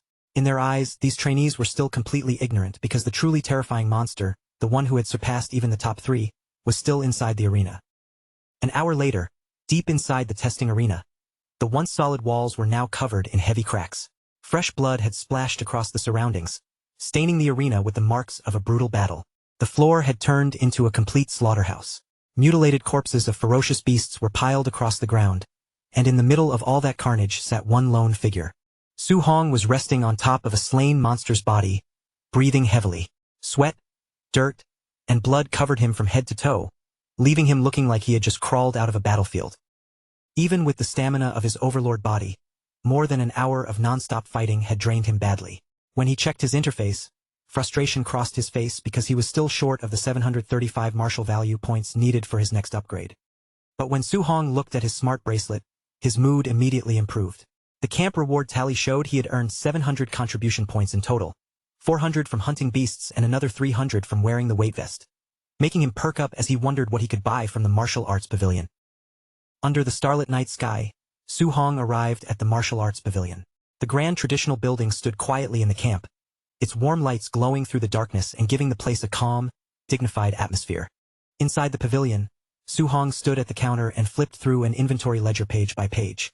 Sitting across from him was a female receptionist in a pink suit, her expression bored as she watched him browse. As Su Hong scanned the catalog, he saw that ordinary Tier 1 pills were priced between 10 and 50 contribution points. But when his eyes moved to the A-rank techniques, the prices jumped sharply, with each one costing around 2,000 to 3,000 points. After realizing that A-rank skills were far beyond his current budget, Su Hong shifted his attention to medicinal items instead. The pill prices were much more manageable, and the catalog happened to list spirit-gathering pills, which were exactly what he needed to raise his spirit stat. The receptionist finally asked whether he had decided what to exchange his points for. At the same time, she quietly judged his Tier 1 cultivation level and assumed that a student like him probably could not afford anything truly valuable. Su Hong ignored her attitude and simply asked whether spirit-gathering pills could permanently increase spiritual power. The receptionist confirmed that they could, but explained that each grade only worked the first time, and higher-grade pills produced better effects. After hearing that confirmation, Su Hong immediately checked the list again. His eyes soon landed on the best option available, a Tier 4 spirit-gathering pill priced at 500 contribution points. Without hesitating, Su Hong calmly asked for a Tier 4 spirit-gathering pill. The receptionist froze for a moment, clearly startled that he had chosen such an expensive item. Still assuming he was just a poor student, she reminded him that the pill cost 500 points, not 50. Su Hong remained completely unbothered, only confirmed the order again and raised his wrist. He tapped his smart bracelet against the payment terminal. The screen instantly flashed his 700-point balance, and the receptionist's eyes widened in shock as her earlier judgment collapsed on the spot. Her attitude changed immediately. With a bright smile and a faint blush on her face, she respectfully presented the pill to him in an ornate box. Su Hong thanked her, then asked whether the pavilion had any dual thunder and fire attribute alloy spears. The receptionist quickly confirmed that they did, adding that the spear only cost 200 contribution points. Still smiling flirtatiously, she thanked her handsome customer for his business. Later that night, the moonlight spread quietly over the camp dormitories. The once noisy training grounds had settled down, leaving the buildings beneath the night sky calm and still. Inside Su Hong's room, his newly exchanged weapon leaned against the wall. It was a C-rank Thunderfire spear, carrying both thunder and fire attributes. On the bed, Su Hong reviewed the glowing interface in front of him.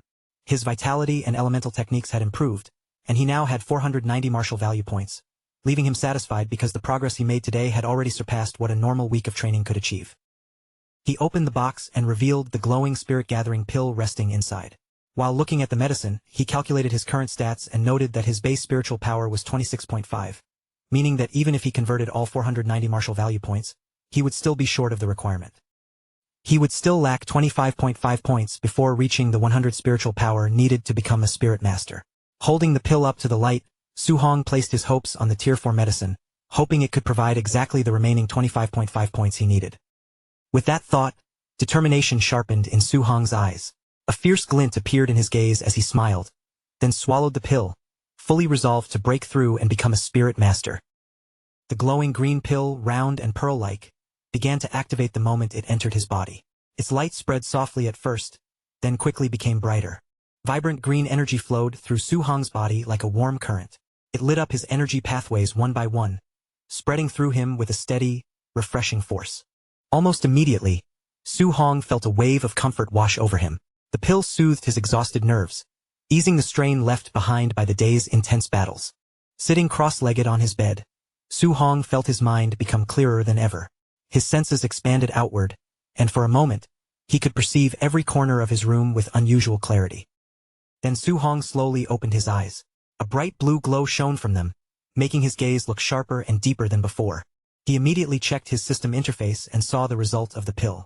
His spirit stat had increased by 24 points, bringing it up to 50.5. After calculating again, Su Hong realized that even with his 490 martial value points and his newly increased spirit stat, he could only reach 99.5%. He was still 5 points short, and he instantly regretted not killing just one more beast earlier. Since there was nothing more he could do that night, Su Hong accepted that he would have to wait until tomorrow. He lay back on the bed and finally allowed himself to rest. Meanwhile, inside the brightly lit camp warehouse, staff members began gathering together. The atmosphere was serious as the night's next arrangement was prepared. Several instructors in dark uniforms assembled in the room, discussing the new trainees while reviewing the profiles laid out in front of them. One man looked toward Bu Jingfeng and asked why someone from the prestigious Martial Tao University had been called here to serve new recruits alongside them. Bu Jingfeng scoffed at the question, his expression full of disdain.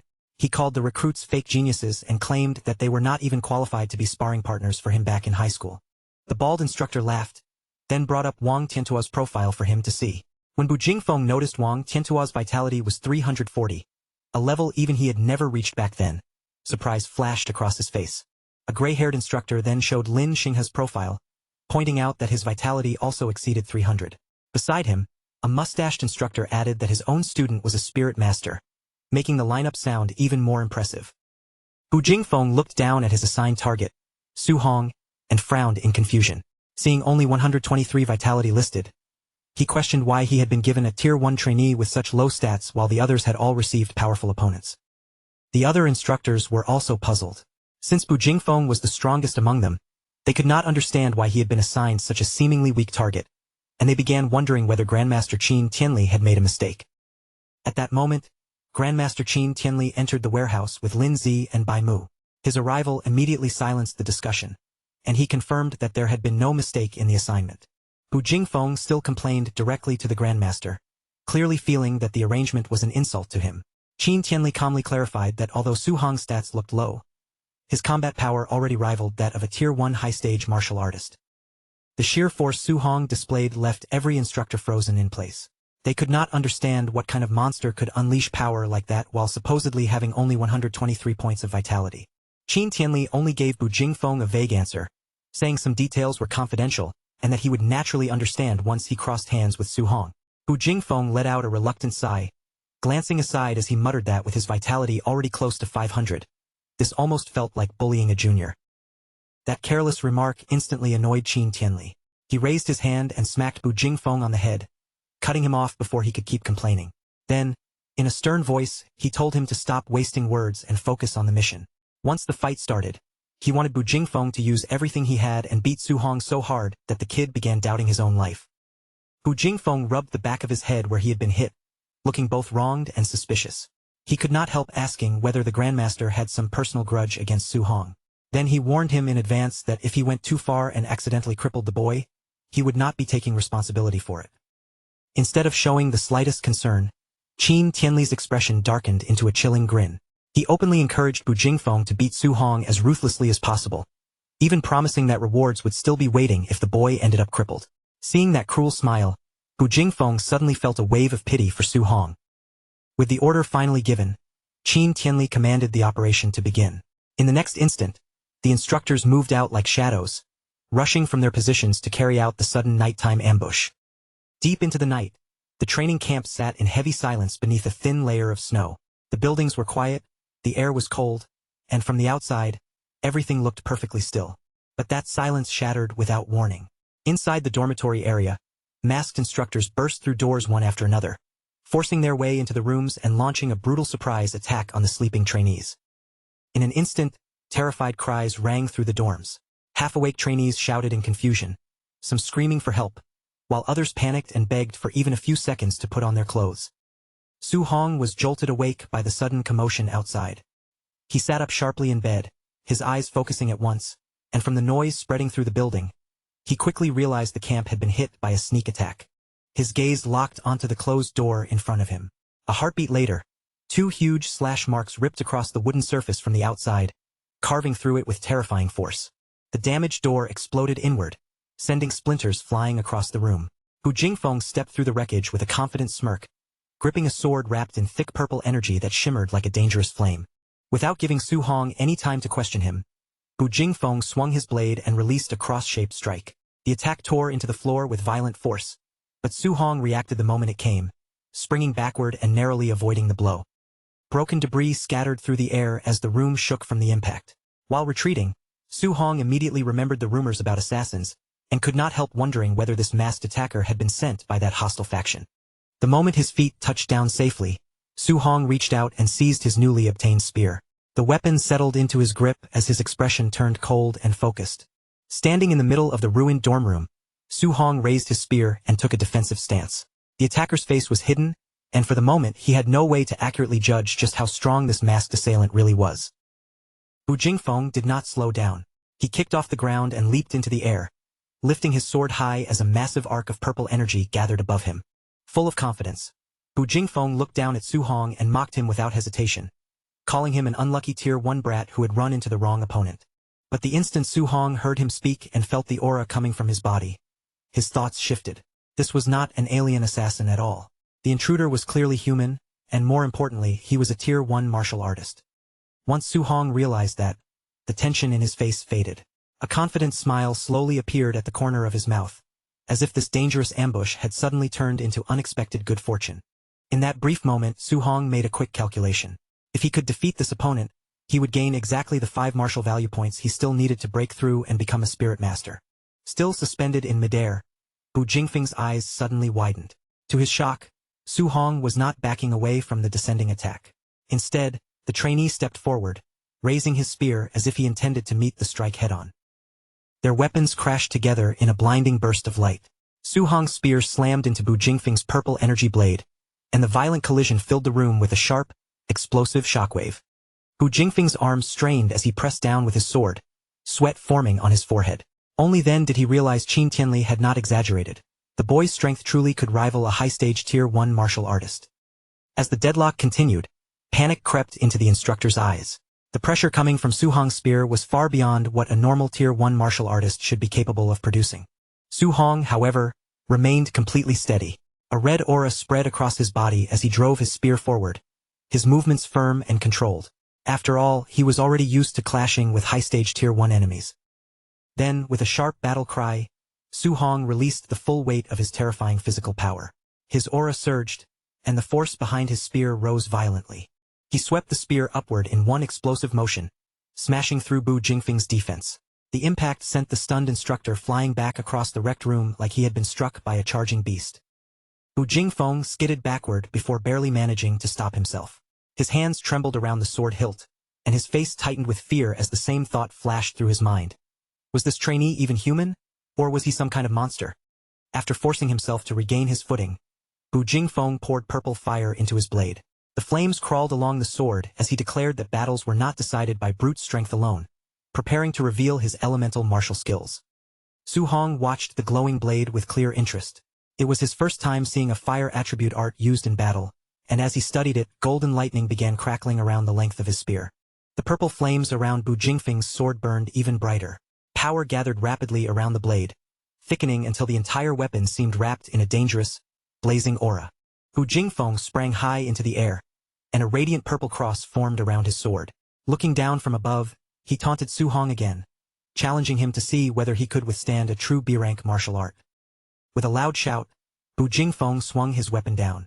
The blazing cross of purple fire erupted from the blade, unleashing the full force of his flame-slash technique. Su Hong tightened his stance and poured golden lightning into his spear. As the attack came crashing toward him, he immediately sensed that its destructive power was even greater than his own B-rank void-breaking finger technique. Even so, Su Hong did not choose to dodge. He thrust his spear upward instead, using the violent thunder energy surrounding the weapon to block the descending purple blade head-on. The two elemental forces slammed together and detonated in the center of the room. A massive explosion tore through the floor, blasting apart concrete and sending chunks of debris flying in every direction. When the force of the explosion began to fade, Su Hong dropped lightly back to the ground. His landing was steady, almost effortless, despite the destruction spreading around him.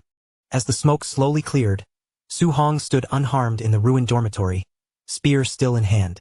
Across from him, Bu Jingfeng stared up in disbelief, stunned by the sight of the trainee standing there without a scratch. Cold sweat rolled down Bu Jingfeng's face. He finally understood that Su Hong had blocked a B-rank skill using only raw thunder energy, not even a complete martial technique. At that moment, he recognized the boy's terrifying talent and understood why Qin Tianli had ordered him to fight with everything he had. Trying to recover some dignity, Bu Jingfeng forced himself to speak. He pointed out that Su Hong clearly did not possess proper thunder spear techniques, then claimed that without a matching technique, the boy would still be defeated easily. Su Hong did not look shaken in the slightest. A smirk touched his face as lightning continued to crackle along his spear, and he calmly admitted that Bu Jingfeng was right. He really did lack thunder attribute techniques. But in the next instant, red flames suddenly surged from Su Hong's power and coiled around the spearhead. The fire did not clash with the golden lightning. Instead, the two forces fused together smoothly, wrapping the weapon in a perfect blend of flame and thunder. With fire and lightning swirling around him at the same time, Su Hong stood tall and completely confident. Bu Jingfeng, staring at the impossible sight in front of him, could only stammer in disbelief. The instructor's eyes widened until they nearly bulged, and sweat poured down his face. What terrified him most was not just the two attributes themselves, but the fact that this trainee had perfectly performed an advanced attribute fusion. Su Hong faced Bu Jingfeng directly, his spear blazing with the merged power of red fire and golden lightning. The weapon hummed with pressure, making the ruined room feel even heavier. Bu Jingfeng stood there drenched in cold sweat, unable to tear his eyes away from the dual attribute fusion. Until this moment, he had always believed such a feat was nothing more than a legend. Then fire seemed to surge in Su Hong's eyes. Without giving Bu Jingfeng any more time to process what he had seen, Su Hong lunged forward, spear raised and killing momentum bursting from his body. Bu Jingfeng gritted his teeth and swung his weapon with force, releasing a sweeping wave of purple energy to meet the incoming attack. The purple blade wave crashed violently against Su Hong's lightning-infused spear. The impact erupted between them, filling the ruined dorm with another burst of violent elemental force. Su Hong forced his way straight through the incoming strike, his spear driving forward with unstoppable momentum. In the next instant, a violent eruption of fused elemental power exploded from the spearhead, surging outward like a storm and completely swallowing his opponent inside the raging blast. The impact was far beyond what Bu Jingfeng could withstand. His defense cracked apart under the crushing force, and blood burst from his mouth as his eyes widened in disbelief, clearly shaken by the terrifying destructive power Su Hong had just released. Before Bu Jingfeng could steady himself, the overwhelming blast hurled him backward with brutal force. His body shot across the room like a broken projectile, smashed through the outer wall of the dorm building, and disappeared into a cloud of shattered stone and flying debris. When the dust and broken fragments finally began to settle, Su Hong remained standing in the ruined room without a single visible injury. Amid the rubble around him, the system calmly informed him that he had gained 7 more martial value points. A faint smile appeared on Su Hong's face as he realized those points were exactly what he needed. He opened his system interface and checked the updated numbers, confirming his current stats and seeing his martial value total had risen to 497 points. Outside, in the courtyard below the dormitory, thunderous crashes continued to echo through the night. The sounds of battle rolled out from the building one after another, and Grandmaster Qin Tianli arrived with Bai Mu just in time to witness the growing commotion. At that moment, Qin Tianli still had no idea Su Hong had already won. In his mind, enough time had passed for Bu Jingfeng to completely suppress that young trainee. With calm confidence, he told Bai Mu that he had already prepared several lectures to steer Su Hong back onto the proper cultivation path, and make him give up that flawed habit of practicing multiple techniques at once. But before Qin Tianli could continue his confident speech, a deafening explosion tore through the upper section of the dormitory. The wall burst apart, and Bu Jingfeng's body was blasted straight out through the opening with terrifying force. Bu Jingfeng fell from the night sky like a stone, unable to control his body at all. A moment later, he slammed heavily into the courtyard, landing right at the feet of Grandmaster Qin Tianli and Bai Mu. By the time he hit the ground, Bu Jingfeng was already completely unconscious. His eyes had rolled back, his body lay limp against the broken earth, and fresh blood continued to drip from the corner of his mouth. Bai Mu drew in a sharp breath the instant she recognized him as one of the elite instructors. Beside her, Qin Tianli stared down at Bu Jingfeng's battered body in frozen silence, his earlier confidence collapsing without a word. Bai Mu's body trembled as she slowly understood what this meant. If Bu Jingfeng was the one lying defeated on the ground, then the so-called low-level Su Hong had actually beaten him. Before they could even fully accept that shocking result, 3 more violent blasts erupted from the dormitory's upper floor. The remaining windows shattered outward, and 3 more figures were launched into the night, each trailing a different streak of elemental energy behind them. The 3 bodies arced through the air for only a brief moment before dropping hard into the courtyard. One after another, they crashed down beside Bu Jingfeng, sending more dust and fragments scattering across the ground. Only then did everyone see who they were. They were the other 3 masked instructors who had been sent to ambush the strongest trainees, and now all 3 of them were beaten unconscious, their bodies covered in signs of a fierce fight. Above them, inside the broken dormitory, the top 3 elite trainees appeared as the clear victors. Wang Tiantuo stood with his arms crossed. Xiaonan floated lazily inside a telekinetic bubble, and Lin Xinghe sat on a ledge while calmly fanning himself. Looking down at Grandmaster Qin, Wang Tiantuo called out that next time, he should send stronger opponents because these instructors were simply too weak. But as Wang Tiantuo looked over the courtyard, his expression suddenly paused. There were 4 defeated instructors lying below, even though the 3 of them had only taken down 3. Xiaonan also noticed the strange detail and wondered aloud who could have ended their fight even faster than they did. Lin Xinghe, however, completely misread the situation and casually assumed the 4th trainee must have been too weak, getting crushed instantly by the instructor assigned to them. Bai Mu was still sweating from the truth she had just realized, and in her mind, she immediately rejected Lin Xinghe's arrogant guess. As she stared at Bu Jingfeng's broken body, she knew very clearly that he had been the strongest of all 4 instructors sent out that night. Grandmaster Qin Tianli stroked his beard while silently sorting through everything that had happened. The swift victories of the top 3 trainees were understandable, given their high cultivation levels and rare talents. But what he could not understand was how Su Hong, who was only at the early stage of Tier 1, had defeated a near Tier 2 opponent even faster than those elite geniuses. His brows tightened as he sank into deeper thought. Qin Tianli wondered what hidden secret allowed Su Hong to pull off something so unreasonable, considering whether the boy had relied on some ultimate martial art or possessed an extraordinary physical constitution. Just then, Instructor Lin Zi came rushing toward them in a panic. His footsteps were hurried, his face was tense, and he shouted from a distance that something serious had happened. Qin Tianli simply closed his eyes and waved one hand, looking completely unbothered. He assumed that one of the trainees had accidentally died during the ambush and casually remarked that a few casualties were normal in this kind of harsh training. Lin Zi was drenched in sweat and looked almost frantic as he quickly corrected him. The crisis was not that someone had died. The real problem was that Su Hong had used an elemental attribute fusion technique during his battle with Bu Jingfeng. Qin Tianli nodded almost automatically at first, as though the answer made perfect sense. A fuse technique would indeed explain how Su Hong managed to defeat an opponent stronger than himself. But in the very next instant, the full meaning of those words finally struck him. His calm expression vanished, and Grandmaster Qin Tianli froze in genuine shock. A blazing golden aura suddenly erupted around him as Qin Tianli grabbed Lin Zi hard by the shoulders. His voice turned sharp and intense as he demanded that Lin Zi repeat what he had said, warning him not to invent such an absurd lie about Su Hong achieving dual attribute fusion.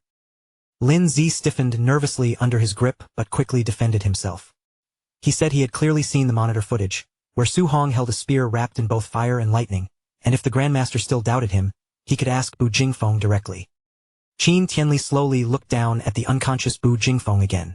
As his gaze fell on the defeated instructor, the reality of Su Hong's thunder and fire fusion finally began to sink in.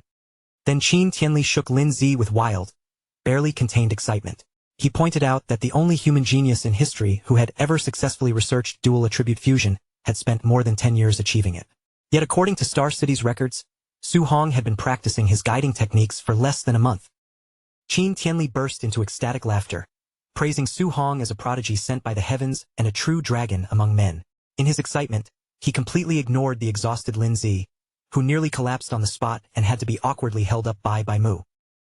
While supporting her dizzy colleague, Bai Mu looked at the Grandmaster and asked whether attribute fusion was really powerful enough for an early-stage Tier 1 to defeat someone close to Tier 2. Qin Tianli straightened himself and regained some of his dignity before confirming it, explaining that the pioneer of this technique had once been able to suppress Tier 2 enemies with ease while still remaining at Tier 1. Bai Mu grew even more curious after hearing that. If this combat method was so overwhelmingly powerful, she could not understand why it had not been widely promoted. Even if the difficulty was extreme, the reward sounded so great that it seemed worth taking the risk. Qin Tianli's expression turned solemn as he explained the cruel reality. Many people in the past had attempted attribute fusion, but the process was unbelievably difficult, and a single mistake could severely cripple the practitioner. Worse still, even those who succeeded often became permanently trapped at Tier 1, making all that effort and danger ultimately meaningless. But his serious mood did not last long. Qin Tianli's eyes lit up again as he clenched a fist wrapped in fiery energy, emphasizing that Su Hong had mastered this fusion in less than a month. He marveled at the boy's monstrous comprehension and could not help wondering how terrifying Su Hong would become if he eventually fused all 7 of his elemental attributes. The Grandmaster spread his arms wide as his imagination ran completely wild. In his mind, he could already see the grown Su Hong standing like an unmatched powerhouse, wielding a blinding 7-colored fusion of every element, and wiping out a colossal alien emperor with one earth-shaking strike. Lin Zi and Bai Mu both broke into awkward sweat as they watched the Grandmaster get carried away. They carefully pointed out that he was clearly exaggerating, reminding him that fusing 2 elements was already an incredible achievement, while successfully combining all 7 was basically a fantasy. Qin Tianli coughed to cover his embarrassment and forced himself to calm down. He told them to forget that little outburst, but his tone quickly became serious again. Now he understood the weight of the responsibility on his shoulders. If he left Su Hong alone to manage all 7 attributes without proper guidance, the boy might one day hit a wall while trying to fuse a 3rd element and destroy his own potential. If that happened, Qin Tianli believed he would become a sinner to all of humanity for failing such a rare talent. Suddenly, Lin Zi shouted as another important detail struck him. He reminded the Grandmaster that Su Hong must also have some kind of special physique, because before using elemental fusion, his raw physical strength alone had already been enough to overpower Bu Jingfeng. Qin Tianli immediately turned irritated and scolded him for not reporting such a crucial matter sooner. The instructors quickly began calculating just how absurd Su Hong's strength really was. Lin Zi pointed out that Su Hong had crushed Bu Jingfeng's near 500 vitality with a base vitality of only 120. After considering that massive physical amplification, they concluded it far exceeded even Wang Tiantuo's elite barbarian god body, proving that Su Hong's constitution was truly monstrous. Grandmaster Qin Tianli stared toward the damaged dormitory, his thoughts rapidly forming a new plan. He declared that the next day, he would organize a formal combat tournament to fully test Su Hong's true battle power and vitality limits. To do that, he intended to have the camp's top 3 elite trainees, Wang Tiantuo, Lin Xinghe, and Xiao Nan, face Su Hong directly. A determined glint appeared in the Grandmaster's eyes as he made his decision.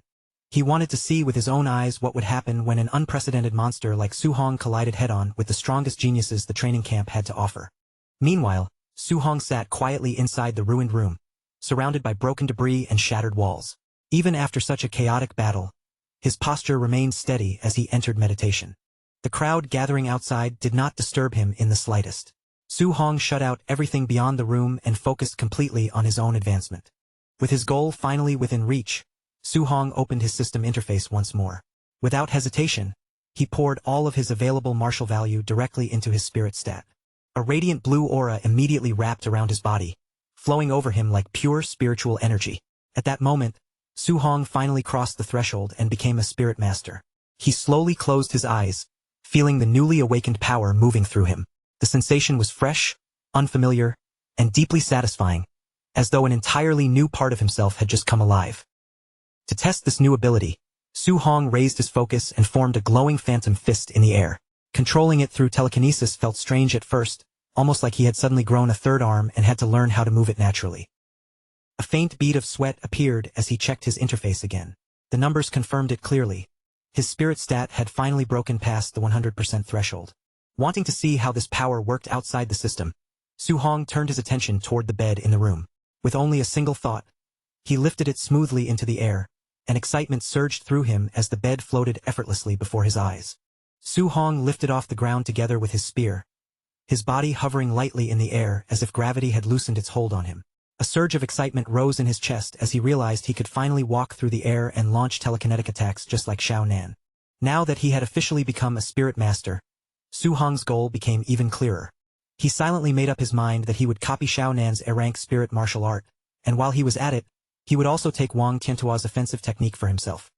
The very next morning, a sudden urgent announcement rang through the entire camp.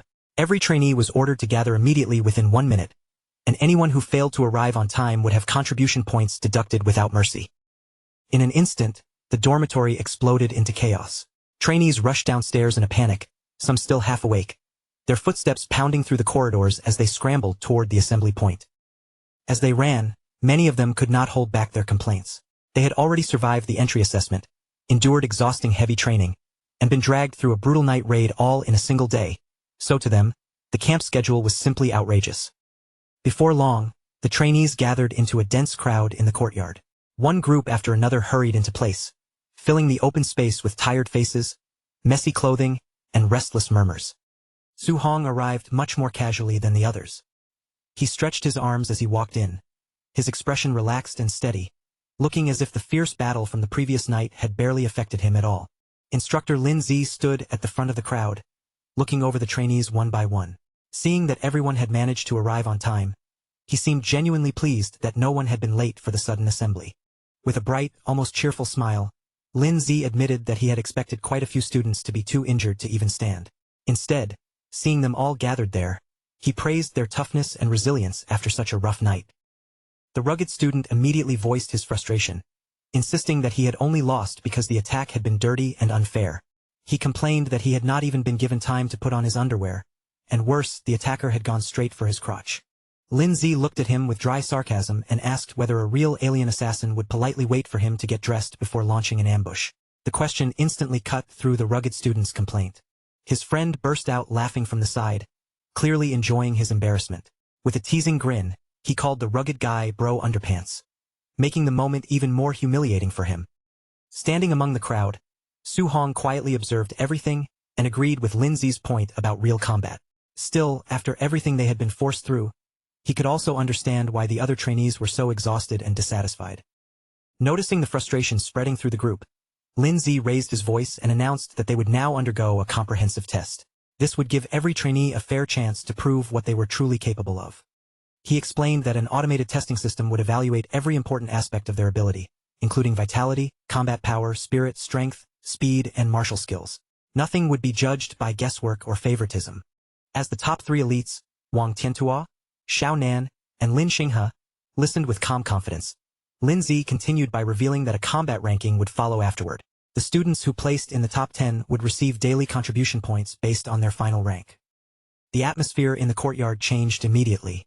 The trainees began buzzing with excitement, and although everyone knew the top 3 positions would almost certainly belong to the elite trio, they were ready to fight fiercely for the remaining 7 spots. Su Hong's interest was instantly drawn in. A small smile appeared on his face as he wondered what kind of grand prize would be waiting for the student who managed to take first place. Lin Zi raised his hand and quieted the noisy crowd. Once the trainees settled down, he led them away from the courtyard and brought the entire group toward the camp's testing facility. They soon arrived at a massive warehouse-like building. Inside, Lin Zi stood on a raised platform beside a strange spider-shaped machine, introducing it as a Tier 2 combat power tester. As the trainees gathered inside and the crowd slowly settled, Grandmaster Qin Tianli stood nearby, his sharp gaze sweeping across the students. He immediately noticed that his true target had blended perfectly into the group. A bandaged trainee standing next to Su Hong felt the Grandmaster's intense gaze and mistakenly assumed it was aimed at him. Thinking Qin Tianli was admiring his potential, he grew smug, only for Su Hong to glance over and bluntly tell him he had it wrong. Su Hong could feel the pressure of Qin Tianli's stare more clearly than anyone. A nervous drop of sweat appeared on his face, because he knew very well that the Grandmaster's real attention was fixed directly on him. Grandmaster Qin Tianli then addressed all the trainees. In a calm but powerful voice, he announced a new grand prize. Whoever ranked first overall would be allowed to choose either an A-rank martial art or an A-rank movement technique. The entire crowd erupted the moment they heard the reward. Realizing that even the top 3 elites would have to take this seriously now, the trainees began debating excitedly about who would come out on top. Wang Tiantua's expression immediately became serious.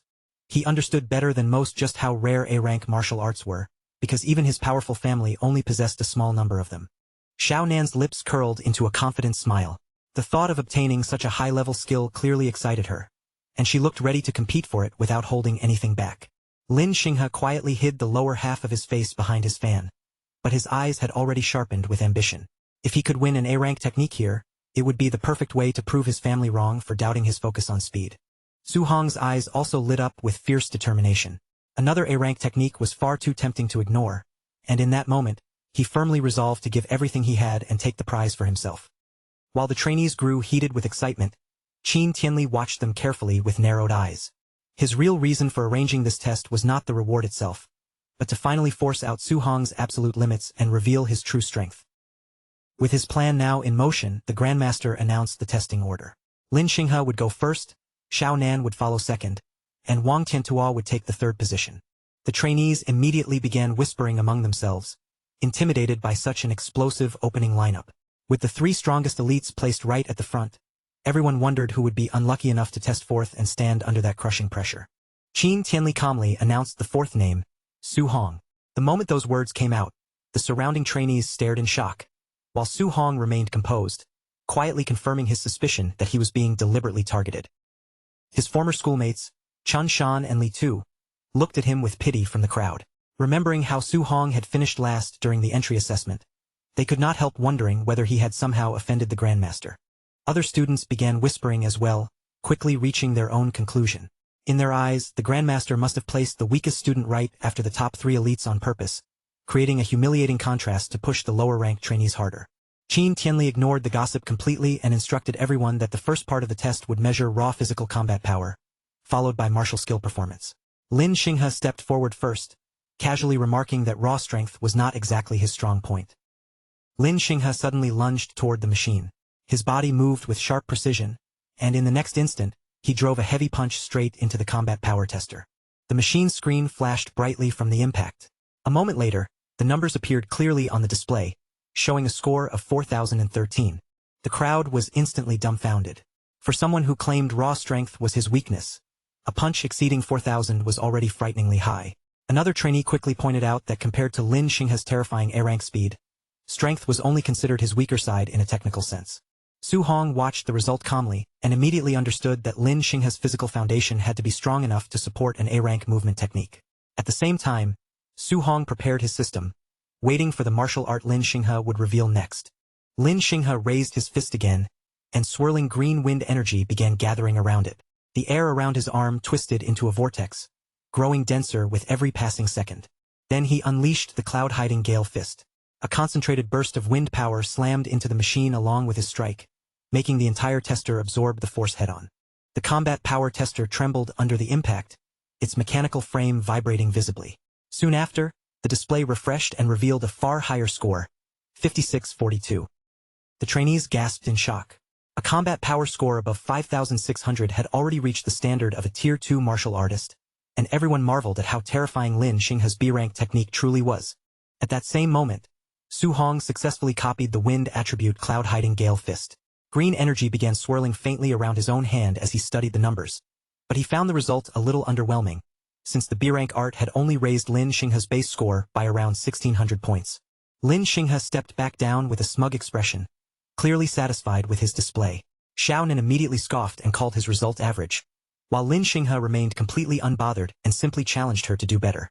Xiao Nan then took her turn and recorded a base combat power of 3,253. The trainees did not find this strange, since everyone knew a spirit master's physical body was usually weaker, and her true strength was never in brute force but in telekinesis. When it came time for the martial skill phase, Xiao Nan's eyes suddenly began to glow. Her calm expression sharpened as invisible spiritual force gathered around her. Using her telekinesis, Xiao Nan condensed a massive golden hammer in midair. The huge weapon formed above the machine, then came crashing down with tremendous force onto the tester. Su Hong's system reacted instantly and copied the ability, granting him the spirit attribute weapon condensation art. Feeling the new skill fall into his hands so effortlessly, Su Hong was thrilled and could not help thinking that this training camp was basically a treasure trove. An eager grin slowly spread across Su Hong's face as he looked ahead with growing anticipation. If the test continued like this, he could not help wondering just how many more powerful skills he might secretly pick up before everything was over. On the stage, Xiao Nan moved without hesitation. She swung her arm downward, and the enormous spiritual weapon above her followed that motion, crashing down toward the combat tester with crushing force. The tester screen flashed brightly from the impact.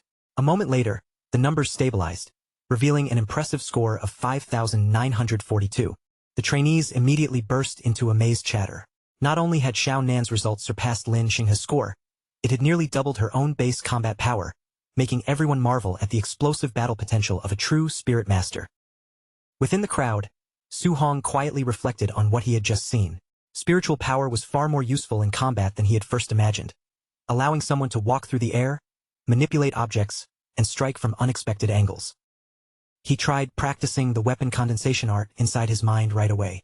Above him, faint golden energy began gathering together, slowly taking shape as he attempted to imitate Xiao Nan's technique. But after only a brief moment, Su Hong snapped his fingers, and the forming shape quickly scattered into fading light. The condensed energy could not hold together for long. Feeling the strain pressing on his spirit, Su Hong immediately understood the problem. Whether forming weapons or even more complex shapes like beasts, turning spiritual power into solid objects consumed an enormous amount of energy. A thin layer of sweat appeared on his face as he silently judged his own condition. With his current level of spiritual power, forcing himself to learn the technique properly right now was simply too difficult. So Su Hong decided to leave that skill for later and shifted his attention back to the stage. Wang Tiantuo was already preparing for his turn, and Su Hong was eager to see what kind of ability this elite trainee would reveal. Wang Tiantua stepped forward with absolute confidence, his posture steady and imposing. The surrounding trainees immediately cheered for him, loudly praising the power of his barbarian god body and calling him a true combat god. Su Hong watched him closely from the crowd, his interest clearly stirred. He wanted to know how Wang Tiantua's famous barbarian god body would compare against his own overlord body. Before attacking, Wang Tiantua warned everyone to watch carefully. Then, without using any martial art, he threw a pure physical punch straight into the machine, and the impact instantly released a massive shockwave. The trainees were left stunned by the result. Wang Tiantua's raw physical strike was only 300 points lower than Lin Xinghe's martial art attack, proving just how terrifying his legendary strength really was. Grandmaster Qin Tianli watched the display and gave a slight nod of approval. Even with his standards, Wang Tiantua's physical foundation was impressive enough to earn genuine recognition. Wang Tiantua then turned and bowed respectfully to the Grandmaster. After that, he announced that he would now show his martial art for the second phase of the test. From within the crowd, Su Hong's eyes brightened with interest. A faint smile appeared on his face as he waited to finally witness Wang Tiantua's rumored A-rank offensive technique. Wang Tiantua began channeling his power, and a pale blue flame suddenly ignited around his right arm. The eerie fire wrapped tightly around him, clinging to his fist like a living aura. He lowered his body into a firm combat stance and pulled his glowing fist back. Around him, the pale blue flames surged stronger, making the air seem heavy with violent energy. Grandmaster Qin Tianli recognized the technique at a glance. His eyes sharpened as he identified it as the rare and powerful A-rank martial art, Bone Netherfire Fist. At the same time, Su Hong's system interface chimed with a notification that the fire technique had been successfully copied. Su Hong was both surprised and delighted, remembering that this exact skill had cost 2,800 contribution points in the martial arts pavilion, which made obtaining it so easily feel like an enormous bargain. Wang Tiantua locked onto the machine with intense focus. In the next breath, he released his gathered power and launched the attack. His blazing fist slammed into the combat tester, and the pale blue flames erupted outward with a powerful burst of elemental force. The entire machine shuddered beneath the heavy strike. The screen lit up with an enormous score of 7,534. The trainees were shocked, realizing that Wang Tiantua's A-rank technique had pushed his attack power close to the level of a middle-stage Tier 2 martial artist, which was an outrageous boost considering his base vitality was only around 350. Grandmaster Qin praised him openly, saying that Wang Tiantua's father had often bragged about raising a future grandmaster. And now Qin Tianli could see there was truth behind those words. Wang Tiantua accepted the compliment with clear satisfaction. After the top 3 elites had set an incredibly high standard, the grandmaster finally turned his attention toward his true target. His gaze landed on Su Hong, and he called him up to the stage. Su Hong walked forward calmly as the surrounding trainees instinctively stepped aside. Whispers spread through the crowd, with many pitying him for having to follow the 3 elites, while others mistook his composed expression for the look of someone who had already given up. Standing in front of the testing machine, Su Hong listened as Grandmaster Qin instructed him to use only pure physical strength for the first strike. Martial arts were forbidden for this phase, and Su Hong, completely unbothered, simply nodded and agreed. Su Hong lowered his body into a stance and began winding up his arm. The force building through that simple movement stirred the air around him, sending a sharp current whipping outward. He exhaled sharply, and his relaxed expression vanished. His eyes turned focused and intense, shining with the determination to put everything into this single strike. With the grand prize firmly in his sights, Su Hong drove his fist forward with full confidence. In his mind, first place was already the goal he had decided to claim. His bare fist smashed into the combat tester, and the impact detonated like an explosion. A massive shockwave burst outward, kicking up a thick cloud of dust across the testing area. The heavy machine shook violently under the force of that punch. Then the screen updated, revealing a pure physical combat power score so shocking it almost felt unreal. 6551. The instant they saw the result, both Grandmaster Qin Tianli and Instructor Lin Zi broke into a cold sweat. Qin Tianli was shaken to his core, realizing that even after everything he had witnessed, he had still underestimated Su Hong's absurd base strength. For a moment, the entire training hall fell into complete silence. The trainees stared at the screen with wide eyes and dropped jaws, as if none of them could believe what they were seeing. Then chaos erupted all at once. The trainees shouted in disbelief, some even wondering if the machine had malfunctioned. They could not understand how the student who had ranked dead last in the entry assessment was suddenly producing numbers that completely shook their belief in Wang Tiantua as the camp's undisputed king. Even the top 3 elites could no longer stay composed. Lin Xinghe's arrogant expression disappeared as he stared at Su Hong, unable to accept that such physical power could belong to a Tier 1 martial artist. In his shock, he wrongly assumed Su Hong must have secretly advanced to Tier 2. Breaking through the tense atmosphere, Su Hong turned toward the instructors with a calm expression and asked whether he should continue with the martial arts test. Grandmaster Qin Tianli, still recovering from the shock, finally gave him permission. Su Hong stepped back into the testing area and planted his feet firmly. This time, his posture carried a sharper edge as he prepared for the next attack. Inside his system, the newly acquired technique began processing at incredible speed. The mastery percentage climbed rapidly, and soon a pale blue fiery aura identical to Wang Tiantuo's attack ignited around Su Hong's body. As the proficiency rushed past 80%, Su Hong immediately noticed how smoothly the bone netherfire fist fit him. Compared with his previous A-rank movement technique, this explosive martial art was far easier for him to grasp, as if it matched his fighting style perfectly. Watching Su Hong gather power, Instructor Lin Zi could not help wondering aloud how high the final score might reach. Since Su Hong came from an ordinary working-class family, Lin Zi assumed he could not possibly have the resources to learn anything beyond a low-rank martial art. Grandmaster Qin narrowed his eyes as he sensed the powerful elemental energy radiating from Su Hong. He immediately corrected Lin Zi, saying that judging by the intensity of the aura, this was definitely not some low-level martial art.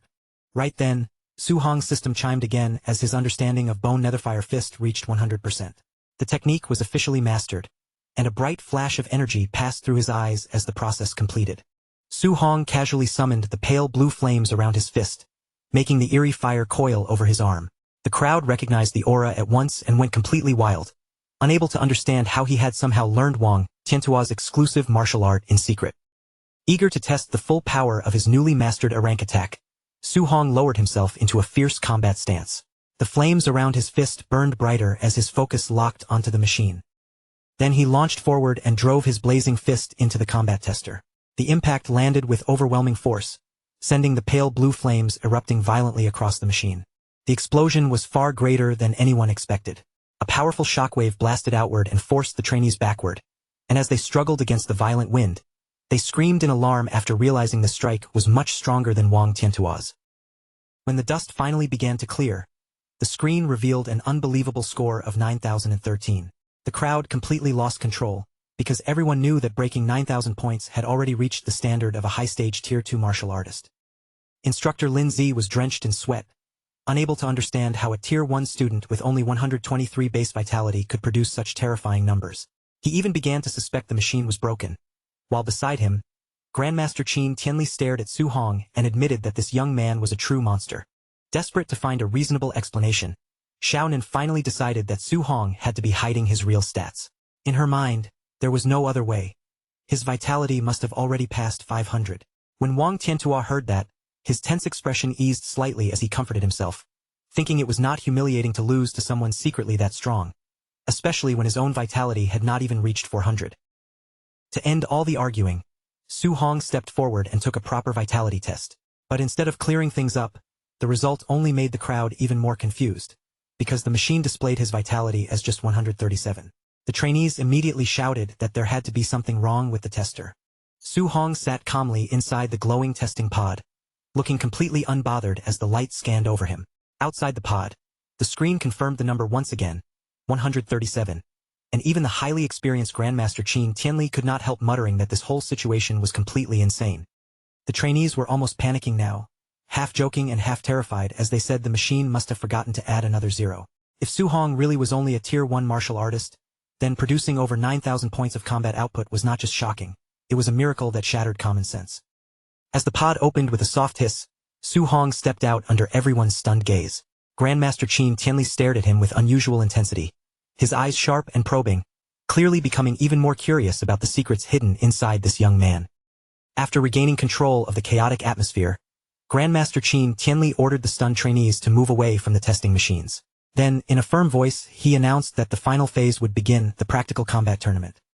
With a faint smirk, the Grandmaster explained the rules. This stage would use a challenge system, meaning trainees could choose their own opponents, and whoever stood as the final winner would secure first place along with the grand prize of an A-rank martial art. The moment those rules were announced, a hungry shadow passed over Lin Xinghe's face.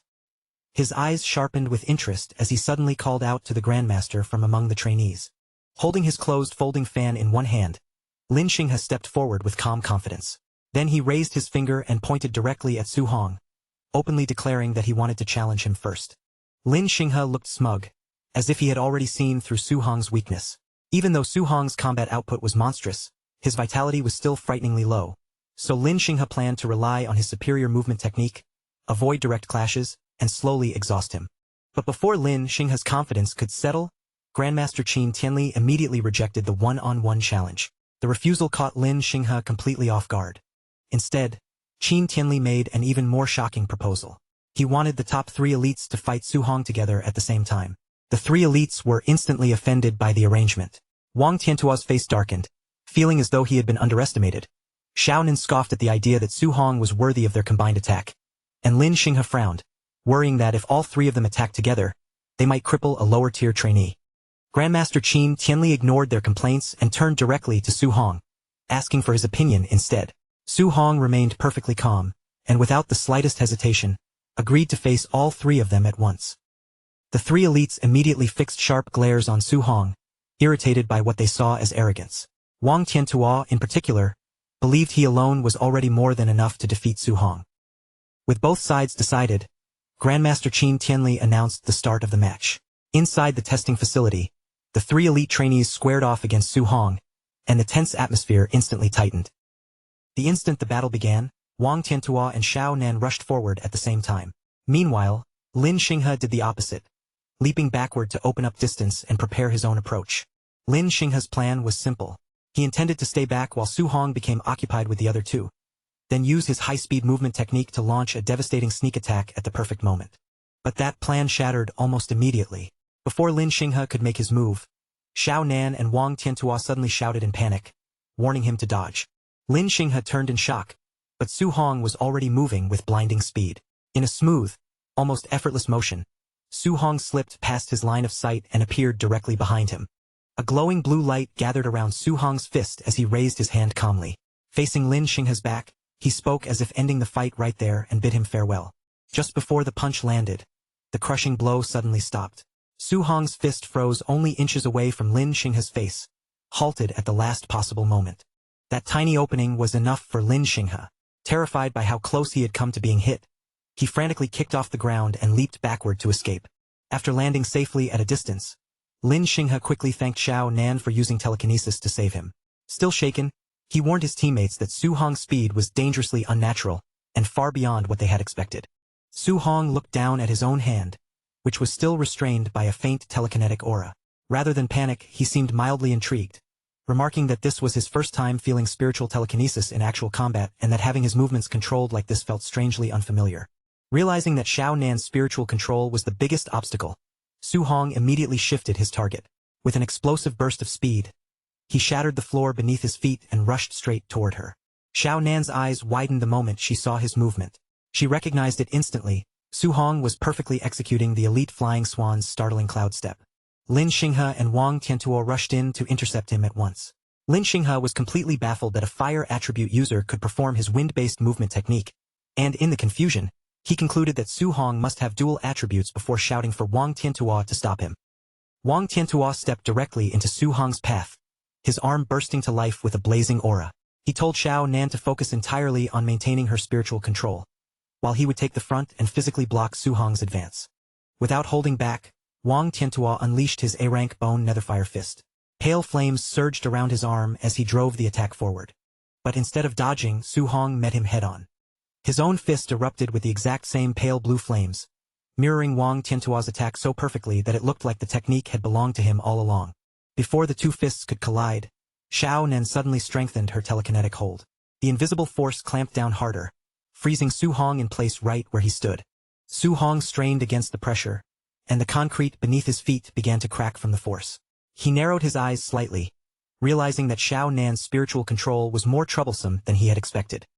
Taking advantage of the moment Su Hong was immobilized, Lin Xinghe sprang into the air. He dropped down from above with a fierce kick aimed directly at Su Hong's head.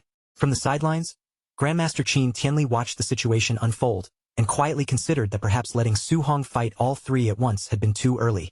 He knew that breaking free from a spirit master's crowd control required either overwhelming physical strength or spiritual power strong enough to counter it. Even with the combined attacks closing in and Xiao Nan's telekinetic force locking him down, Su Hong's expression did not show the slightest panic. A confident smile slowly appeared on his face, and even Qin Tianli was shocked to see how calm he remained. Just as the attacks were about to land, Su Hong suddenly erupted with a terrifying surge of brute strength. The invisible bind around him shattered apart under the force. The violent backlash struck Xiao Nan immediately. Her face paled, blood burst from her mouth, and her spiritual control collapsed in an instant. Now completely free, Su Hong moved without hesitation. He intercepted the incoming attacks with ease, and the collision released a powerful shockwave across the battlefield. The spectating trainees exploded into disbelief. They were horrified that Su Hong had shattered Xiao Nan's telekinesis and blocked the elite's attacks using nothing but raw physical strength, making him look less like a normal trainee and more like a ferocious beast. With a ruthless motion, Su Hong twisted the limbs he had caught. The sudden force completely destroyed Lin Xinghe and Wang Tiantuo's balance before either of them could react. Caught off guard by that overwhelming power, Lin Xinghe's face changed with panic while Wang Tiantuo cursed under his breath. At that moment, both of them realized they had fallen completely under Su Hong's control. Using his monstrous strength, Su Hong lifted both elite trainees off the ground at once. Then he spun them rapidly through the air like ragdolls, their bodies whipping around under his grip. With his eyes glowing fiercely, Su Hong suddenly stopped the rotation. In the next instant, he slammed both elites face first into the concrete floor without the slightest mercy. The impact shattered the ground beneath them. Wang Tiantuo's face was driven straight into the broken rubble, while Lin Xinghe coughed up blood from the tremendous shock. All around the facility, the trainees watched in horror as the heavy thuds echoed through the hall. Each impact made the ruined floor tremble beneath their feet. Su Hong's savagery was terrifying to witness.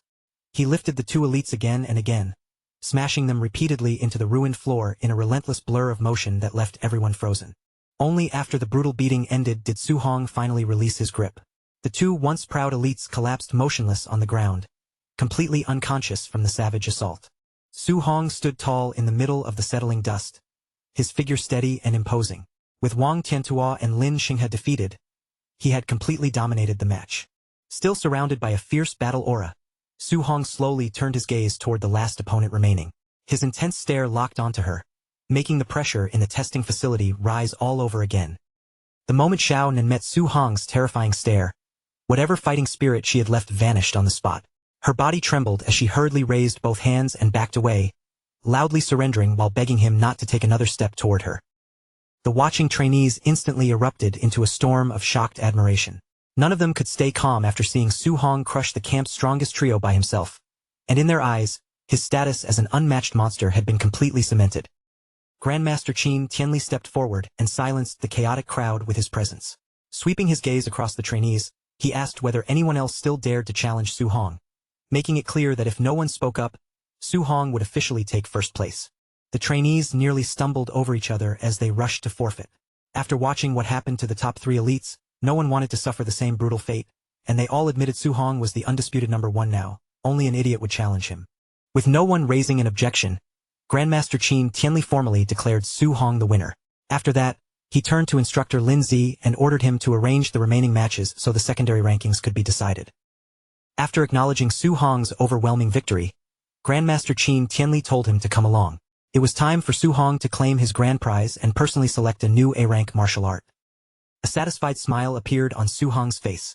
Winning the tournament meant he could add yet another powerful A-rank martial art to his growing arsenal, and that reward alone made the fight completely worth it. As the two of them walked away, Grandmaster Qin Tianli mentioned that he had been watching Su Hong closely ever since he first arrived at camp. Then he asked why Su Hong had chosen to hide his true strength when most trainees were desperate to show off. Su Hong answered calmly, explaining that his caution came from necessity. Without the support of a powerful family behind him, revealing too much talent too early would only make him an easy target for people with bad intentions. Grandmaster Qin Tianli laughed when he heard that, clearly appreciating Su Hong's survival instincts. He then admitted that the tournament had actually been arranged specifically because of Su Hong, with the goal of exposing his value so more elite training resources could be secured for him. Qin Tianli advised him that resources were always concentrated on recognized geniuses, whether anyone liked it or not. Then he assured Su Hong that from this point forward, there was no need to keep hiding, because he would personally protect him.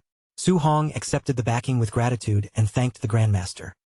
Before long, they arrived at the martial art pavilion. Inside, the receptionist was startled the moment she saw Grandmaster Qin Tianli enter, and she quickly stood at attention as he ordered her to bring out the complete master list of martial arts.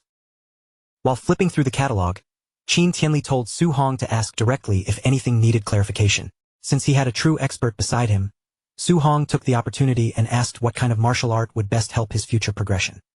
Before giving advice, Qin Tianli asked Su Hong to list the martial arts he currently had. Su Hong casually named Bone Netherfire Fist, Flying Swan Startling Cloud Step, Cloud Hiding Gale Fist, and Void Breaking Finger, adding that the rest of his skills were only lower-ranked techniques. Grandmaster Qin Tianli's expression immediately tightened. He pointed out that both Flying Swan Startling Cloud Step and Cloud Hiding Gale Fist were not even part of their inventory, then asked in disbelief whether Su Hong had genuinely learned them just by watching Lin Xinghe use them once. When Su Hong casually confirmed it, a bead of sweat rolled down Qin Tianli's face. He stared at the young man in stunned silence, once again confirming in his heart that Su Hong was an absolute monster beyond normal understanding. The receptionist watched from the side in complete shock. She could not help wondering who Su Hong really was, since Grandmaster Qin Tianli was personally helping him choose a martial art like this. After scanning through the catalog for a while, Qin Tianli suggested that Su Hong consider a control-type martial art. Since Su Hong already had powerful offensive and movement skills, adding control would make his combat style much more complete. He recommended the A-rank Flame Cage, a fire-based technique that used fire ki to trap enemies in place. Qin Tianli explained that control arts required ki to leave the body, which was difficult even for Tier 2 martial artists, but with Su Hong's talent, he believed the boy might overcome the usual limits of Tier 1. To help Su Hong make a proper decision, Qin Tianli added that he happened to know the technique himself. If Su Hong wanted to understand it more clearly, he could demonstrate it on the spot. Su Hong immediately focused his attention on him and thanked the Grandmaster. His eyes followed every movement closely, clearly not wanting to miss even the smallest detail. Qin Tianli raised his hand and summoned a tiny spark from his palm. As he spoke about the practical value of control-type arts in battle, that small flame quickly expanded and formed into a glowing cage of fire. He then explained the ideal combat flow behind the technique.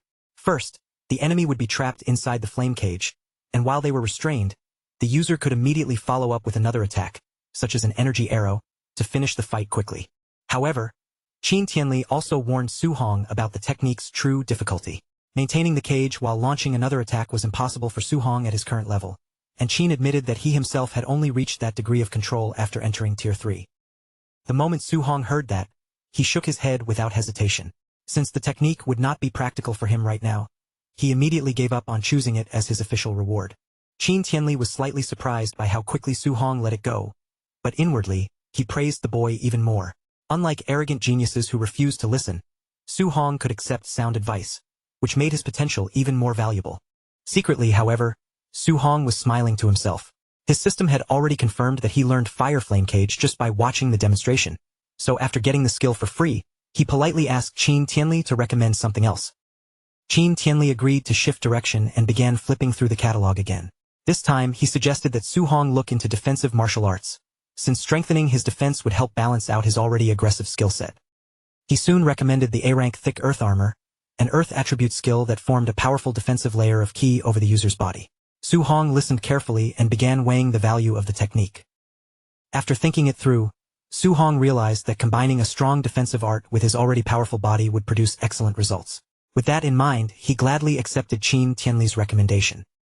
While finalizing the choice, Qin Tianli asked about Su Hong's special physique. Su Hong did not hesitate for long and confidently made up a name on the spot, calling it the Overlord Body. Inside his head, Su Hong was already getting excited. He imagined Qin Tianli being shocked by this so-called rare constitution, praising it endlessly, and maybe even rewarding him with a mountain of A-rank skills. But Qin Tianli simply admitted that he had never heard of such a physique before. Su Hong awkwardly confessed that he had just invented the name, and the Grandmaster could only guess that it might be an entirely unrecorded physical constitution.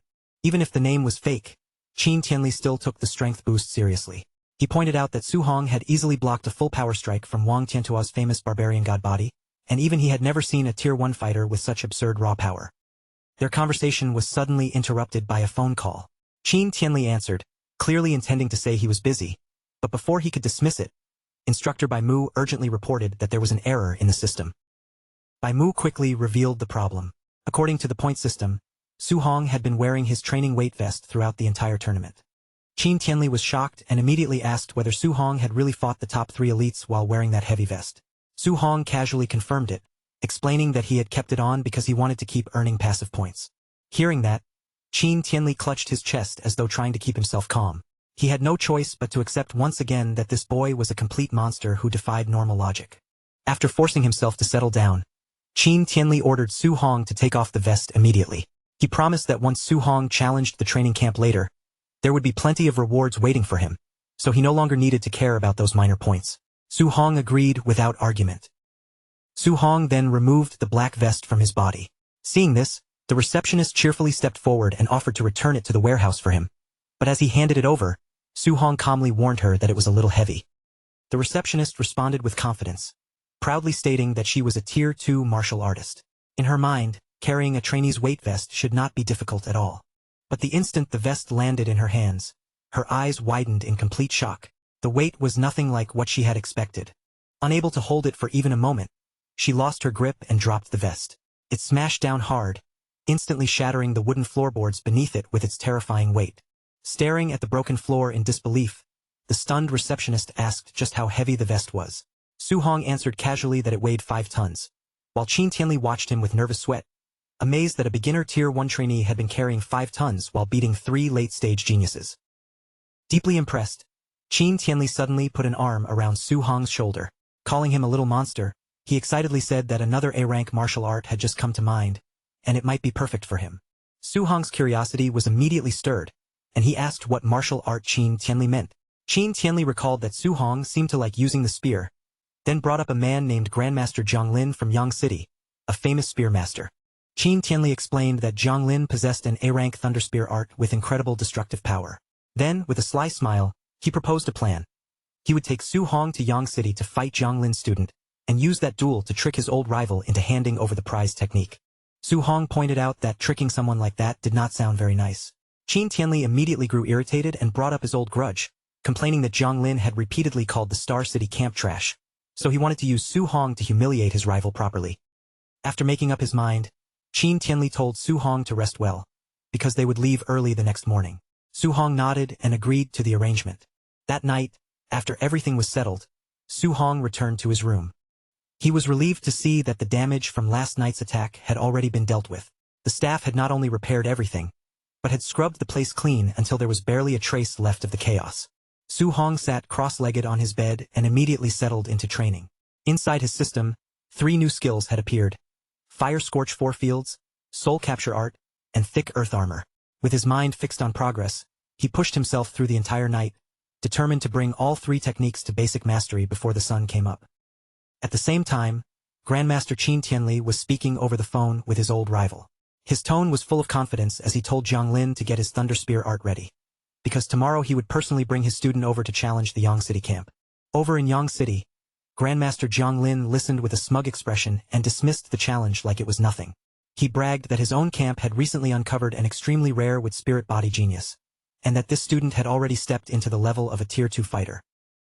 Zhang Lin kept boasting without the slightest hesitation, saying his disciple had learned the A-rank with prison technique in only 2 days. He even claimed the boy had already reached the stage where his chi could leave his body, and as he spoke, his proud gaze remained fixed on his student training nearby. The student was a green-haired young man, and his whole body was tense with effort. A layer of green aura wrapped around him, pulsing and shifting as he struggled to control the power building inside him. Gathering that energy, he suddenly released the technique. In an instant, thick wooden vines burst out and twisted together, forming a huge, tangled cage that took shape as the wood prison. But the moment the wood prison formed, something went wrong. The energy inside it began to shake, and the entire technique quickly turned unstable. The young man panicked and tried to force the wild vines back under control, but it was already too late.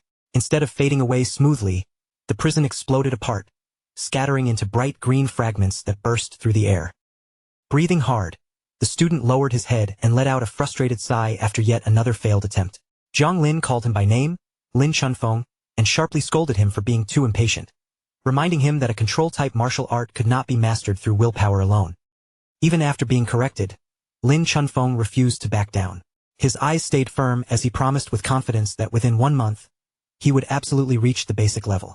Returning to the phone call, Zhang Lin immediately began mocking Qin Tianli again. He bragged that his student was already a monster for being able to learn the technique in a single month, especially since Zhang himself had needed 3 full months.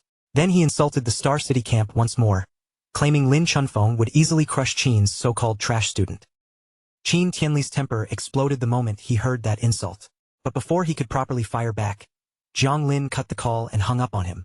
After ending the call, Jiang Lin turned toward Lin Chunfeng and gave him a very specific order. During tomorrow's match, he told him not to win too quickly, but to make the battle look close and then narrowly take victory, just to preserve a little face for Qin Tianli. Greenwood energy gathered around Lin Chunfeng's hand, shaping itself into a claw-like form. With a calm smile spreading across his face, he assured his master that his acting skills were already prepared. The next afternoon, far above the Yang City training camp on a flattened mountain peak, Grandmaster Qin Tianli carried Su Hong through the air with his own power, flying straight toward the base. Su Hong glanced down at the world beneath his feet, the ground far below making the flight feel even more unreal. With a slightly nervous smile, he admitted that he had never imagined his very first time flying would happen like this. A powerful gust of wind swept through the area as the two descended. Moments later, they landed directly in the center of the courtyard, facing Jiang Lin and the people gathered around him. Jiang Lin stepped forward with a smug grin already on his face. Looking at his old rival, he greeted Qin Tianli and casually asked to see the genius student he had brought all this way to challenge Yang City. Qin Tianli introduced Su Hong as a beginner Tier 1 fighter who also used a spear. Su Hong planted his weapon against the ground, kept his posture respectful, and politely greeted the rival grandmaster. The smugness on Jiang Lin's face immediately froze, then twisted into irritated disbelief. He stared at Qin Tianli and asked if he had lost his mind, actually treating a beginner Tier 1 rookie as some kind of genius. Inside, however, Jiang Lin was already starting to sweat. A Tier 2 student fighting a beginner at Tier 1 should normally end in an instant kill, and now he was genuinely worried that Lin Chunfeng's acting skills would be pushed to the limit just to make the match look fair. Qin Tianli ignored the insult completely. With full confidence, he urged Jiang Lin to start the match already, even adding in a casual tone that he and Su Hong still needed to return home in time for dinner. Before long, a large crowd of trainees had gathered around the arena at the Yang City training camp. Everyone waited with eager faces, buzzing with excitement for the challenge that was about to begin. Some of the trainees whispered among themselves about the so-called genius who had come from Star City. A few even joked aloud, hoping that this challenger would not turn out to be too weak to make the fight entertaining. Grandmaster Jiang Lin stood before the crowd and formally introduced the well-known Grandmaster Qin Tianli, along with the student Qin had brought with him, the supposed genius named Su Hong. Then, with a smug smile that made his intention obvious, Jiang Lin revealed Su Hong's cultivation level to everyone. He announced that this visiting genius was only a beginner at the Tier 1 stage. The local trainees immediately burst into disbelief. Feeling insulted that someone this week had dared to come and challenge their camp, they began mocking Su Hong, loudly pointing out that their champion Lin Chunfeng was already a Tier 2 martial artist who could crush him in an instant. When Lin Chunfeng heard the crowd's reaction, cold sweat started to form on his face. His master had ordered him to make the match look close for Qin Tianli's sake, but now he had no idea how he was supposed to fake a fair battle against someone who appeared that weak. Ignoring the noise from the trainees, Jiang Lin turned back to Qin Tianli and confirmed the wager. If his student won, then Qin Tianli would have to teach him an A-rank martial art. Putting on an air of generosity, Jiang Lin then looked toward Su Hong and said that if he somehow managed to win, he could choose one extra A-rank martial art as his reward. Su Hong accepted the offer calmly and thanked him politely. Qin Tianli looked amused by the whole thing and slapped his rival on the back, sarcastically calling him a nice guy. Jiang Lin, meanwhile, remained completely convinced that a beginner at Tier 1 could never defeat a Tier 2 student with a rare wood-spirit body. With the stakes set, both competitors stepped into the arena. The grandmasters watched from the side as the atmosphere around the ring grew heavier. Before the fight began, Jiang Lin gave Lin Chunfeng a subtle reminder to restrain his strength. Gripping his sword tightly, the anxious student nodded and assured his master that he would hold back. Lin Chunfeng drew his blade, but his mind was still tangled in worry. Instead of focusing on victory, he kept thinking about how he was supposed to perform well enough without making the fight end too fast. What frightened him most was the possibility of making one careless move. Against a beginner, even a single accidental strike might seriously injure Su Hong. Then Lin Chunfeng noticed something strange. Su Hong was standing there empty-handed, so he asked why he was not using the spear he had clearly brought with him to the camp. Su Hong simply stretched his body in a relaxed manner, looking completely unbothered. He replied casually that he did not plan to use his weapon just yet. In truth, Su Hong had a practical reason for fighting barehanded. His only spear skill was still just a basic C-rank technique, and compared with his newly acquired A-rank fist and movement skills, using the spear would only put him at a disadvantage. Lin Chunfeng misunderstood that choice entirely. To him, Su Hong's relaxed attitude looked like pure arrogance, and irritation immediately began to build in his chest. Wanting to test whether Su Hong's confidence was real or just empty pride, Lin Chunfeng kicked off the ground and leapt into the air. Sword in hand, he charged straight toward the unarmed trainee. A green aura covered Lin Chunfeng's body as he raised his sword high. Then, with a sharp burst of force, he brought the blade crashing downward. Su Hong avoided the heavy slash with ease, shifting aside just before the sword landed. The blade smashed into the stone floor instead, cracking the ground and sending broken debris flying outward. At the same time, Su Hong activated his A-rank movement skill. His body glided backward across the arena with smooth, almost effortless grace. A trail of wind followed behind him as he continued to keep his distance. From his calm posture, it looked as if he was not being pressured at all. Lin Chunfeng's eyes widened in shock. He had never expected a mere beginner to display an A-rank wind-based movement technique so cleanly. Watching from above, the Grandmaster's expression shifted into an amused smirk. The display was far more impressive than the crowd had expected. Lin Chunfeng refused to let Su Hong keep slipping away. Tightening his grip, he rushed forward again, determined to close the distance. As he charged, Lin Chunfeng declared that movement skills would be useless now. He immediately released his wood prison technique, intending to trap Su Hong before he could dodge again. Thick green vines burst up from beneath the arena floor. In the next instant, they shot toward Su Hong and wrapped tightly around his leg, locking him in place. Facing a rare control-type skill head-on, Su Hong's eyes showed a flicker of surprise. For a moment, he even acknowledged that Lin Chunfeng's talent was impressive, but his expression stayed steady. Without panicking at all, he released his aura and prepared to rely on pure physical strength to tear those vines apart by force. But before Su Hong could actually make his move, the frail green vines wrapped around him suddenly cracked apart on their own. In the blink of an eye, they shattered into pieces and disappeared completely, as if they had never existed. Su Hong froze slightly, confusion crossing his face. He had expected something stronger from a technique with such powerful control potential, yet it had collapsed almost instantly, leaving him both puzzled and faintly disappointed. And in that tiny opening, Lin Chunfeng seized his chance. His figure appeared in midair behind Su Hong, sword already raised high. As the blade came slashing downward, he declared with confidence that holding Su Hong still for even 1 second was more than enough to decide the battle. Yet Su Hong did not look shaken in the slightest. He simply turned his gaze over his shoulder, calm enough that it seemed as if he had already sensed Lin Chunfeng's attack coming. A swirl of bright green wind energy quickly gathered around Su Hong's fist. The air around his arm twisted and sharpened, and in that instant, he prepared to answer the incoming sword strike with a direct counterpunch. The moment Su Hong launched that wind-wrapped fist, Lin Chunfeng's eyes widened sharply. His confidence cracked in an instant as he realized the speed of the counterattack was far beyond what he had expected. Lin Chunfeng immediately understood the danger. Su Hong's punch was moving so fast that it would reach him first, landing cleanly before his descending sword had any chance to touch its target. With no time left to dodge, Lin Chunfeng desperately activated his would-escape technique. Thick wooden growths surged up in front of him, forming a heavy barrier just as Su Hong's fist came crashing in.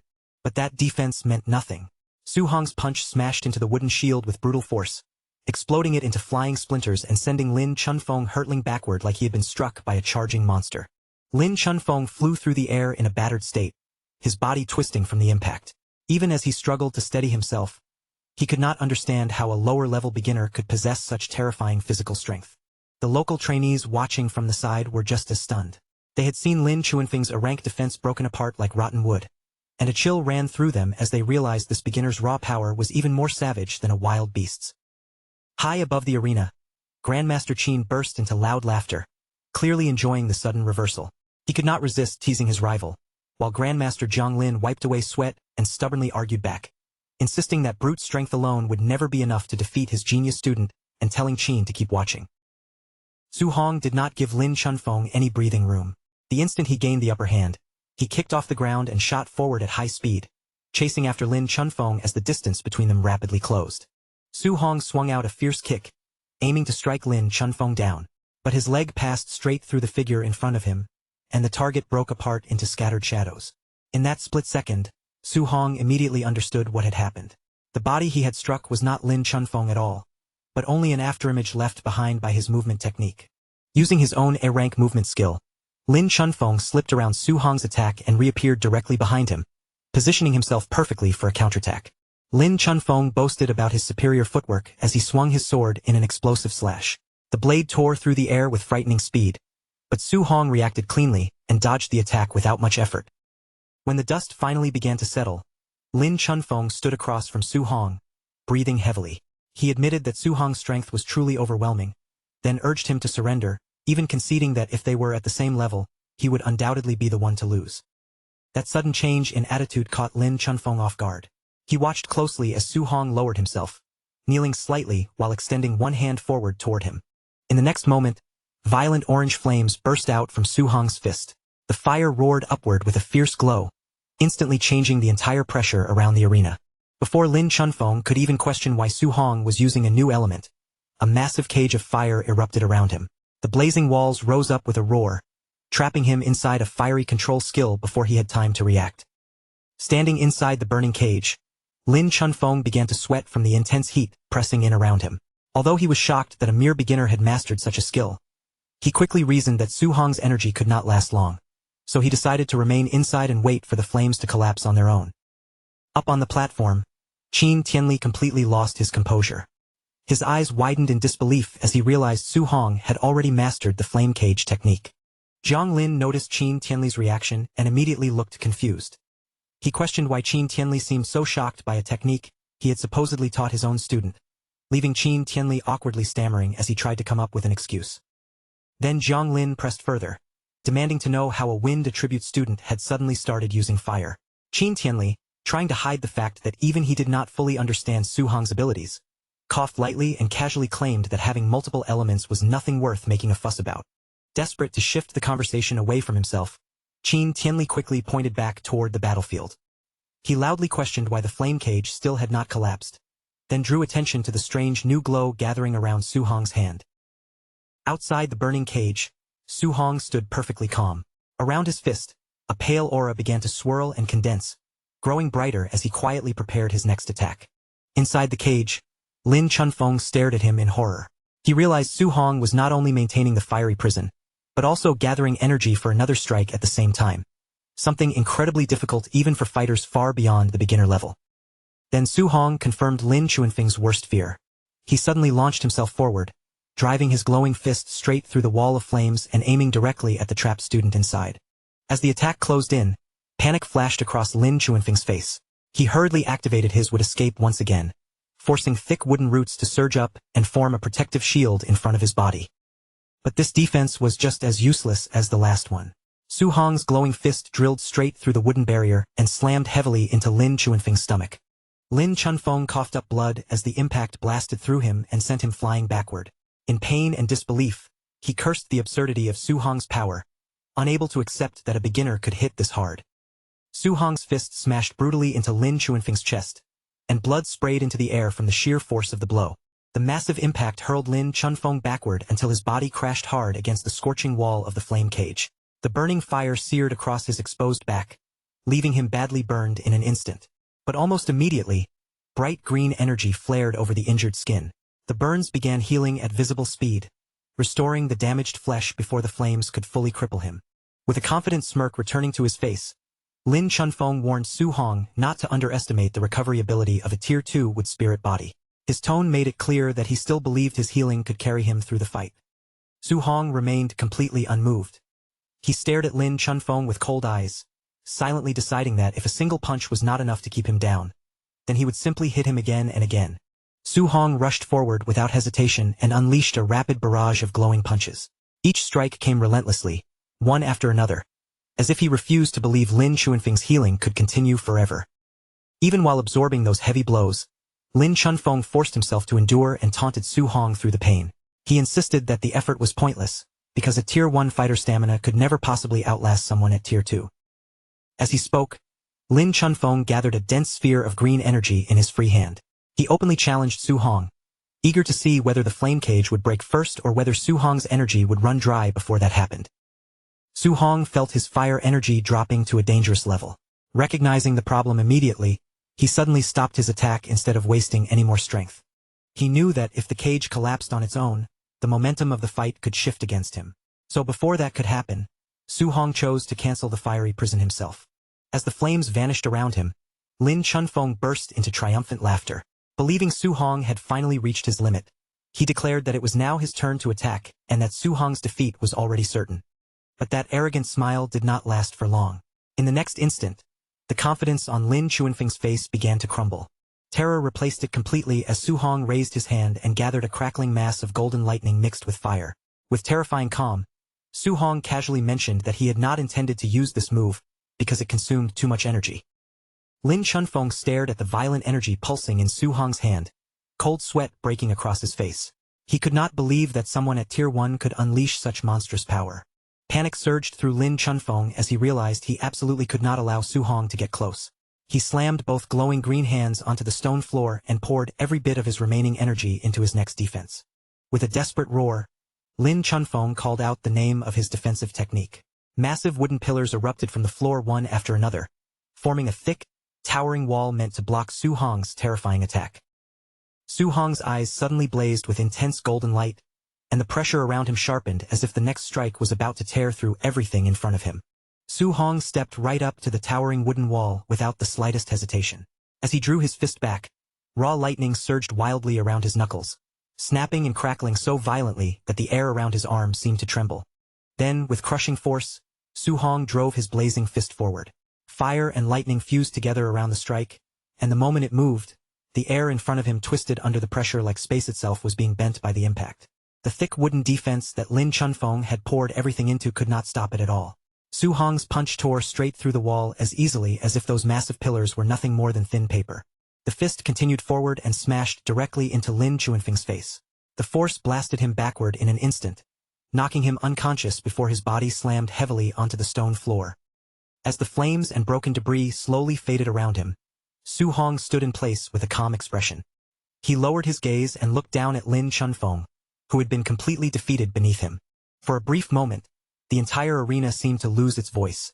The massive crowd surrounding the battlefield fell into stunned silence, as if no one could process what they had just witnessed. Then the Yang City trainees exploded into panic and disbelief. Their champion, who possessed Tier 2 healing power, had still been knocked out by a single strike.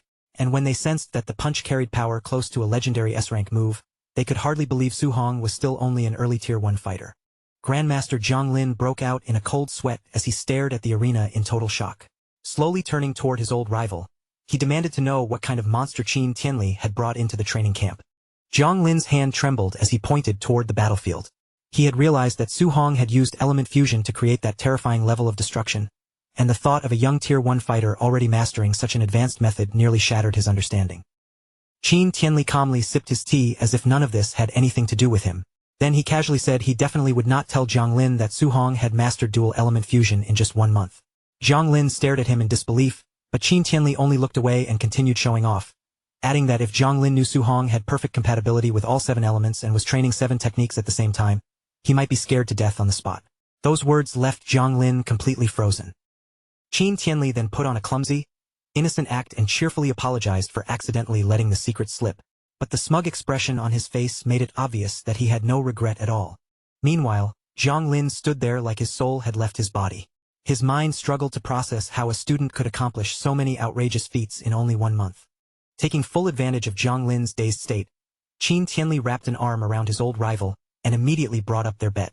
Since Su Hong had won the match, Qin Tianli demanded that Zhang Lin teach him the A-rank Thunder Spear art, as well as his ultimate skill, Palm Thunder.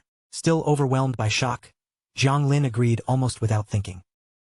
Sometime later, inside a huge dome-shaped training room, Su Hong stood across from Grandmaster Zhang Lin in a high-tech arena. Both of them held practice spears, and the wide space around them was clearly prepared for serious combat training. Zhang Lin looked at the young trainee in front of him, still unable to shake off the amazement in his heart. He silently admitted that in his entire life, he had never encountered anyone with potential as monstrous as Su Hong's. Forcing himself to set aside his shock, Zhang Lin began introducing the technique he was about to teach. It was an A-rank Thunder Spear art known as the 9 Heaven-Breaking Spears. As Zhang Lin gripped his spear, violent blue lightning crackled around his hand and crawled along the weapon. With that electric pressure filling the room, he began explaining the essence of the technique.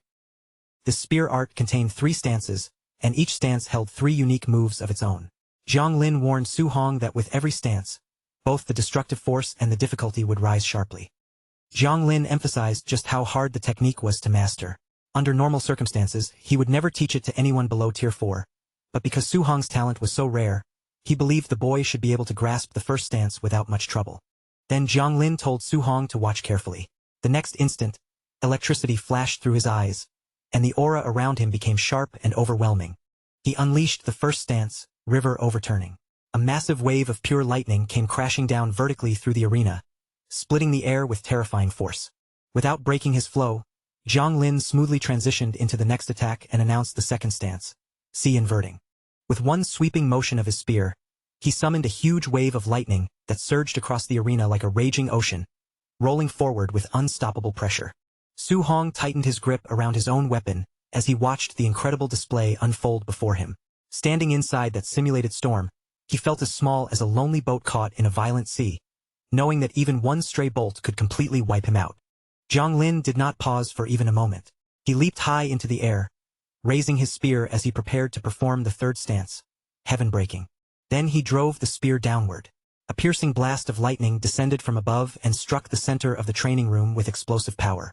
Even after the main strike landed, the remaining energy did not disappear.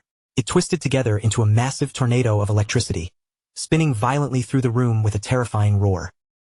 As Su Hong watched that fierce electric storm, he quickly realized that Jiang Lin had been holding back the entire time. If the Grandmaster had used his full strength, even this reinforced training room might not have survived. Compared with that overwhelming power, Su Hong felt as small as an ant. But instead of shrinking back, determination burned in his eyes, and he firmly resolved that one day, he would also possess combat power that devastating.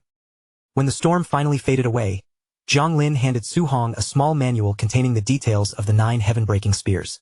He told the young trainee to practice on his own first and said he would answer any questions after Su Hong had studied it. Su Hong accepted the manual and respectfully thanked the Grandmaster for his guidance. Jiang Lin smiled gently and said he was only honoring the bet, then promised that once Su Hong mastered the first stance, he would teach him the second martial art, Palm Thunder. Jiang Lin then added casually that although the spear art was powerful, its might still could not compare to his true ultimate technique, Palm Thunder. Su Hong tightened his hold on the manual, and his eyes immediately lit up with excitement. Realizing that Palm Thunder was even more destructive, he became even more eager to master the spear art as quickly as possible. Jiang Lin waved his hand and turned to leave the dome. Before stepping out, he mentioned that he had matters to discuss with Grandmaster Qin, and said he would come back later to check Su Hong's progress, leaving the excited trainee alone to begin practicing. 1 hour later, Grandmaster Jiang Lin returned to the training room, expecting to see Su Hong still studying the basics. He asked Su Hong whether he had understood the technique and reminded him not to rush, since the spear art normally took months to learn. But the moment Jiang Lin looked inside, he saw Su Hong standing within a swirling vortex of golden lightning. Then Su Hong thrust his spear forward and released a powerful blast of electricity. The lightning shot out from the weapon, lighting up the room with a fierce, dazzling flash. As the lightning slowly faded, Su Hong turned toward the Grandmaster with a dissatisfied look. He complained that the spear art was far too difficult and said he had only managed to reach a basic level. And right after saying that, Su Hong immediately asked to learn the ultimate skill, Palm Thunder, as if reaching the basic level in an hour was nothing special. Jiang Lin stood there completely dumbfounded. For a moment, all he could wonder was whether this was what the talent of a true monster looked like. Later, as the sun began to set, Grandmaster Jiang Lin sat outside the training room with a drained expression. He looked utterly defeated, as if the day had taken years off his life. Grandmaster Qin Tianli walked over and asked why he looked so dazed, then questioned whether he had already taught the boy Palm Thunder. Still trapped in shock, Jiang Lin simply said that he was done teaching and told Qin to go look for himself. Qin Tianli approached the door with clear skepticism, wondering if Jiang Lin had secretly held something back. After all, Palm Thunder required careful instruction, and without proper guidance, it should have been impossible to learn. But the moment Qin Tianli opened the door, every word he had been about to say died in his throat. Inside the room, Su Hong stood surrounded by crackling electricity, calmly holding a perfect ball of lightning in his hand. Then, with a cheerful expression, he announced that he had already learned Palm Thunder. Both Grandmasters ended up sitting in the doorway, completely stunned. Even Qin Tianli, who already expected extraordinary things from Su Hong, was shocked by his speed. Jiang Lin looked especially hopeless, remembering that it had taken him 3 full months to master the same skill, and back then people had already called him a genius. After finally recovering a little, Qin Tianli declared that Su Hong's future was limitless, and that the boy would surely reach Tier 9. Then he turned to Jiang Lin and offered to take his old rival out for a meal. Qin Tianli then contacted Su Hong and told him to rest in a temporary dorm for the night, since they would be leaving the next day. Su Hong listened quietly and agreed. That night, inside his dorm room, Su Hong sat down and opened his system interface, reviewing everything he had gained from the battles that day. From his recent victories against Wang Tiantuo's group and Lin Chunfeng, Su Hong had earned a total of 230 martial value points. Looking over the numbers on the interface, Su Hong quickly noticed that his vitality was still far too low. And since nearly every other part of his strength also needed upgrading, those 230 martial value points suddenly felt nowhere near enough. After thinking it through, Su Hong decided that his core cultivation had to come first no matter what.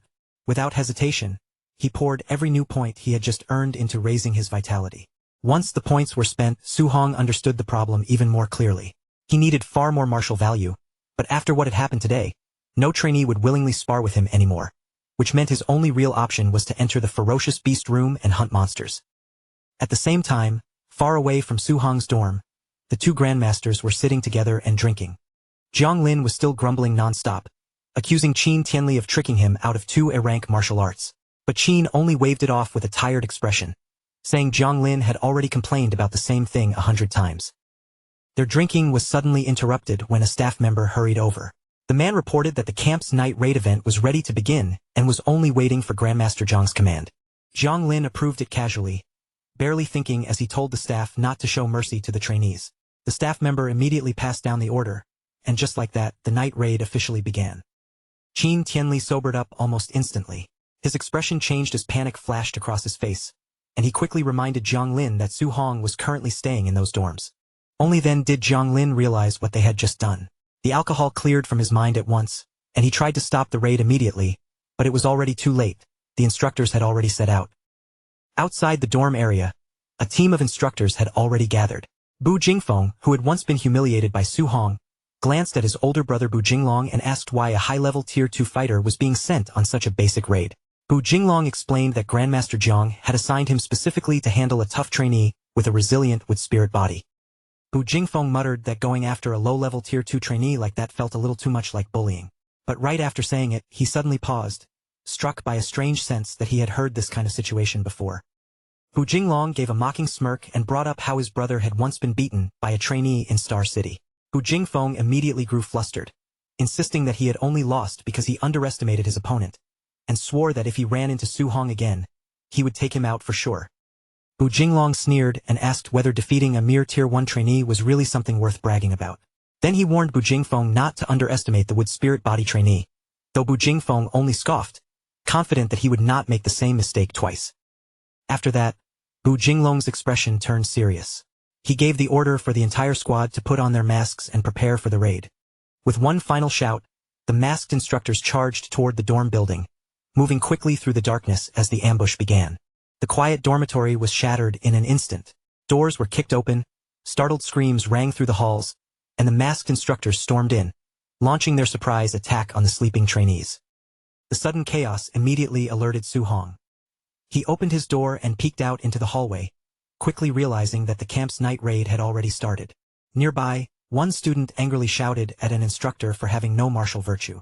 The masked instructor answered him with a brutal punch, knocking the complaint right out of him. After dealing with that student, the instructor suddenly spotted Su Hong at the doorway. Surprised that they had missed someone, he lunged straight toward him without hesitation.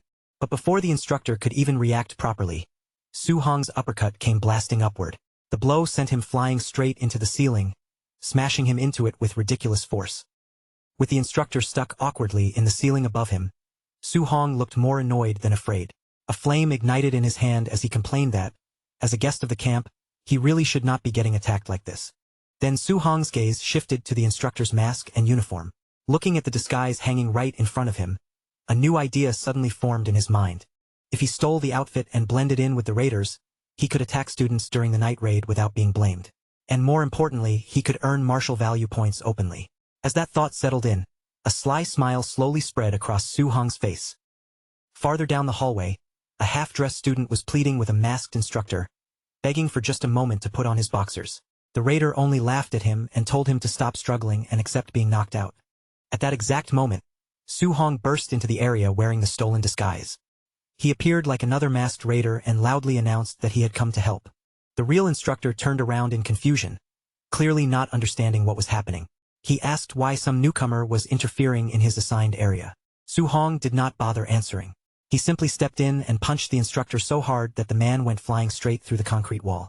The student froze on the spot, staring at the broken wall with wide eyes. He could not understand why the raiders had suddenly started attacking each other. Su Hong immediately dashed away without explaining anything. The half-naked student was left standing there in shock, wondering why that strange raider had spared him. Running through the hallway with a flaming fist, Su Hong grew more excited by the second. He realized this plan could let him fight freely and rack up hundreds of martial value points without having to hold back against the trainees. From there, Su Hong tore through the corridor like a storm. One by one, the real instructors were struck down before they could even figure out what was happening. The masked raiders quickly fell into confusion. Seeing their own people get knocked aside, they began shouting through the chaos that there had to be a mole hiding among them. After sending another raider crashing away with a punch, Su Hong let out a quiet sigh beneath his mask, as if the entire situation was becoming more troublesome than expected. Standing among the defeated instructors scattered across the floor, Su Hong cracked his knuckles and calmly announced that the first floor had been cleared. Then he turned and headed straight for the second floor. On the next level, Su Hong moved so fast he looked like a golden blur flashing through the hallway. His strikes came in a rapid flurry, and the entire squad of instructors on that floor was taken down almost effortlessly. As he rushed toward the third floor, Su Hong could not help laughing at how well his plan was working. His system kept rewarding him with martial value points each time he defeated another instructor. And when he arrived on the third floor, he found a group of raiders watching the fight between Lin Chunfeng and the high-level instructor, Bu Jinglong.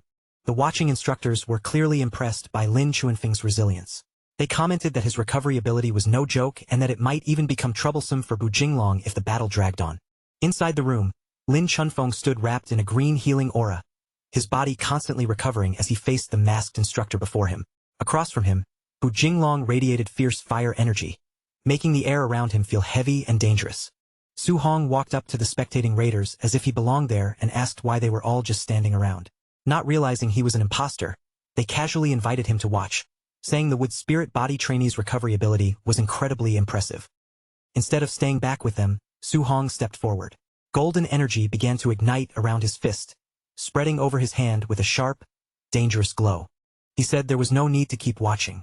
The surrounding instructors were immediately confused, not understanding what he meant by that. Before any of them could react, Su Hong suddenly launched into the group. His fists tore through the spectating raiders in a barrage of heavy blows, sending them flying one after another as he declared that he had already experienced the wood spirit body's power himself. The sudden commotion interrupted the fight inside. Bu Jinglong stopped in place, turned sharply, and angrily demanded to know why one of the raiders was attacking their own people. Su Hong did not seem bothered at all. Instead, he calmly released his golden aura, letting the pressure around him flare even brighter. Under the mask, Su Hong smiled. Then he openly challenged both the trainee and the elite instructor, telling them to fight him together. Bu Jinglong immediately told Lin Chunfeng to step aside and rest. From his tone, it was clear he intended to deal with this rule-breaking raider himself. Furious that someone had dared to interfere with the raid, Bu Jinglong charged straight at Su Hong. As he rushed forward, he shouted that he would teach him a lesson for violating the Night Raider's rules. Su Hong stood his ground without the slightest fear. Golden energy gathered fiercely in his hand, forming a powerful Vajra fist as he moved to meet Bu Jinglong's attack head-on in a violent clash. The impact erupted with terrifying force. Bu Jinglong was knocked backward and stumbled several steps, his eyes widening as he realized just how incredible his opponent's physical strength was. In that moment, Bu Jinglong understood that this masked fighter was no ordinary opponent. His confidence vanished, and he immediately changed his decision, shouting for Lin Chunfeng to join the fight. Lin Chunfeng reacted immediately, unleashing his wood prison technique without any hesitation. Thick vines burst violently from the floor and lunged toward Su Hong from below, but Su Hong flipped backward in one swift motion, slipping out of their reach with almost effortless precision. Bu Jinglong seized that opening at once. Using the vines as cover, he appeared directly behind Su Hong and drove a heavy punch toward his back. But the blow crashed into a glowing purple armor of earth attribute energy that suddenly formed over Su Hong's body. Bu Jinglong froze in absolute shock. He could not understand where this terrifying masked fighter had come from, or how someone like him could block a high-level Tier 2 attack so casually. Before Bu Jinglong could even make sense of what had happened, Su Hong's figure vanished from sight and reappeared in an instant. His counterattack slammed the elite instructor into the wall with brutal force, shattering his armor and making him cough up blood on the spot. Su Hong did not stop there. He leaped over Lin Chunfeng before the trainee could recover, then drove his blazing fist into the back of Lin Chuanfeng's head, smashing him face first into the ground and knocking him completely unconscious. A moment later, the system responded to both victories. Su Hong received martial value points for defeating Bu Jinglong and Lin Chunfeng in quick succession. When Su Hong checked his status, his eyes lit up immediately. His balance had shot up to more than 2,400 martial value points, and he could not help celebrating the sudden fortune he had earned. The next morning, Lin Chunfeng and Bu Jinglong stood among the other battered raiders. Everyone was covered in bruises and injuries, looking exhausted and utterly defeated after the chaos of the night raid. Grandmaster Jiang Lin was furious. Pointing at the injured men, he loudly blamed the entire disaster on Qin Tianli's monster of a student, while Qin Tianli calmly pretended he had nothing to do with it. Jiang Lin immediately shot back with sarcasm, asking who else could possibly have caused this kind of destruction. Jiang Lin finally lost his patience and angrily yelled at them to get out. He practically kicked his old rival out of the camp, but Qin Tianli only laughed as he took Su Hong and flew away without the slightest shame. While the two of them were traveling through the air, Qin Tianli asked Su Hong whether he was still missing martial arts for the metal, wood, and water attributes. Su Hong confirmed that he was, though he looked a little curious about why the Grandmaster had suddenly brought it up. A sly grin appeared on Qin Tianli's face. Without explaining too much, he suggested that they go visit a few more of his old friends. Over the next 10 days, the two of them visited 3 different training camps. Each time, they repeated the same routine. Su Hong defeated the local champion with ease, Qin Tianli collected the winnings with a smug expression, and the furious rival grandmasters accused him of cheating while he brushed it all off. After returning to his own dorm, Su Hong sat down quietly and began meditating, focusing his mind as he absorbed the new skills he had gained. The system soon confirmed his progress. He had successfully learned the basic levels of 3 A-rank martial arts: Metal Ripple, Woodvine Entanglement, and Water Dragon. Su Hong slowly opened his eyes, still amazed by how much his arsenal had grown. He admitted to himself that he had never imagined he would one day possess so many A-rank martial arts at once. When he saw that his martial value had climbed close to 3,000 points, Su Hong made his decision. It was finally time to invest those points into increasing his core vitality. Su Hong began pouring all of his accumulated martial value into his vitality. As the system registered each upgrade, intense heat surged through his body, and raw energy swelled inside him so violently that even his muscles began to ache. Sweat quickly covered Su Hong's body as the sudden expansion hit him all at once. Only then did he realize he might have added too much in a single attempt, because his vitality had surged all the way up to 450. After his body slowly returned to normal, Su Hong dropped to one knee on the floor, panting heavily. The process had been painful, but excitement still filled him because he was now only 50 vitality points away from breaking through to Tier 2. Checking his remaining stats, Su Hong noticed he had exactly 100 martial value points left. He hesitated for a moment, debating whether to spend them on strengthening his spiritual power or improving his rare overlord body. In the end, curiosity won out. Wanting to test the limits of his special physique, Su Hong chose the option to upgrade the overlord body. The system immediately deducted his last 100 points. But after taking everything he had left, the increase it gave him was so tiny that the number barely even moved. The overlord body's spirit rank only rose by a miserable 0.1%. Su Hong stared at the result in disbelief, then complained that this unique physique was far too expensive to upgrade efficiently. After thinking it over, Su Hong concluded that reaching Tier 2 had to remain his top priority. He grabbed his jacket and rushed toward the door, ready to head for the ferocious beast room and hunt more monsters for the points he needed. But before he could leave, he ran straight into Grandmaster Qin Tianli. The old man asked whether Su Hong was still missing a healing martial art, and Su Hong immediately broke into a nervous sweat, guessing that Qin Tianli was probably preparing to hustle yet another rival camp. Not long after, they arrived at the Hang City training camp, where Grandmaster Wang Qingshan stood before a large group of trainees and addressed them with a serious expression. He announced a brutal wilderness special training event. The students would be sent into the 10,000 monster mountain range and forced to survive there for 7 full days without any outside supplies. Su Hong stood disguised among the local trainees, holding his spear as he listened to the harsh rules.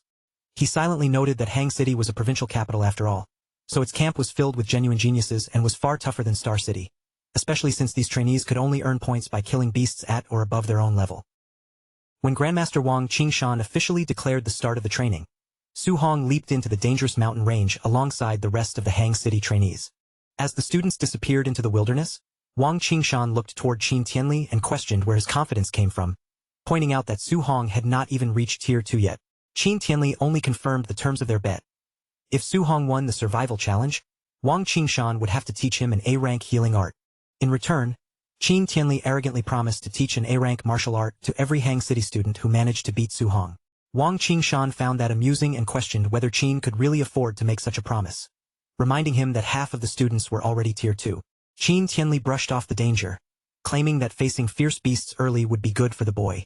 But then he suddenly asked with alarm whether beasts from the 10,000 Races demonic cult had already appeared. Wang Qingshan casually confirmed that they had, though he dismissed them as only low-level Tier 2 and Tier 3 creatures. Qin Tianli immediately accused Wang Qingshan of sending the students to their deaths by making them fight Tier 3 monsters. Wang Qingshan answered coldly that the War of 10,000 Races was merciless, and that true powerhouses could only be forged through extreme hardship. Qin Tianli could only let out a heavy sigh. At this point, he had no choice but to accept the situation. Even while Qin Tianli was thinking that Su Hong surviving and returning alive would already count as a victory, Su Hong was already deep in the wilderness, swinging his lightning-infused spear and violently cutting the head off a massive wolf beast. Eager to test the new abilities he had gained, Su Hong raised his hand and summoned a barrage of golden metal energy beams. The sharp beams pierced through an entire pack of beasts, tearing through them before they could close in. Without slowing down, Su Hong immediately switched to his wood attribute. Thick glowing vines burst out under his control, wrapping around a giant snake and crushing it with overwhelming force. When night fell over the mountain range, Su Hong summoned a massive water dragon. The roaring dragon of water smashed through a fiery beast with brutal impact, proving his complete dominance in the dangerous wilderness. After passing the glowing body of his latest kill, Su Hong stepped into a dark cave. He acknowledged that his new A-rank martial arts had incredible destructive power, but he also noticed a serious problem. Using them one after another drained his spiritual energy far too quickly. Standing inside the bloody cave, surrounded by the bones and remains of the beasts he had killed, Su Hong opened his system interface and checked his current gains. When he saw that he had earned more than 500 martial value points, and that his vitality had already reached its current limit, Su Hong decided the time had come to push for his breakthrough into Tier 2. He sat down in meditation and began channeling his points into his vitality. A fierce, fiery aura erupted around his body as the system registered each steady upgrade, forcing his physique toward a brand new limit. Meanwhile, deep in the forest, a red-haired cultist was patrolling through the dark woods while grumbling under his breath. He complained about having to check the perimeter in the middle of the night, convinced that no one could possibly find their hidden sacrificial grounds in such a remote mountain range. But then he suddenly stopped walking. Outside a dark cave, he noticed the freshly killed corpse of a massive beast, and his expression sharpened as he realized that an intruder had actually wandered into their territory. The cultist stood at the entrance of the cave and called out with a malicious tone, aiming his voice at whoever was hiding inside. He demanded that Su Hong come out and accept a quick death. If Su Hong refused, the cultist threatened to skin him and eat him alive. The cultist continued ordering the intruder to surrender, warning that resistance would only lead to a fate worse than death. As he glanced at the dead blazing black tiger nearby, he judged that his opponent was probably only around Tier 2 or Tier 3 at best. Inside the cave, Su Hong listened carefully to the man's arrogant tone.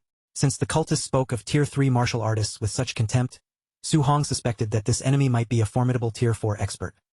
And since Su Hong had only just broken through to Tier 2, he had to admit that he did not feel confident about directly fighting a Tier 4 opponent.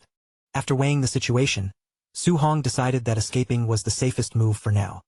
He immediately unleashed a water dragon attack, using the roaring surge of water as cover while he prepared to break out of the cave. The cultist's eyes lit up with excitement as he gripped his sword.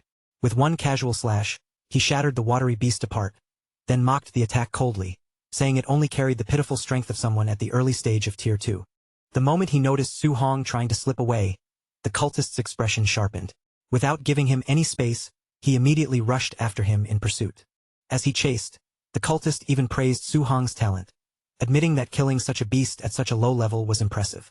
But his tone quickly turned cruel as he added that his favorite pastime was slaughtering promising geniuses before they ever had the chance to fully grow. Then the cultist suddenly slowed down and stopped, his face showing a trace of confusion.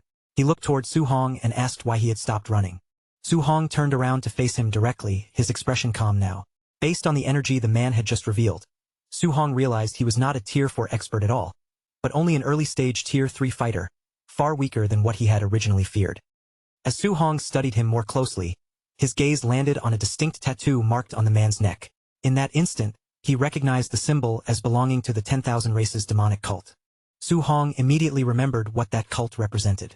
They were human traitors who carried out terrorist attacks, sacrificing their own kind to alien races in exchange for power. Disgust rose in Su-hong's eyes.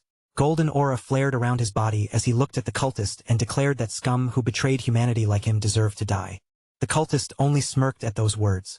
He challenged Su-hong to prove it, then swung his sword and released an A-rank fiery sword strike known as Fire Slash. This was Su-hong's first real clash against a Tier 3 opponent. Knowing he could not afford to be careless, he decided to go all out from the very beginning.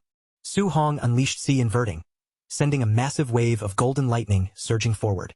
The lightning crashed violently into the fiery sword strike and overwhelmed it completely, swallowing the flames with terrifying force. Even Su-hong was slightly surprised by the result.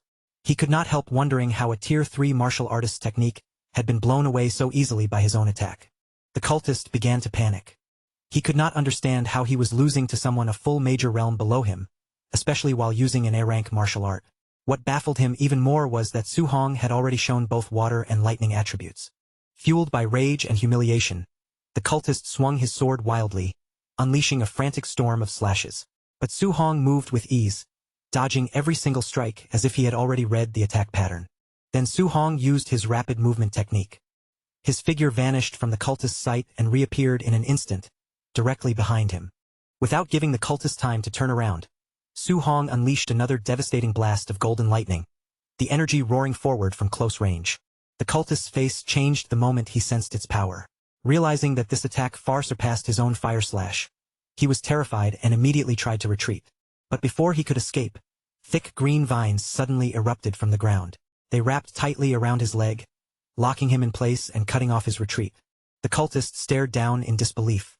He was completely shaken to realize that Su-hong was now using a wood attribute control technique as well. Pinned in place by the vines, the cultist had no chance to dodge. In the next instant, the massive blast of lightning swallowed him whole. When the dust and sparks from the lightning strike slowly cleared, Su-hong stood there staring down at the cultist's smoldering remains. But then the body began melting strangely into the ground. Su-hong's eyes narrowed as he wondered whether the cultist had used some bizarre movement technique to survive the blast. A moment later, the cultist's body reformed. This time, thick magma-like rock armor covered him from head to toe, making him look even more monstrous than before. The cultist cursed angrily under his breath, furious at his own terrible luck. Out in the middle of nowhere, he had somehow run into a human genius this monstrous. Covered in that heavy armor, the cultist declared that Su-hong had nowhere left to run. As he prepared to launch his counterattack, Su-hong instinctively took a step back. Then the cultist activated his bloodline transformation. Large wings suddenly tore out from his back, spreading behind him with an eerie and inhuman presence. With those wings unfurled, he became even more arrogant. He demanded that Su-hong witness the so-called divine might of the celestial race. Su-hong's face filled with disgust as he thrust his spear forward. He mocked the cultist for twisting himself into a freakish monster and said the entire demonic cult had completely lost its mind. The cultist caught the tip of Su-hong's spear with his bare armored hand. With a proud sneer, he bragged that once his bloodline transformation was complete, he would become a true celestial being. Still gripping the spear tightly, the cultist's voice turned murderous. He declared that Su-hong had to die for interrupting their sacrificial ritual. Su-hong immediately struck back. A fierce blast of fire erupted from him and pierced straight through the cultist's newly formed wing, leaving the fanatic shocked by the sudden counterattack. Taking full advantage of that opening, Su-hong activated his flame cage technique. Blazing walls of fire erupted around the cultist, trapping him inside a burning prison. Su-hong then poured pure lightning into his spear. With the weapon crackling violently in his hands, he executed the ultimate heaven-breaking stance of his A-rank spear art. The lightning-covered spear shot forward with explosive force. It pierced straight through the cultist's hardened rock armor and drove a devastating blow right through his chest. The magma-like armor crumbled apart as the cultist gasped in disbelief. A moment later, his mutated body shattered completely into pieces. When Su-hong checked his system, he was shocked to see that killing the cultist had rewarded him with 212 martial value points. He immediately realized how profitable hunting these fanatics was, since he normally had to fight beasts for a long time just to scrape together around 500 points. Then Su-hong remembered the cultist mentioning a sacrificial ritual. Since that likely meant human victims had been captured, he quickly concluded that he needed to contact his grandmaster and request backup. Back at the Hang City training camp, Grandmaster Qin Tianli checked his phone and relayed Su-hong's message to Grandmaster Wang Qingshan. He reported that the demonic cult was active in the mountains, that a sacrifice was underway, and that Su Hong was asking for a rescue team. Wang Qingshan calmly sipped his tea and coldly dismissed the threat. Qin Tianli explained that this particular ritual was actually aimed at the cult's own brainwashed followers, meaning there was no real reason to intervene or save them. Wang Qingshan looked at Qin Tianli's relaxed attitude and questioned why he was still sitting there drinking tea instead of rushing to save his student. Qin Tianli answered casually, saying there was no need, because Su Hong had already killed the early-stage Tier 3 cultist. Wang Qingshan scoffed at that immediately. He refused to believe that a mere Tier 1 trainee could defeat a Tier 3 cultist and accused Qin Tianli's student of shamelessly bragging. Qin Tianli remained completely unbothered and simply told him to believe whatever he wanted. 3 days later, deep in the wilderness, Su Hong stood over the freshly severed head of a massive multi-eyed snake beast. Leaning against the creature's huge corpse, Su Hong opened his system stats and let out a disappointed sigh. Even after hunting countless Tier 3 beasts over the past 3 days, his martial value had only climbed to 832 points. He could not help complaining that all this exhausting effort had earned him less value than killing just 4 cultists. Suddenly, Su Hong's heightened senses picked up something unusual. There was a hidden presence nearby, watching him from the shadows. On a nearby branch, a blue-haired woman with black wing tattoos across her back stood gracefully above him. With a playful smile, she praised the handsome young man for actually noticing her approach. Sharp ice energy began gathering in her hand as she gave him a seductive smile. But her words were merciless, declaring that since he had stepped into their territory, she had no choice but to kill him. In the next instant, she launched a rapid barrage of deadly ice spikes, sending the sharp frozen projectiles flying straight towards Su Hong. But Su Hong did not look threatened at all. Instead, a confident smile spread across his face, as he happily realized that another demonic cultist had just delivered more free martial value points right to his doorstep. Su Hong raised his power without hesitation, and a massive water dragon surged out to meet the incoming attack head-on. The two elemental forces slammed together with terrifying force, exploding in the air and spreading a thick wall of smoke across the battlefield. But before the smoke could even settle, the cultist struck again, and a sharp whip suddenly tore through the haze straight toward Su Hong. Su Hong reacted almost the instant it appeared, reaching out and catching the whip in his hand. He had no intention of killing her too quickly, because he still needed her alive long enough to reveal where the other demonic cult strongholds were hidden. Then his arm tightened, and with one overwhelming pull, he dragged the whip back with brutal force, yanking the terrified woman off her feet and sending her flying helplessly through the air toward him. The moment she was pulled into striking range, Su Hong's expression turned cold. His fist, carrying his cold fist technique, smashed heavily into her stomach, and that single crushing blow was enough to take her down on the spot. He stood over her fallen body, lowered his glowing spear until the sharp point hovered near her neck, and demanded that she tell him exactly where their base was located. Covered in blood and trembling with fear, she completely lost her earlier arrogance. Begging Su Hong to spare her life, she hurriedly confessed that their base was 10 kilometers to the north. Su Hong did not stop there. His spear remained fixed on her as he pressed her for more information, asking how many Tier 3 fighters were stationed there. Under the pressure, she admitted that the base had 3 Tier 3 fighters and 3 Tier 2 fighters. Su Hong quickly measured the situation in his mind. Since he had already dealt with some of them, only 1 Tier 3 cultist should have remained. If he wiped out the rest of the base, he could collect more than 1,000 points, which would be enough to push his telekinesis up to Tier 2. But the female cultist still refused to accept defeat. She suddenly snapped her whip outward, trying to force distance between them, then shouted in rage that Su Hong had made a huge mistake by looking down on her. In the next instant, she activated a blood transformation. Huge wings burst from her body as she changed into a member of the heavenly god race, hovering above the ground with a proud, twisted smile. She boasted that her strength had doubled and claimed killing Su Hong would now be effortless. Su Hong gave her no time to enjoy that arrogance. He thrust his spear forward with explosive power, and a massive column of golden lightning erupted from the weapon, tearing straight through her chest.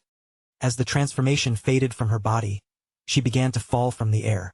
Su Hong pulled his spear free from her collapsing form and coldly told her to hand over her points. His system soon confirmed that he had gained 208 points from the kill, and Su Hong was more than satisfied with how easily that profit had landed in his hands. Meanwhile, at the cult's base, a small group of trainees had already fallen into danger. Near a towering stone pyramid, they found themselves surrounded on all sides by enemies with no clear path to escape. The trapped Hang City trainees quickly realized they had walked straight into a deadly trap. Their faces turned pale as they cursed the terrible intelligence they had received, because instead of facing only a few Tier 2 enemies, they were now surrounded by a large squad of Tier 3 fighters. The Blood Commander looked down on the intruders with icy indifference, then gave his men a simple order: execute them. The cultists rushed forward eagerly, their eyes locking onto the 3 Tier 2 human geniuses. With cruel excitement in their voices, they declared that they would skin them alive and use them as sacrifices. Knowing there was no easy way out, the desperate trainees tightened their formation and stood together, preparing to fight back with everything they had. They swore that even if they died here, they would drag down as many cultists as possible with them. And if they fell, they trusted that their Grandmaster would avenge their deaths. High above the battlefield, the Grandmasters quietly watched the trap unfold from a safe distance. Wang Qingshan pointed toward the surrounded group with pride, showing his rival the 3 top geniuses from Hang City. Qin recognized their courage, especially since they were still willing to stand firm against Tier 3 opponents. Wang Qingshan, however, intended to let them struggle a little longer for experience, saying he would only intervene if the situation truly became fatal. Qin Tianli smirked with complete confidence and told Wang Qingshan that there was no need for either of them to step in. His own little monster, Su Hong, was already charging into the valley and heading straight toward Wang Qingshan's students. Wang Qingshan immediately stared at Qin in disbelief, wondering if the man had been drinking. To him, the idea was absurd. How could a mere Tier 1 trainee possibly save anyone from a whole squad of Tier 3 experts? Down in the valley, one of Hang City's strongest trainees stepped forward to shield the others behind him. Even with death closing in, he declared that they would stand together, fight together, and die together if they had to. A cultist suddenly lunged at them, his red claws glowing as he laughed that escape was impossible. The trainee braced himself for the incoming strike, already accepting that this might be the final moment of his life. Then, without warning, a spear wrapped in crackling golden lightning shot past the trainees like a flash of judgment. It slammed into the attacking cultist, pinned him violently against a tree, and killed him instantly.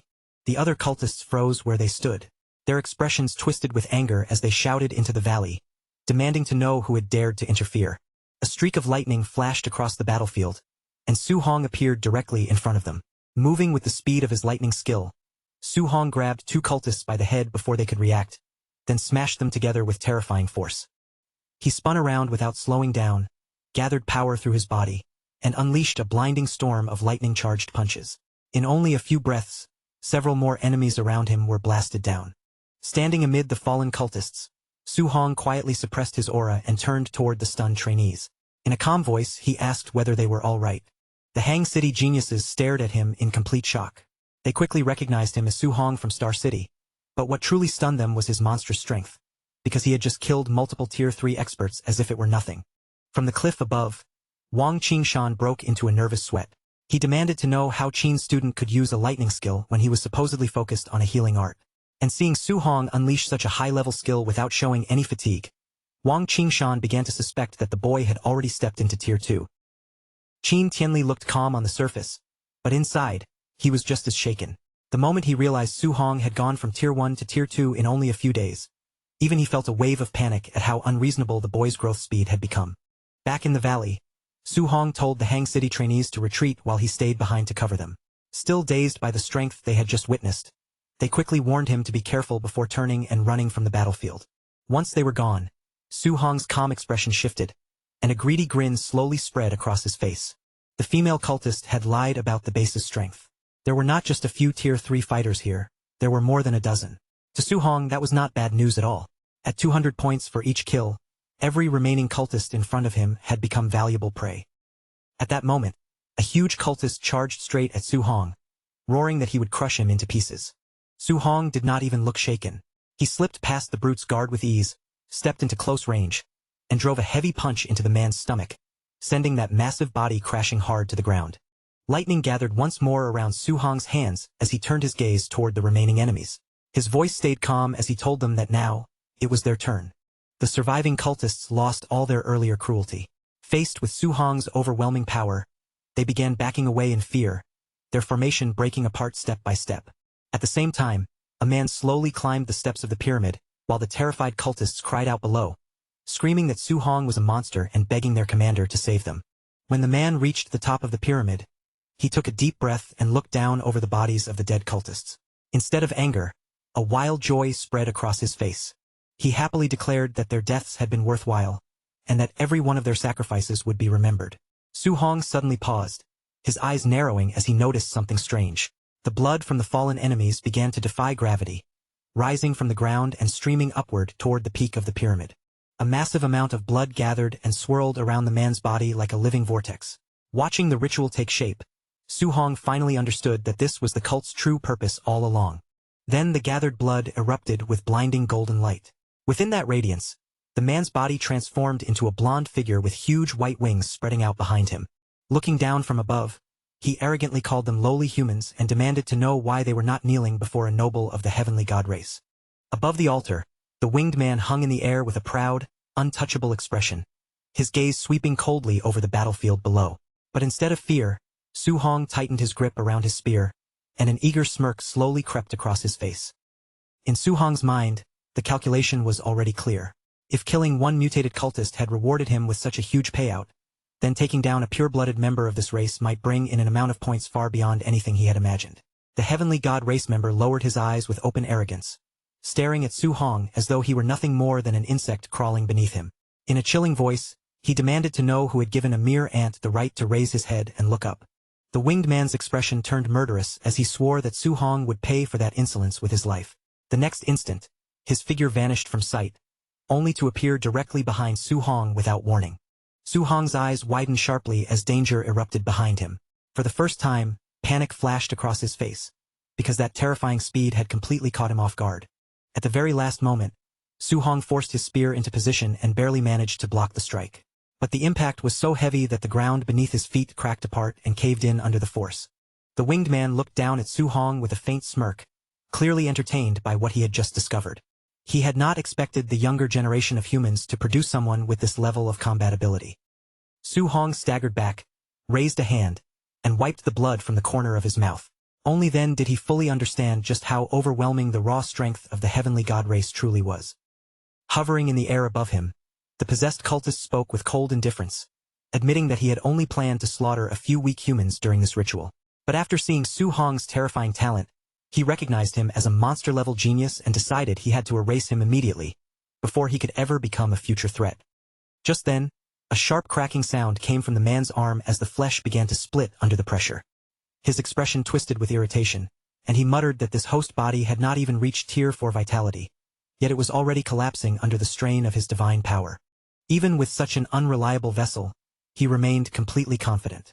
He coldly declared that strength at the peak of Tier 3 was more than enough to crush Su-hong, then drew back his arm and prepared another devastating punch. Hearing those complaints slip out, Su-hong's gaze sharpened.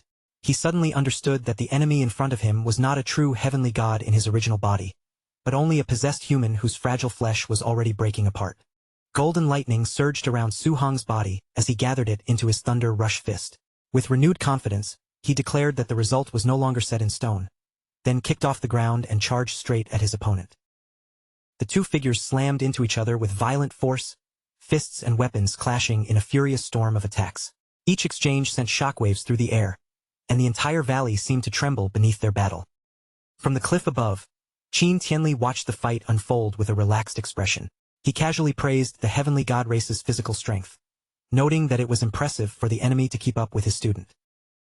Standing beside him, Wang Qingshan looked completely exasperated and immediately argued that Su-hong was the truly shocking one. He could hardly understand how a lower realm fighter was using pure physical strength to match, and even suppress, a host possessed by a heavenly god. Su-hong refused to let the momentum slip away. Pressing forward with fierce aggression, he drove a heavy punch wrapped in crackling lightning into the enemy, forcing the heavenly god to retreat step by step.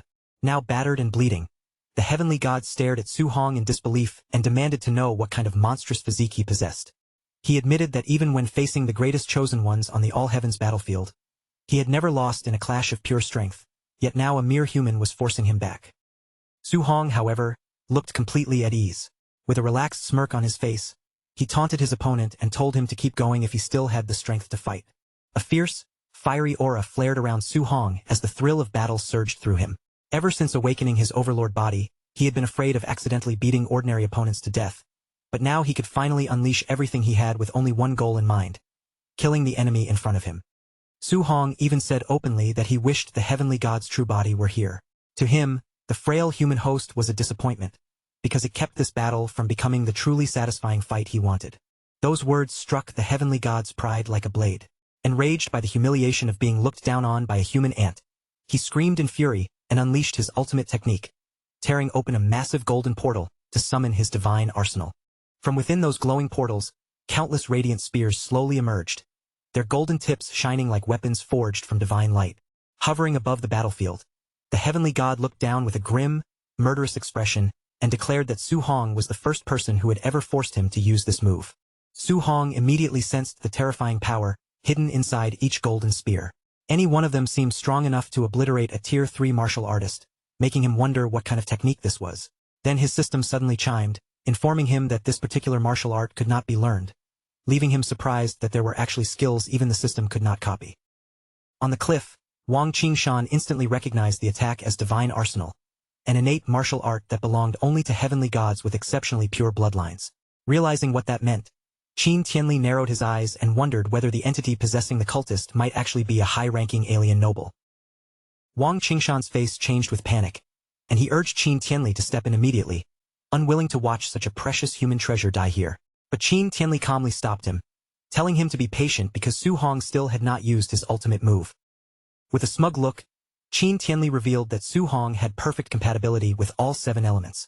And when Wang Qingshan heard that Su Hong had already mastered the fusion of thunder and fire as only a Tier 1 martial artist, he stared in complete shock, struggling to accept something so absurd.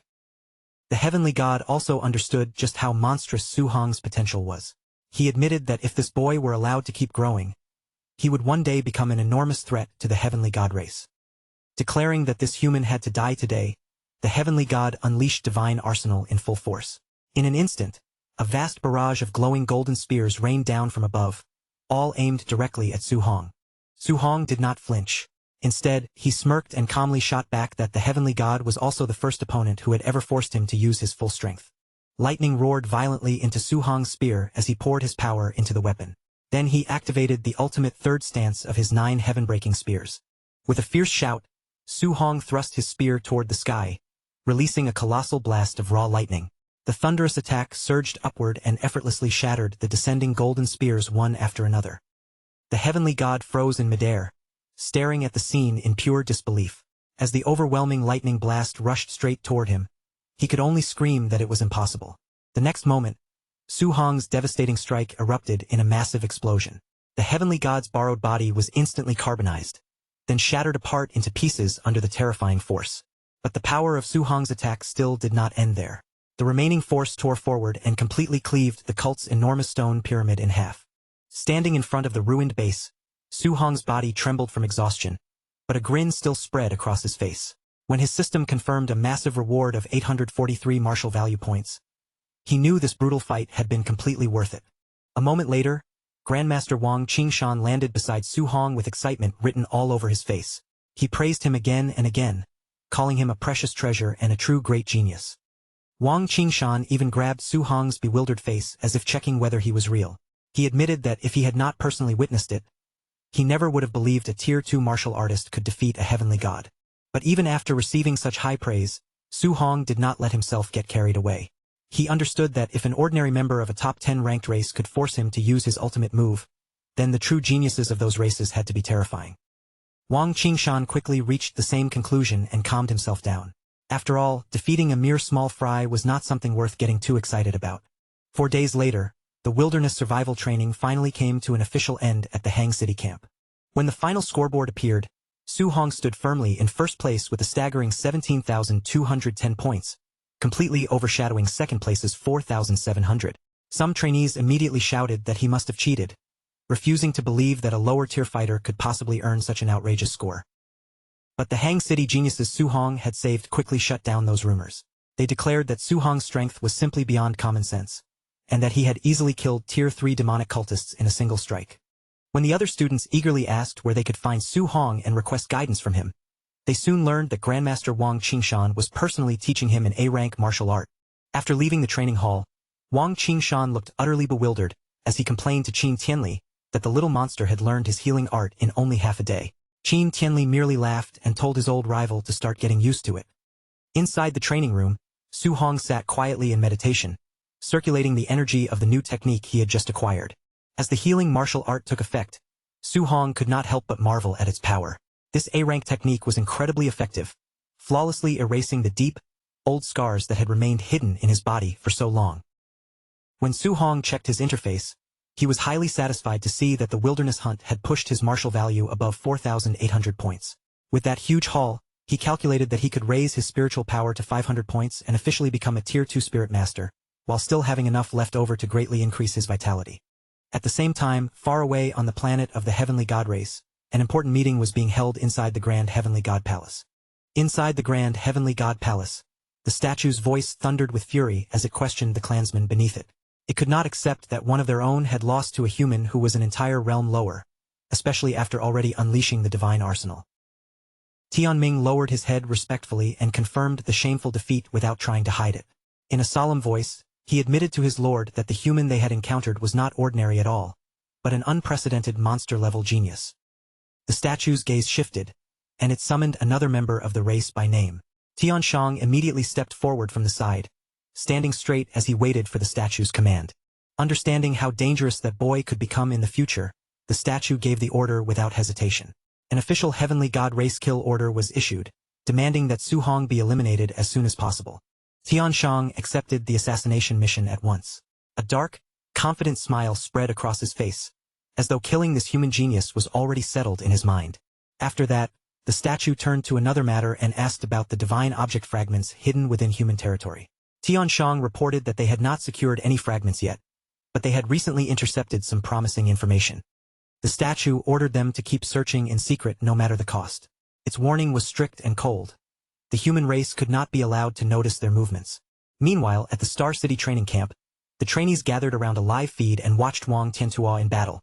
On the screen, he drove out his bone netherfire fist and cleanly decapitated a Tier 2 bear beast. The crowd could not help talking among themselves. Ever since Su Hong had defeated Wang Tiantua, Xiao Nan, and Lin Xinghe, those three elite trainees had started fighting like complete maniacs. That loss had clearly lit a fire under all three of them. Every day, they pushed themselves inside the combat rooms, burning through their contribution points by exchanging them all for strength pills. And that relentless training finally paid off as all three broke through to Tier 2 within just 1 month. Even Lin Xinghe, who had always cared about looking stylish and flashy, had changed completely. After endless training, his body had become thick with muscle, giving him a far heavier and more powerful frame than before. Now fully prepared and filled with confidence, the three elites waited for Su Hong's return. Each of them was eager to face him again and wipe away the humiliation of their last defeat. Later, outside the camp, Instructor Lindsay stepped forward to welcome Grandmaster Qin Tianli back as he returned to Star City's training grounds. But after looking around, Lindsay quickly noticed that the young prodigy was nowhere to be seen, so he asked where Su Hong had gone. Qin Tianli calmly explained that the boy wanted to remain in the woods for a few more days of solo training. Lin Zi immediately worried that Su Hong might end up missing the official end of the camp. Qin Tianli, however, looked completely unconcerned and assured him that the kid was not foolish enough to be late. 2 days later, deep inside the wilderness, Su Hong sat cross-legged in meditation on top of a tall stone pillar. Far below him, a snake beast had coiled itself around the base of the rock, its massive body winding tightly around the stone. Golden energy surged around Su Hong as he steadily absorbed the gains from his recent battles. After a long moment, his system finally confirmed that his spiritual power had reached the crucial 500-point threshold. The giant snake beast sensed the prey above it and suddenly let out a violent roar. Its body sprang upward from the stone pillar as it lunged straight toward the meditating trainee. Su Hong did not even open with a panicked movement. He simply lifted one glowing hand, and with a casual release of telekinesis, the charging beast froze in midair before it could reach him. Then Su Hong unleashed his newly strengthened spiritual power and activated his weapon condensation art. Golden energy gathered rapidly in the air, forming a solid construct above the immobilized beast, ready to crush it. The golden energy soon took the shape of a massive sword. With just one calm command from Su Hong, the blade came crashing down and split the snake beast cleanly in half. As the beast's remains fell away from the pillar, Su Hong dispersed the golden weapon and looked over the result with satisfaction. He could not help marveling at the destructive power he now possessed as a Tier 2 Spirit Master. Curious about the limits of his expanded spiritual capacity, Su Hong decided to test something even riskier. He raised both hands and began gathering thunder, fire, and metal energy at the same time, attempting a 3-attribute fusion. But the instant he forced the 3 different elements together, the energy became violently unstable. The mixture twisted and surged out of balance, refusing to stay under his control. By the time Su Hong realized he had lost control, it was already too late. The unstable power detonated beneath him, and the entire stone pillar shattered apart in the explosion. Su Hong coughed from inside the rubble, feeling the backlash from the failed fusion spread through his body. Even so, he quickly realized that if this move could be completed properly, it might have enough power to injure a Tier 4 expert. On the final day of the training camp, Su Hong finally returned. His clothes were ragged, his appearance was rough, and he walked back through the front gates looking like he had just crawled out of another battlefield. The moment the other trainees spotted him, excitement swept through the camp. Several of them immediately rushed off to notify Wang Tiantuo, eager to watch the rematch they had all been waiting for. Grandmaster Qin Tianli looked at the young prodigies and asked them directly whether they truly felt confident about defeating Su Hong this time. Xiao Nan, Lin Xinghe, and Wang Tiantuo answered without hesitation. All three declared that their victory was guaranteed, as if the result had already been decided. Su Hong stood calmly before them, unaffected by the gathering crowd and the trio's confidence. He simply looked at the three elites and asked if they were really sure they wanted to challenge him again. Their newly awakened auras flared around them in response. Wang Tiantuo warned Su Hong not to underestimate them now that they had all reached Tier 2, while Xiao Nan went even further, boldly claiming she could defeat him all by herself. Before their boasting could continue, Su Hong gave them a slightly sheepish apology. Then a fierce fiery aura erupted from his body, revealing that he had also broken through and become a Tier 2 martial artist. Xiao Nan was clearly shaken, but she quickly ignited her own power and forced herself to stand firm. She declared that as a Tier 1 spirit master, she still had no reason to be afraid of him. She immediately activated her weapon condensation art, summoning a huge golden sword from the sky. But in response, Su Hong raised his own power as well, activating the same weapon condensation art and calling forth a giant golden sword of his own. Su Hong's blade descended with overwhelming pressure and crushed Xiao Nan's spiritual weapon before it could even land properly. The backlash hit her so hard that she coughed up blood on the spot. With his summoned sword still aimed at the trio, Su Hong apologized once again. Then, in front of everyone, he revealed that he was not only a martial artist, but also a spirit master. The three elites instinctively stepped back, shock spreading across their faces. Only then did they realize Su Hong was a dual Tier 2 martial artist and spirit master with a top-tier physique, which meant he had not even used his full strength during their last sparring session. Seeing that the three of them alone would not be enough for what he wanted, Su Hong's lips curled into a smirk.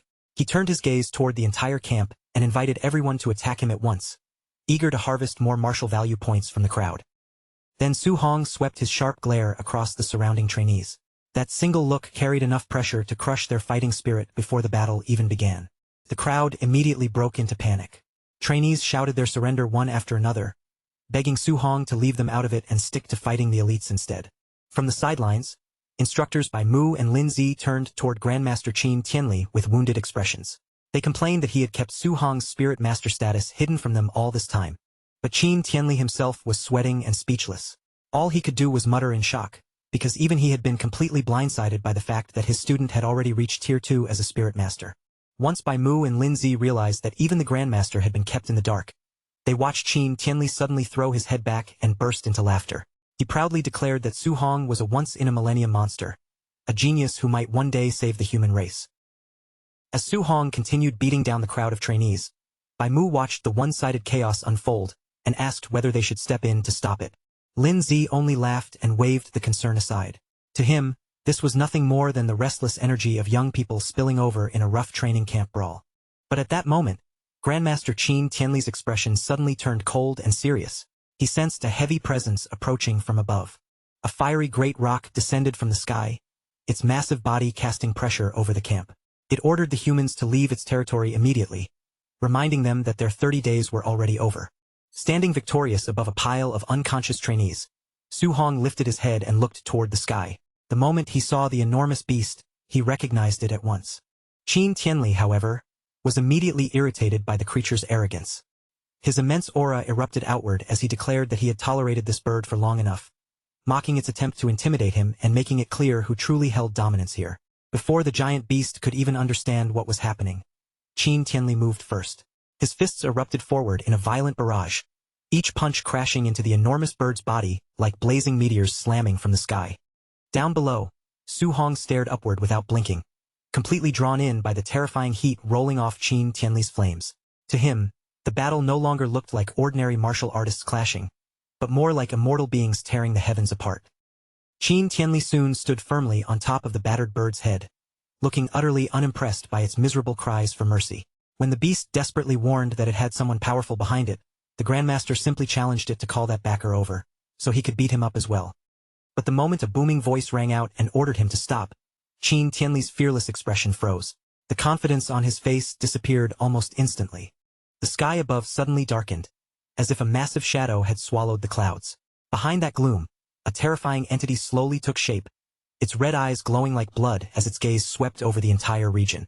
Lin Zi and Bai Mu stared up in horror, their faces turning pale at once. Only then did they realize that this great rock was actually connected to the legendary Lord of 10,000 Monsters. Su Hong clenched his fist tightly as cold sweat ran down his skin. He immediately recognized the shadowy being as one of the supreme rulers of the mountain range, an existence that was definitely at least tier 9, and perhaps even a true king-level monster. Looking up at the enormous shadow of the Lord of 10,000 Monsters, Su Hong felt as though the entire sky was pressing down on him. Just being caught under that gaze made his body feel unbearably heavy. This single encounter struck him harder than any ordinary battle. It made Su Hong clearly understand how weak he still was, because compared with experts at tier 9, his current tier 2 strength was almost meaningless. A deep chill spread through Su Hong's heart as he thought of his family back in Star City. If a being this powerful ever descended on the city, he knew he would not have the strength to protect his aunt and uncle at all. With his eyes fixed on the darkened sky, Su Hong silently hardened his resolve. No matter how difficult the path became, he would force himself beyond his limits, break through tier after tier, and one day reach the legendary King Realm. Meanwhile, Qin Tianli finally released the badly beaten Great Rock. Since the beast clearly had such a terrifying backer, he chose to let it leave for now, while the Great Rock flapped away in humiliation and furiously swore that it would take revenge. As the enormous beast disappeared into the distance, Qin Tianli quietly felt relieved. Fortunately, the Lord of 10,000 Monsters was still restricted by an old agreement with the human race, which meant it could not attack humans casually. After that frightening interruption, the training camp finally came to a close. Thankfully, no further trouble appeared, and the remaining procedures ended without another disaster. As the trainees gathered near the buses and prepared to return, Su Hong slung his backpack over his shoulder, already looking forward to seeing his aunt and uncle after being away for an entire month. Just then, a familiar voice suddenly called out to him. Li Tu and Chen Shan quickly ran over to greet him. Li Tu cheerfully said that Su Hong would definitely become famous throughout Star City, while Chen Shan looked a little awkward and brought up their past conflicts, asking Su Hong not to hold a grudge. Su Hong only sighed and told them he was not that petty. When the buses finally returned to Star City, an official was already waiting to receive the students. With a formal smile, he welcomed them back and congratulated everyone on surviving such a difficult training period. The official then announced that a grand banquet would be held at the city lord's estate to celebrate their return. Not only that, but every trainee would also receive gifts prepared for the occasion. While the other trainees immediately burst into cheers, Su Hong looked visibly tired. More than attending a banquet, he only wished he could skip the entire event and head straight home. Later that day, guests began arriving one after another at the enormous city lord's estate, filling the grand entrance with carriages, attendants, and important figures from across Star City. Before long, the luxurious banquet hall was packed with people. Bright lights, polished tables, and elegant decorations made the entire place feel far too extravagant for an ordinary gathering. An attendant moved through the hall with practiced politeness, guiding two nervous guests toward their assigned seats, while they glanced around uneasily at the lavish surroundings. Those two guests were Su Hong's uncle and auntie. Sitting at a fancy table, they looked stiff and uncomfortable, clearly feeling out of place among all the wealthy and powerful people around them. Several rich guests quickly noticed the couple and began whispering among themselves. Judging from their simple clothing, they could not understand why people who looked like migrant workers had been invited to such an important event. Su Hong's auntie lowered her voice, worried that their clothes might embarrass their nephew in front of everyone. His uncle sighed helplessly, saying they had already worn their best outfits, but he still admitted that maybe they should not have come. Before their anxiety could grow any worse, Principal Lee from No. 1 High School walked over with a warm expression. He greeted them kindly and immediately recognized them as Su Hong's relatives. The couple was clearly startled that such an important person would approach them first. They nervously returned the greeting, but Principal Lee gently reassured them and told them there was no need to be so tense. Then, all of a sudden, Wu Lingxian, the president of the Star City Martial Artist Association, hurried over as well. She enthusiastically reached for Su Hong's uncle's hand and shook it with surprising warmth. In a voice loud enough for nearby guests to hear, Wu Lingxian praised Su Hong as the most promising genius she had ever seen. Her excitement only made Su Hong's uncle even more overwhelmed, leaving him unsure how to respond. The wealthy guests nearby were stunned as they watched city officials respectfully greet this seemingly ordinary couple.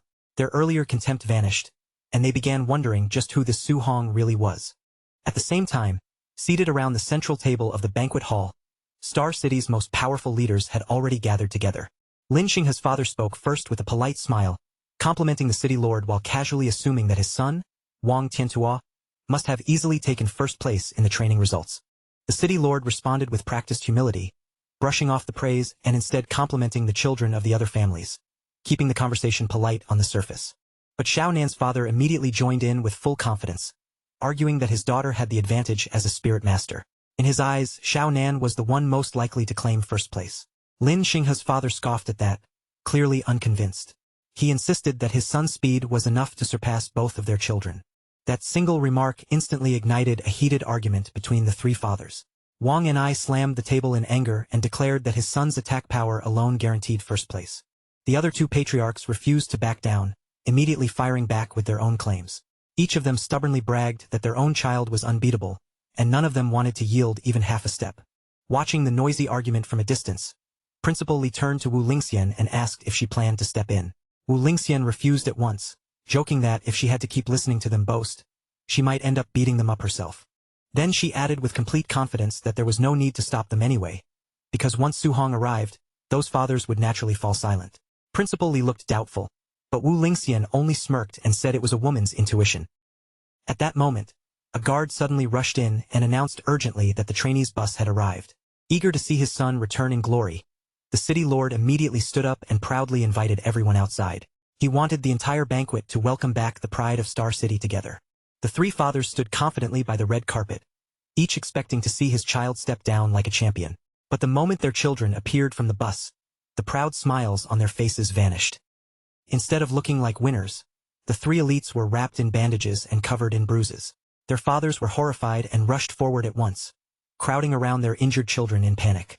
The city lord stared at his son's battered face in disbelief, completely losing his composure. Lin Xinghe then dryly explained that Wang Tiantua had suffered the worst because he had stubbornly refused to surrender. The fathers froze in shock, unable to accept what they were hearing. They immediately demanded to know who could possibly have defeated all three of their genius children at the same time. Their shock deepened even further when the city lord sensed the auras of the three elites and realized that all of them had already broken through to Tier 2. The fathers were left confused and shaken, wondering what kind of monster had appeared in Star City. The three elites admitted their defeat without trying to defend themselves. Wang Tiantua said their opponent's strength was far above his. Lin Xinghe confessed that he had been completely outmatched in speed, and Xiao Nan revealed that even in spiritual power, she had been easily suppressed.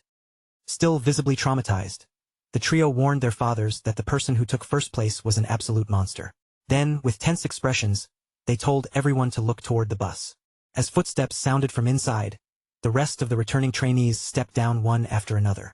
Every one of them looked beaten up as well, yet they quickly arranged themselves into two neat rows outside the bus doors.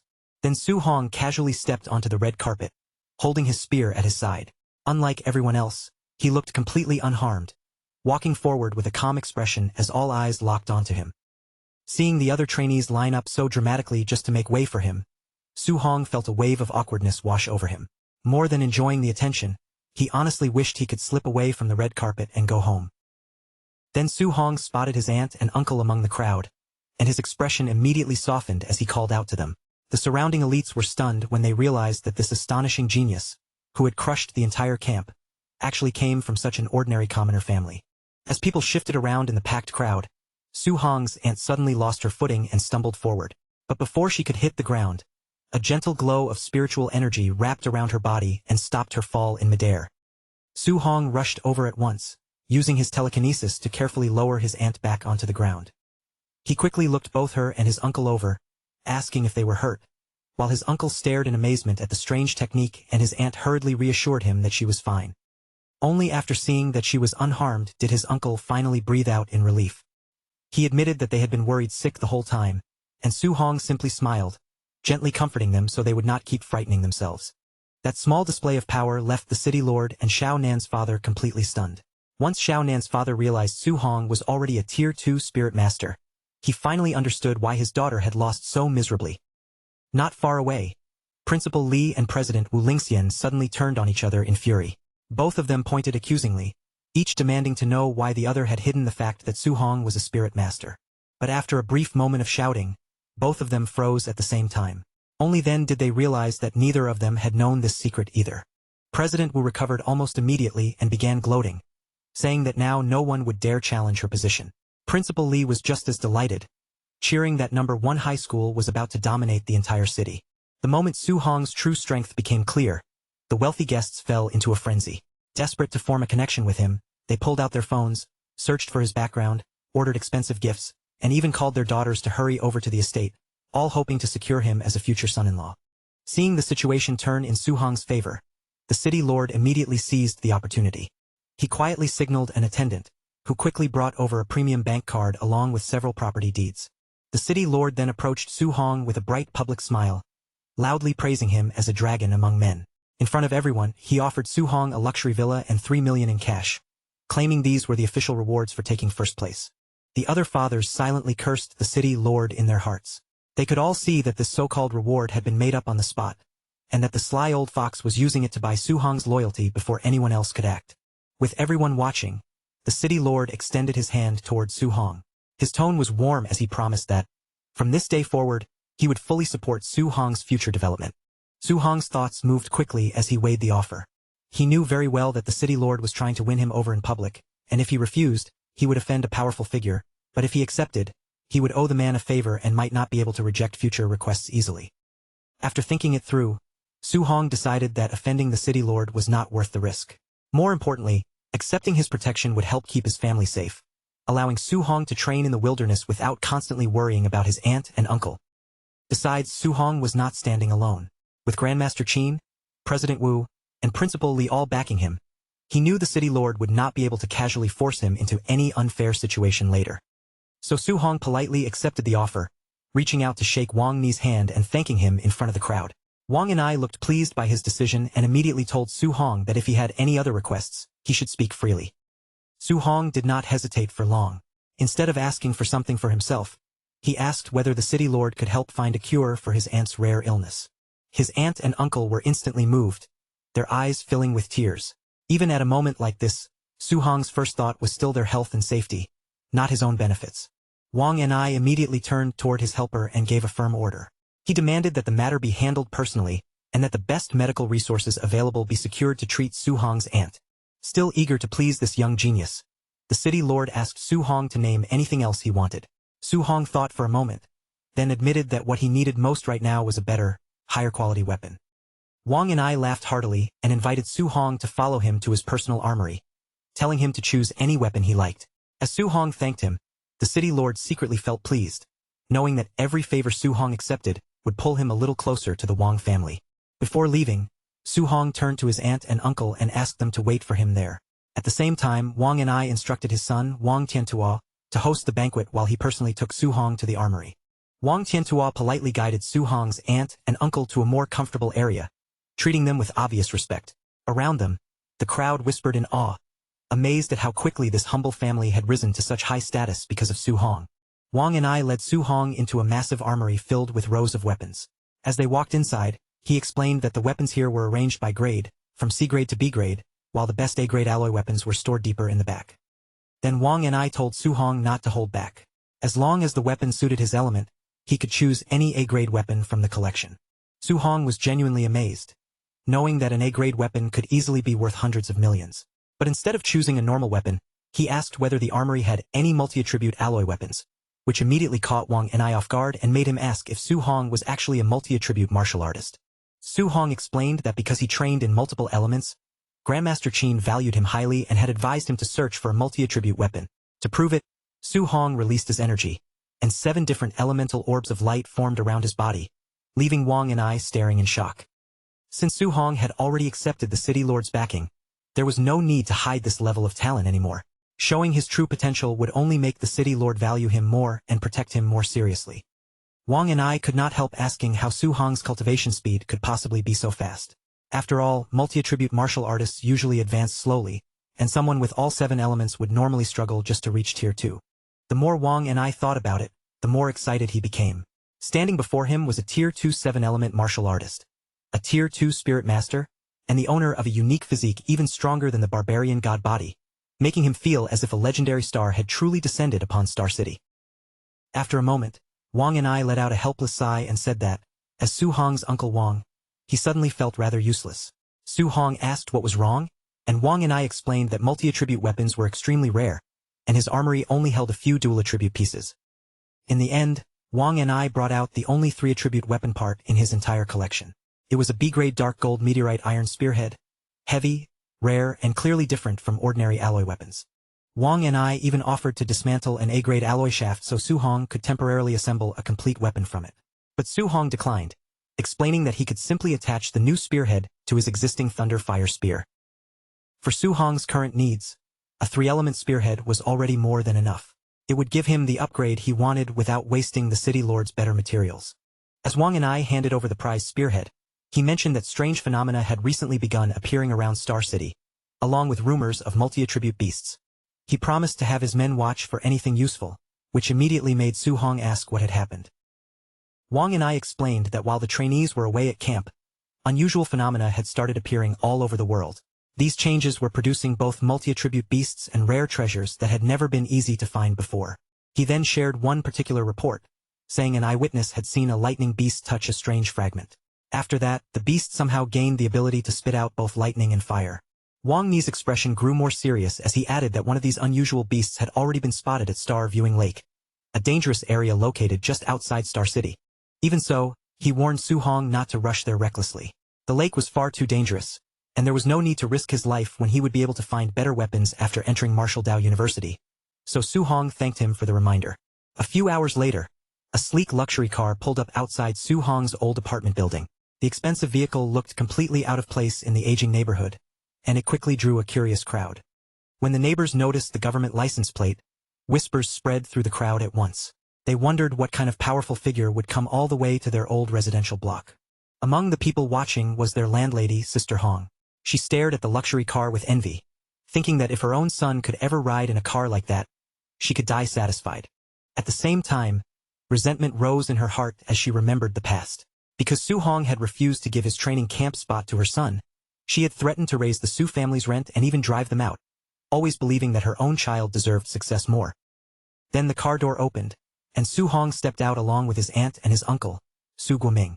The neighbors immediately realized that Su Hong's performance at camp must have earned the city lord's favor, and they began saying the family had become rich, while Sister Hong stared in horror and disbelief. Su Guoming cheerfully walked over to Sister Hong and said he had some news to share. He proudly announced that Su Hong had taken first place, and that the city lord had rewarded them with a luxury villa, so they would be moving out tomorrow, leaving Sister Hong so shocked she could barely speak. When Su Guoming asked about getting back the rent they had already paid for the remaining days, his wife quickly stopped him. She said they were rich now, so they should simply let Sister Hong keep the leftover rent as a parting gift. As the family headed upstairs, Su Guoming wondered aloud whether they should pack up their old tables and chairs. His wife immediately scolded him for being stingy, warning him not to embarrass their nephew now that Su Hong was an important figure, while Su Hong only laughed and assured them he did not care about appearances and just wanted them to be happy. Later that night, Su Hong stood alone on the rooftop of his old apartment building. Under the quiet night sky, he looked out over the familiar city, taking in the view of the place he was about to leave behind. Standing there beneath the night sky, Su Hong quietly understood that this would probably be the last time he trained on this old rooftop. A faint sense of nostalgia settled over him as he looked around at the familiar place. After a moment, he opened his status screen and began reviewing the gains from training camp.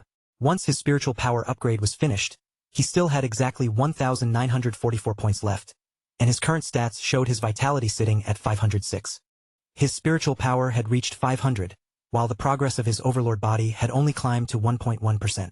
After weighing what he needed most, Su Hong sat down cross-legged on the rooftop and poured every remaining point straight into his vitality. One notification after another flashed across his interface, and his vitality began rising rapidly until it finally broke through to 701. The increase triggered a powerful surge of energy through Su Hong's body, causing his muscles to swell and tighten as he officially broke through into the mid-stage of Tier 2. Once his body slowly returned to normal, he took out his phone and started searching for more information about the strange global events and Star Viewing Lake. But the moment he gripped the phone, the screen cracked under the pressure of his hand. Su Hong paused, realizing his body still had not fully adapted to his new mid-stage Tier 2 strength, though he was at least relieved that he had not crushed the phone completely. Sitting alone on the rooftop, Su Hong scrolled through the latest global news. He found reports about a rare spiritual medicine discovered overseas that had sparked a bloody battle between Grandmaster-level experts, and another article about a flame beast that touched a strange fragment and gained both thunder and earth attributes, with the disturbing detail that every martial artist who witnessed it had later died under mysterious circumstances.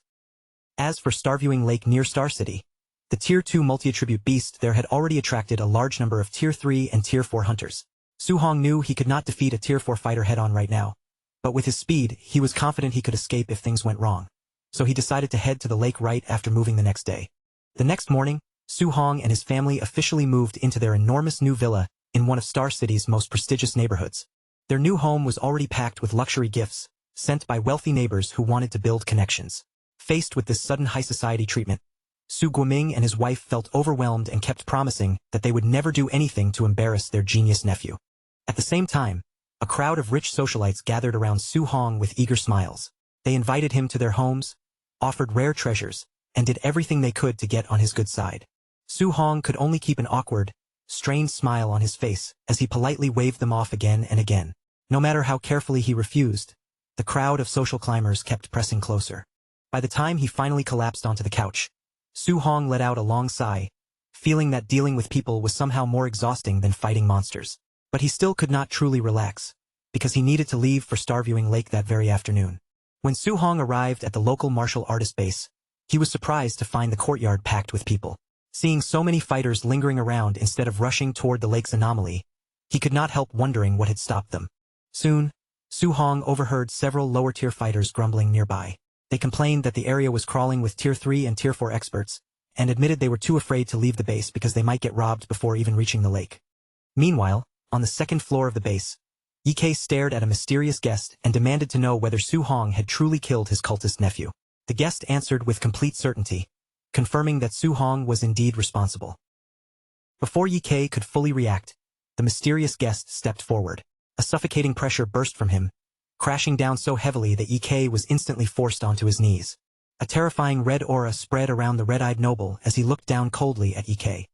He warned him to show absolute respect, and under that overwhelming suppression, Ye could do nothing but tremble and beg for forgiveness. Later that afternoon, Su-hong finally arrived at Stargazing Lake, where crowds of martial artists had already gathered along the shoreline. Rather than walking out openly, Su-hong hid behind a tree and quietly observed the situation. From his position, he could see several different hunter groups lined up along the water's edge, each watching the lake with tense focus. As Su-hong scanned the crowd, he quickly noticed that there were no weak Tier 1 fighters here at all. Everyone who dared to come was at least Tier 2 or Tier 3. Even more importantly, he spotted several extremely formidable Tier 4 experts resting near the water, their auras making the surrounding fighters keep a respectful distance. Seeing this lineup, Su-hong realized that if a single Tier 2 multi-attribute beast could draw so many experts here, then the fights over similar anomalies in other regions had to be far more terrifying.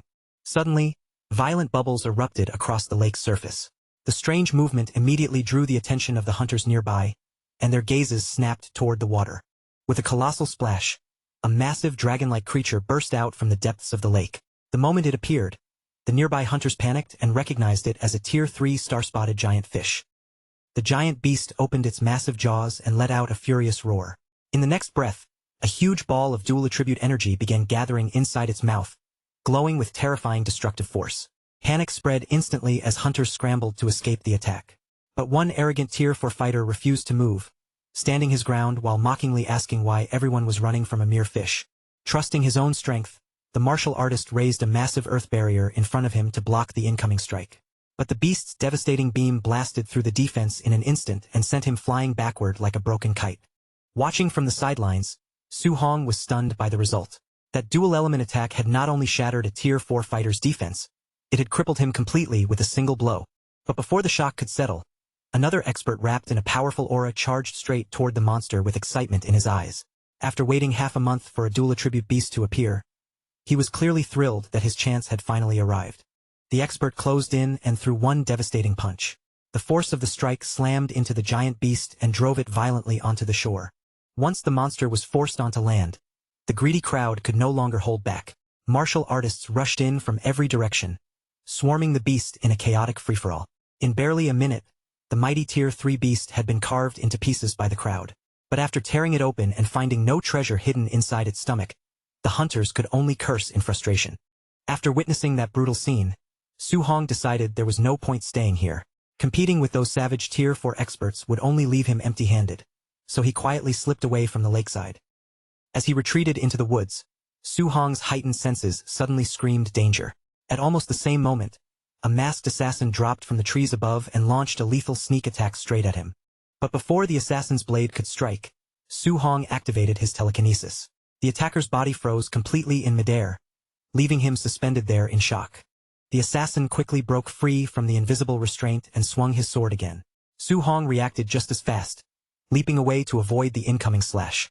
The assassin immediately realized that his target was a rare spirit master. At the same time, Su Hong gritted his teeth as he recognized the enemy's strength, because the masked attacker was clearly a formidable Tier 4 martial artist.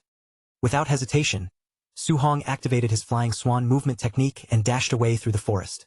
He knew very clearly that if his telekinesis had not stopped that first sneak attack, the Tier 4 assassin would have killed him on the spot. Just as Su Hong thought he had opened some distance, 6 more masked thugs emerged from the woods to support their boss. With one quick glance, Su Hong judged that every one of them was a highly trained Tier 3 fighter. The leader angrily ordered his men to shut up, warning them that their target was a dangerous spirit master. Then, making the situation even worse, 7 more Tier 3 fighters closed in from different directions, completely surrounding Su Hong. Su Hong immediately understood how serious this trap was. His enemies had sent more than a dozen Tier 3 assassins and even a Tier 4 expert just to kill a single Tier 2 fighter. That level of force was not something an ordinary enemy could mobilize. Even the Star City Lord would have trouble arranging it on short notice, so Su Hong quickly began wondering when he had offended such a powerful faction. As the chase began, the assassins struggled to keep up with Su Hong's speed and were shocked when they recognized his movement skill as an A-rank technique. Their boss barked for them to keep pursuing, confident that Su Hong's Tier 2 stamina would give out before theirs. Su Hong, however, only smirked to himself. He had no intention of playing a long endurance game on their terms, and his telekinetic power was already gathering around him. Combining the momentum of his movement technique with telekinetic flight, Su Hong suddenly launched himself upward. His body shot into the sky, soaring high above the forest canopy. Down below, the masked assassins froze in disbelief. They stared up at him in humiliation, muttering that their target was only Tier 2, so how could he possibly be capable of actual flight? Dozens of kilometers away, a fatigued Su Hong finally landed back on the forest floor. His spiritual energy had been completely drained by the escape. Since he could no longer rely on spiritual power, Su Hong decided to depend on the physical stamina of his overlord body instead. He needed to keep moving and put even more distance between himself and the assassins. As he pieced the situation together, Su Hong began to suspect that Ye Kei, the uncle of the cultist he had killed, was behind the ambush. Even though Ye Kei himself was only Tier 3, his wealthy family had enough resources to hire such a large group of elite killers. Su Hong quickly weighed every path open to him in battle. Taking down the dozen Tier 3 underlings would not be impossible for him, but the true threat was standing behind them, their Tier 4 leader whose strength was on a completely different level. If Su Hong rushed at the weaker enemies first, that Tier 4 boss would definitely seize the opening and strike him from the shadows. But if he aimed straight for the boss instead, the surrounding grunts would swarm him from every direction and bury him under sheer numbers. After turning the situation over in his mind, only one method remained. He had to move with overwhelming speed and erase every Tier 3 grunt before they could properly react. As long as those lesser threats were cleared out first, Su Hong would finally have the space to turn all of his attention toward the Tier 4 boss and crush him head-on. Meanwhile, the assassin boss was already boiling with rage. With one furious slash, he split a massive boulder clean in half, cursing the useless intelligence that had somehow failed to report Su Hong's powers as a spirit master. His men, faces tight with panic, quickly warned him that if the boy managed to escape back to Star City, every one of them would be in serious trouble. They understood the situation all too well. Their powerful backer would never dare move against Su Hong inside the city, and if that lord learned they had failed such a simple assassination, their lives would already be forfeit. The boss instantly snapped at them to shut their mouths. His voice turned ice-cold as he declared that if Su Hong fled toward Star City, it would only make the boy's death come faster, and far more painfully. Before the argument could continue, a group of robed elites suddenly arrived. Their leader spoke with unsettling calm, explaining that Su Hong had only exposed his identity as a spirit master the day before, so the information they had received was simply out of date. He then assured them that his organization had people stationed at every anomaly. They would seal off the entire region, but he also warned the assassin boss that if Su Hong survived this time, none of them would live long enough to escape his anger. The assassin boss, grateful for the support, immediately promised to owe him a favor. Then, with fury burning in his eyes, he demanded a complete perimeter lockdown and swore he would personally rip Su-hong apart. The robed leader lowered his gaze to the divination plate spinning in his hand. When the device gave no reaction at all, he made his decision and moved on to search the next sector. By the next day, the hunt still had not slowed down. Su-hong was barely taking a moment to rest on top of a slain beast when another group of assassins spotted him and rushed in, shouting for him to stop running. By the fourth day, the chase had turned into a brutal game of cat and mouse. Su-hong was forced to leap again and again through the battlefield as deadly attacks crashed down around him, blasting apart the terrain wherever he had just stood. By the seventh day of non-stop evasion, even Su-hong was nearly drained dry. His pursuers were still pressing close behind, while scouts on the cliffs kept shouting out his position and tightening the net around him. When one scout opened his mouth to call for reinforcements, Su-hong's patience finally snapped. He launched himself forward and silenced the man instantly with a flying kick straight to the face. Standing over the unconscious scout, Su-hong bent forward and gasped for air. 7 straight days of running had pushed even his legendary overlord body right to its breaking point. With his body exhausted and danger closing in from every side, Su-hong knew he needed a safer place to regroup. His next target became the official Star City supply stronghold. He understood that going there might expose his location, but he also knew the assassins should not dare launch an attack inside heavily protected government territory. But the instant Su-hong stepped through the entrance, the sharp, hostile stares from the guards told him everything he did not want to know. Su-hong clenched his teeth as the truth settled in. The mastermind pushing this relentless manhunt from behind the curtain was indeed Ye. After surviving that exhausting escape, Su-hong finally checked into a hotel inside the temporary supply stronghold, planning to use the brief shelter to recover his strength. Once alone, he pulled up his stats and began calculating his situation. His vitality was currently at 705, still far below the 900 required to break through to high stage tier 2, and even the martial value he had painfully grinded over the past week would not be enough to close that gap. Since a small boost to vitality would not change much in the current crisis, Su-hong quickly adjusted his plan. Instead of forcing a breakthrough, he decided to pour his points into his rare overlord body, instantly improving his raw combat strength and endurance. The moment the upgrade activated, a terrifying wave of red aura erupted from him. Power flooded through his muscles like molten force, and the system began registering his stats as they climbed at a rapid speed. Even though his overlord body progress only rose from 1.1% to 6.5%, the effect was still enormous. That single upgrade increased his overall strength by a massive 20%. Satisfied with the sudden rise in power, Su-hong chose to cultivate his guidance technique while resting. Even then, his guard never fully dropped, and his eyes kept drifting toward the window in case his pursuers appeared. A few hours later, the quiet night outside was suddenly broken by chaos downstairs. The hotel lobby erupted with shouting as guests called for everyone to start recording some local drama unfolding below. When Su-hong went downstairs, his appetite vanished almost instantly. A half-naked man walked right past his dinner table, turning the entire atmosphere strange and unpleasant.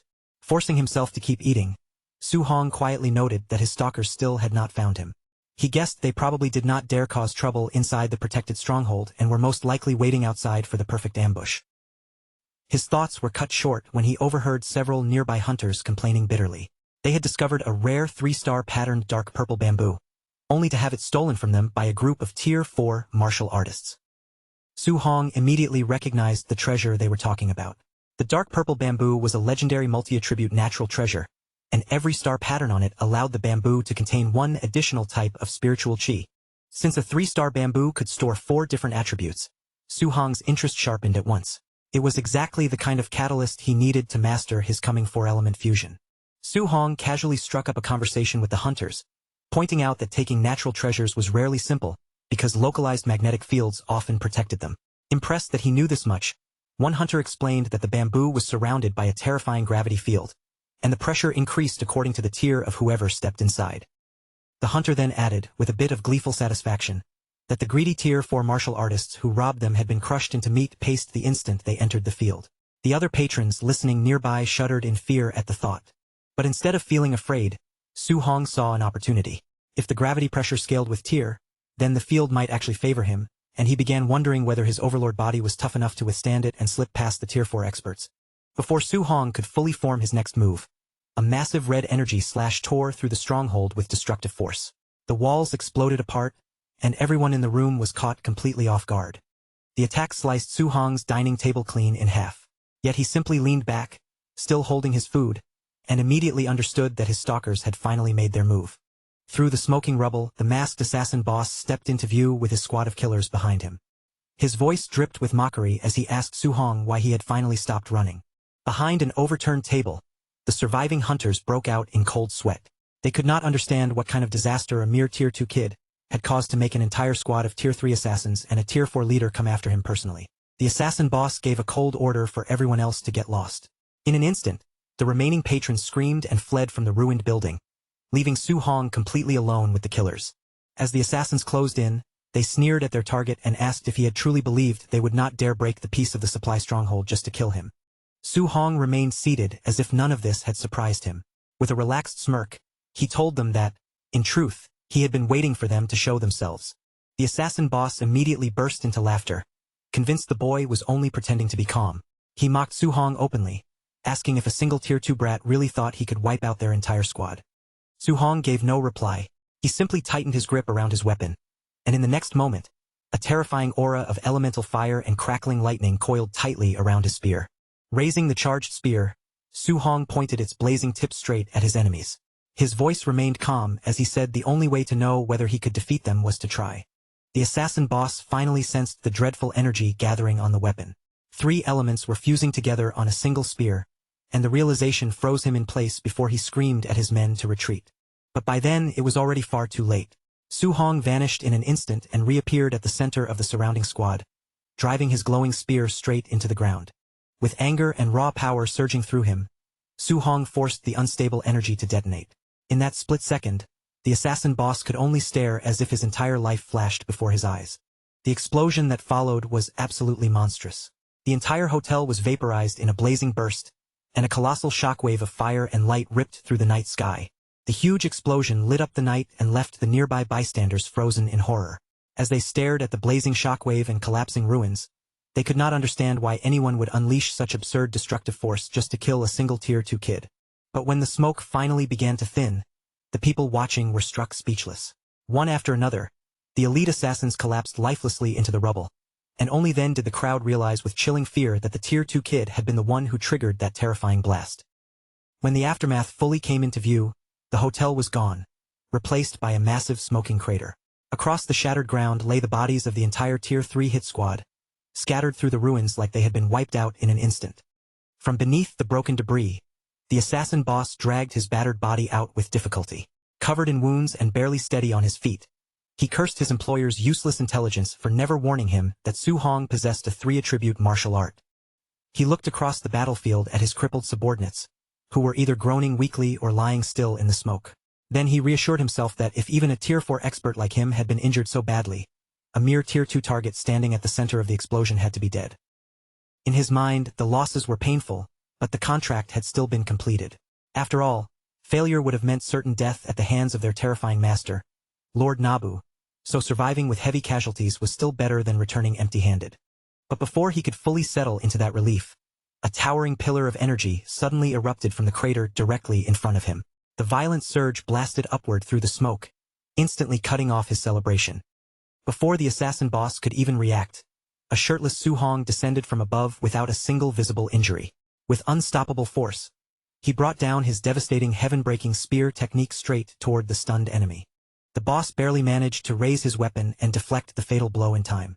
His eyes widened in disbelief as he screamed that the kid was still alive, but the moment the words left his mouth, Su Hong vanished from his sight. The boss slashed wildly at empty air, his attack cutting through nothing. In that same instant, every survival instinct in his body screamed at him to turn around. He spun back just in time to see Su Hong appear behind his remaining dazed grunts, his eyes glowing a fierce red. Panic seized the boss, and he roared at his men to wake up immediately and pin the boy down before it was too late. But the grunt closest to Su Hong was still too stunned to grasp the danger. Half-conscious and confused, he looked toward his boss and sleepily asked what he was shouting about. In the next flash, Su Hong's spear drove forward with brutal precision.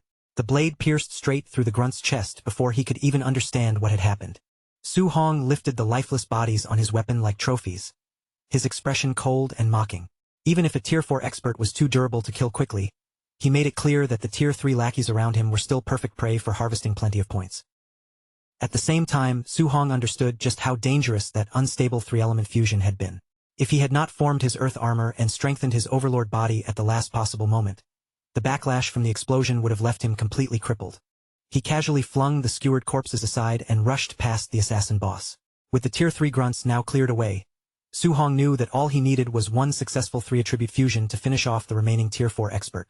Seeing his entire squad slaughtered so effortlessly, the assassin boss completely lost control. His eyes turned bloodshot, his aura flared violently around him, and he swore through gritted teeth that he would chop Su-hong's corpse into 10,000 pieces. Back at the Star City martial artist base, Lin Xinghe was getting ready to leave. The atmosphere there was much calmer, but he was clearly preparing for a trip outside the city. He had originally wanted to invite Su-hong to go with him to Stargazing Lake. Unfortunately, Su-hong had already left a full week earlier, leaving Lin Xinghe with no chance to bring him along. When Wang Tiantuo and Xiao Nen joined the conversation, they could not help comparing themselves to Su-hong. They had rested for an entire week, while Su-hong had only taken one day off before throwing himself back into training. So the three of them agreed there was no point measuring themselves against someone that dedicated and headed out, hoping to meet him near the lake. Meanwhile, Ye Kei was inside his office, completely consumed by fury. Teacups shattered one after another as he smashed them to pieces, unable to contain his rage. The assassins he hired had created an enormous problem. Not only had they locked down the lake, they had even dared to openly attack Su-hong inside a secure government supply post. That reckless move had thrown the Yi family's leader into panic. If Su-hong truly died, everyone would immediately suspect the Yi family, and the city lord would have the perfect excuse to wipe out their entire clan in revenge for his prized genius. Far away from Star City, a crushing purple dome known as the mysterious gravity field covered the dark purple bamboo forest. Anyone reckless enough to step inside would be flattened almost instantly by the terrifying pressure. The hunters who had tried reaching the treasure were now sprawled across the ground, groaning in pain. One struggling fighter complained that after only 14 steps, the gravity had multiplied 30 times, making it impossible for him to push any farther. Nearby onlookers quickly calculated what that meant. Under 30 times gravity, an ordinary person would have to withstand more than 2 tons of force, enough pressure to crush internal organs with ease. Just then, the celestial cult envoy arrived with his followers. Looking toward the dome, he explained that the field's gravity increased according to strength, which meant a Tier 4 expert like him would suffer an even more terrifying pull than a Tier 3 martial artist. After realizing that the bamboo could not be reached for the moment, the envoy turned his attention back to tracking a certain divine object. Suddenly, his division compass spun rapidly in his hand before locking onto one direction, and when he followed its signal, his face darkened. The compass was pointing straight at the 3-star patterned dark purple bamboo, meaning the divine object he needed was trapped inside that crushing gravity field. While the envoy was still trying to think of a way through the danger, his gaze suddenly caught movement among the trees. Su-hong was leaping through the forest, moving quickly across the branches. The envoy narrowed his eyes in surprise, wondering how a mere Tier 2 brat could still be alive after being hunted by a Tier 4 assassin and an entire squad of Tier 3 fighters. In the envoy's mind, that failed hit squad was nothing but a group of useless fools. Since they could not finish the job, he decided he would personally handle Su-hong himself. Without hesitation, he rushed straight towards Su-hong. The thought of claiming the massive reward for bringing back the boy's head made his killing intent rise even faster. Su-hong immediately sensed a powerful new threat closing in. His body tensed, his grip steadied, and he braced himself for the sudden ambush. He barely had a moment to react before the envoy lunged at him with a spear. The attack came in fast and sharp, cutting straight toward him without warning. Su-hong knew a simple dodge would not be enough against this strike. He instantly summoned his protective earth armor around his body, then countered with a fierce burst of explosive energy. Dust and broken leaves filled the air from the impact. When the cloud finally cleared, both fighters were still standing their ground, facing each other across the torn-up forest floor. As the last traces of his armor faded away, Su-hong drew in a steady breath. Then he looked at the cultist and calmly praised him for actually surviving that attack. The envoy's response was cold and direct. Su-hong had to die. The moment those words were spoken, Su-hong immediately understood what he was dealing with. This man was a demonic cultist. That realization confirmed Su-hong's worst fear. He was no longer being chased by Ye Kei alone. The demonic cult had also joined the hunt for his life. But Su-hong did not waste time hesitating. He poured elemental energy into his weapon and charged forward, meeting the envoy head-on in a violent clash of blades. Their weapons collided with explosive force, sending a thunderous blast echoing through the forest. The shockwave hurled the envoy backward, smashing him through the trees. The Tier 4 fighter coughed up blood as he struggled to steady himself. His face was filled with disbelief, unable to understand how a Tier 2 opponent could possess such monstrous power. Then the envoy saw Su Hong turn his attention toward his subordinates. Realizing what was about to happen, he immediately ordered his squad to block Su Hong's path. Su Hong was suddenly caught between two threats. The demonic cult grunts stood in front of him, while the recovering Tier 4 expert remained behind him, closing the trap from both sides. The grunts hesitated, debating whether they should transform in order to survive. But they foolishly convinced themselves that Su Hong could not possibly unleash another high-tier attack so soon after the last one. One of the grunts tried to rally the others and organize a defense. Before he could even finish speaking, Su Hong moved, and his head was taken clean off mid-sentence. Before the rest of the squad could react, Su Hong shot forward in a single terrifying dash. His spear punched straight through their defensive line, skewering the entire group in one brutal motion. The surviving cultists were left trembling in fear. They cursed their dead comrade for underestimating Su Hong's remaining energy and dragging them into such a disastrous mistake. Even so, the cultists refused to retreat. Gritting their teeth, they launched a coordinated charge, trying to rely on their numbers to overwhelm Su Hong all at once. Su Hong answered them with his sweeping treading sea technique. His spear carved through the air in a massive arc, and the blazing force of the strike incinerated the attackers in one devastating sweep. Seizing the opening, the celestial cult envoy shot into the air with killing intent surging around him. From above, he brought down a massive strike aimed straight at Su Hong, trying to crush him beneath one overwhelming blow. But Su Hong did not try to meet the attack head-on. Instead, he activated his flying swan technique, sprang away with a sharp burst of speed, and deliberately threw himself into the terrifying gravity field to dodge the strike. The watching hunters were stunned as Su Hong moved more than 10 paces into the field almost effortlessly. Seeing him withstand the crushing pressure so smoothly, they could only marvel at how terrifying his overlord body really was. The envoy's face twisted with fury. Refusing to let the gravity field become Su Hong's shield, he coldly declared that it would not protect him, then stepped into the field to continue the chase. But the instant his foot touched the ground inside, regret hit him like a hammer. Because the pressure scaled with strength, that very first step forced nearly 30 times gravity onto his body, and he immediately understood that going any farther would crush him. With close-range attacks no longer able to reach him, Su Hong seized the advantage. He turned and sprinted deeper into the gravity field, putting more distance between himself and the enemies outside. The frustrated envoy could only grit his teeth and hurl his spear after him. But before the weapon could get anywhere near Su Hong, the scaling gravity dragged it down violently, forcing it to crash into the ground. Stuck at the field's edge, the envoy could do nothing but roar threats and dare Su Hong to come out and face him. Meanwhile, Su Hong remained safely beyond their reach, fully aware that he had finally bought himself a little breathing room. Then Su Hong's eyes locked onto his goal. Right ahead of him, standing within the oppressive field, was the 3-star patterned dark purple bamboo he had come for. However, every step forward made the gravity grow heavier. The pressure pressed down on his body without mercy, and Su Hong quickly realized that his injuries were dragging him dangerously close to his limit. Since the cultists outside could not reach him for the moment, Su Hong made a quick decision. He sat down inside the field and activated his wood attribute healing technique to begin treating his wounds. The surrounding hunters were left completely dumbfounded. They could not understand how a kid who had just been using thunder energy also possessed wood attribute healing powers, much less how he could calmly recover so close to the treasure. When the envoy saw Su Hong healing himself, his expression darkened at once. He ordered his scouts to call their elite comrades over to secure the kill, warning that the divine object was probably hidden inside the bamboo, and if Su Hong obtained it, none of them would survive the consequences. Near Stargazing Lake, Wang Tiantua, Xiao Nan, and Lin Xinghe were moving through the area when they suddenly came across the corpse of a demonic cultist lying on the ground. The moment they realized the demonic cult had sealed off the entire region, their faces turned serious. Suspecting that Su Hong was the true target, they decided to return to the martial artist base and report the situation immediately.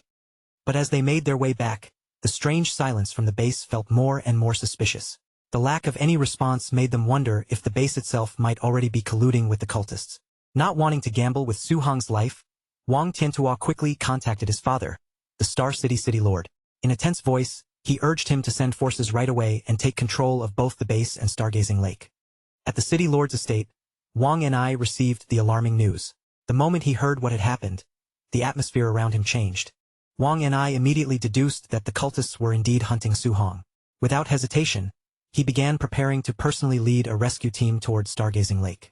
Meanwhile, at the edge of the crushing gravity field, the celestial cult envoy and his followers were still waiting outside. Then the battered, bruised masked assassin finally arrived, prompting the envoy to demand what had happened to his forces. The assassin explained through gritted teeth that Su Hong's tricks had wiped out almost all of his Tier 3 men. But the envoy refused to accept it, unable to believe that a mere Tier 2 kid could so easily destroy more than a dozen stronger fighters. Furious and humiliated, the assassin insisted that Su Hong had used a devastating three-element fusion technique that had never appeared in their intelligence. Even then, the envoy remained doubtful, claiming that fusing 3 elements should be impossible in theory. Yet after thinking it over, the envoy was forced to reconsider. Su Hong truly did possess 3 separate attributes, which meant that a 3-element fusion technique might not be impossible after all. It might be a terrifying reality. Knowing that their lives were hanging by a thread, the cultists agreed that Su Hong had to die no matter the cost. Otherwise, their terrifying superior would never spare them, and all they could do was glare at Su Hong, who was still calmly meditating right in front of them. 2 hours later, Su Hong finally ended his meditation. Thanks to his A-rank healing art, both his body and his spiritual energy had recovered completely, returning him to peak condition. When Su Hong opened his eyes, he saw that the cultists were still waiting stubbornly for him to step out. Realizing they would never let the matter end while he was alive, he picked up his spear and rose to his feet. Su Hong then began walking toward the dark purple bamboo. With his very first steps, the crushing gravity inside the field multiplied rapidly, bearing down on him with brutal force. His teeth clenched under the immense weight pressing onto his body. Even so, Su Hong refused to stop, silently vowing to endure the pressure and keep forcing his way forward. Outside the barrier, both the envoy and the assassin boss stared in disbelief as Su Hong continued closing in on the treasure. They cursed his absurd physique, unable to understand how a Tier 2 kid could possess such insane physical durability. The envoy quickly calmed himself and formed a new plan. He realized that the moment Su Hong pulled out the bamboo, the protective gravity field around it would disappear completely. With that in mind, he ordered his men to prepare for an ambush. The instant the barrier vanished, they were to rush in and slaughter Su Hong on the spot. After pushing his body beyond its absolute limit, Su Hong finally reached the bamboo, panting heavily from the pressure. Exhausted but still standing, he planted his spear into the ground to steady himself.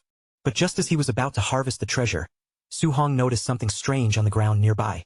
The terrifying gravity had crushed the surrounding stone into powder, yet a small black triangular fragment lay there completely intact, as if the pressure had done nothing to it. Su Hong's curiosity sharpened at once. If such a tiny object could survive this level of gravity without a scratch, then it was definitely no ordinary item, so he decided to pick it up and inspect it. He turned the mysterious fragment over in his hand, studying its surface carefully.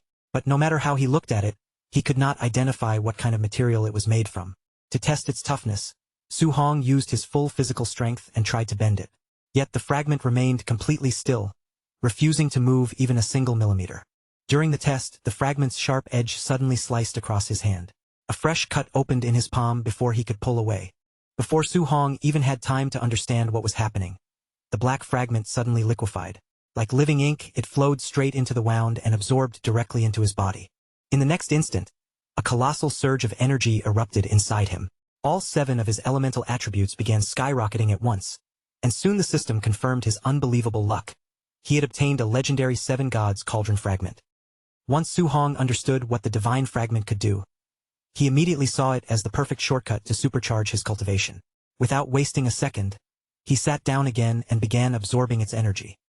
From outside the field, the envoy and the assassin boss were completely baffled when they saw their target suddenly start cultivating.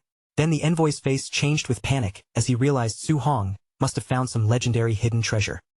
When the absorption finally finished, Su Hong was stunned by the result. His 7 attributes had increased tenfold, meaning he would no longer run dry after using only a few A-rank skills and could now unleash them dozens of times in a row. Even more shocking, the 3-attribute fusion that had failed before was now fully stabilized. What had once been dangerous and unstable had been mastered in an instant. Su Hong checked his system stats and saw that both his vitality and spiritual power had reached their peak. The system also showed that he now possessed one of the 107 Gods Cauldron fragments. Thinking about it, Su Hong quickly understood the scale of the opportunity. If a single fragment could grant him this kind of ridiculous power boost, then collecting all 100 fragments would make him practically godlike.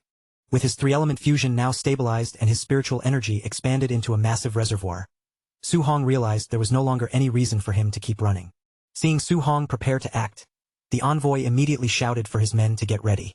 Beside him, the bloodthirsty assassin boss stared at the field and swore he would personally tear the kid to pieces the moment the barrier dropped. Su Hong reached for the dark purple bamboo, tightened his grip around it, and violently pulled the treasure out of the ground.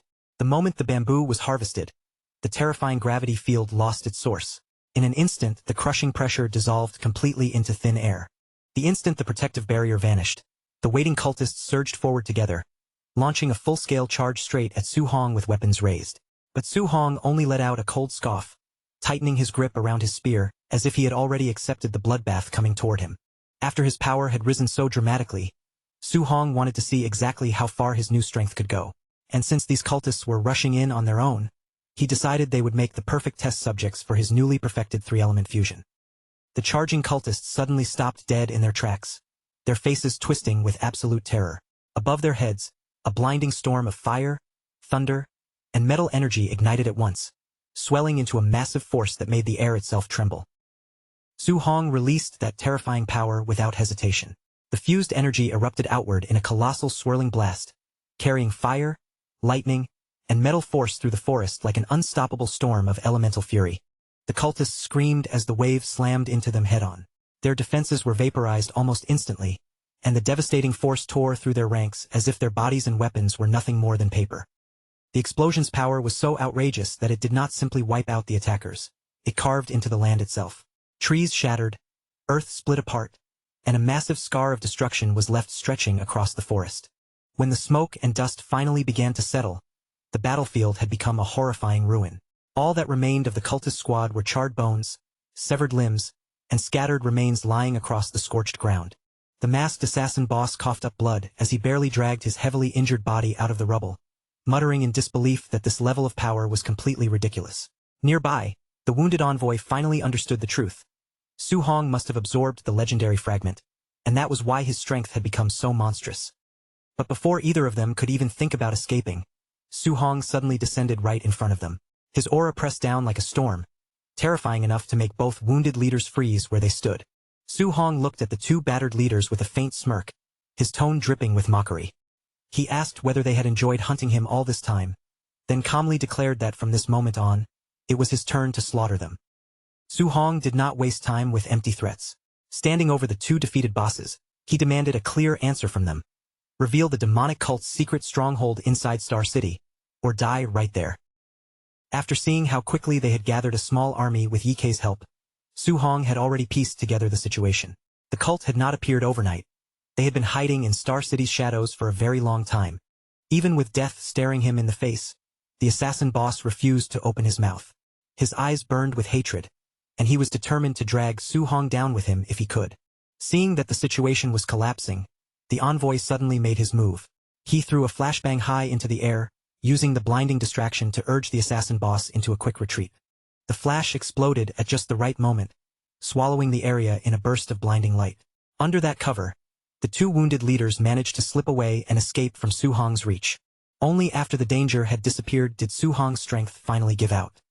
His body sank to the ground, and the exhaustion he had been suppressing crashed over him all at once. He knew the truth better than anyone. That enormous three-element attack had drained his spiritual energy almost completely, and if those two Tier 4 fighters had chosen to keep fighting instead of running, he would have been in serious trouble. With almost nothing left in reserve, Su Hong immediately activated his healing technique to patch up his battered body. He needed to recover quickly, because once he returned, he still had one more traitor to deal with, Ye Kei. Farther away in the woods, the two injured bosses continued fleeing through the trees.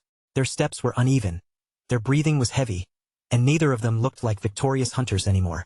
The assassin boss finally realized what had just happened. Su Hong's last move had been a bluff meant to buy time. But the panicked envoy immediately warned him not to take that monster lightly, no matter how exhausted he seemed. The assassin boss tried to save face, insisting that they were still Tier 4 experts while Su Hong was only Tier 2. But the traumatized envoy snapped at him to shut up, reminding him that their elite squads had been destroyed in mere seconds. The humiliating truth settled over both of them. Two powerful Tier 4 commanders had been forced to run for their lives by a Tier 2 teenager, and if word of this spread, they would become the laughingstock of the entire martial arts world. Back at the Star City martial artist base, Ye Kei paced back and forth inside his office, anxiety written all over his face. Every step showed just how badly his nerves were beginning to unravel. What terrified him most was the possibility that the city lord would discover his illegal blockade before he received proof of Su Hong's death. If that happened, there would be no way to explain himself. Then, without warning, a message flashed across his communication crystal. The moment Ye looked down at it, the news that appeared was the worst possible outcome. The expensive assassination plot he had arranged against Su Hong had completely failed. After all that money, planning, and risk, Su Hong was still alive. Panic struck Ye instantly.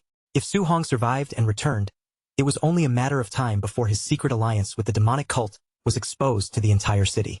Knowing that staying meant certain ruin, Ye made his decision at once. He hurriedly packed what he could, planning to flee Star City before the city lord's people came for him.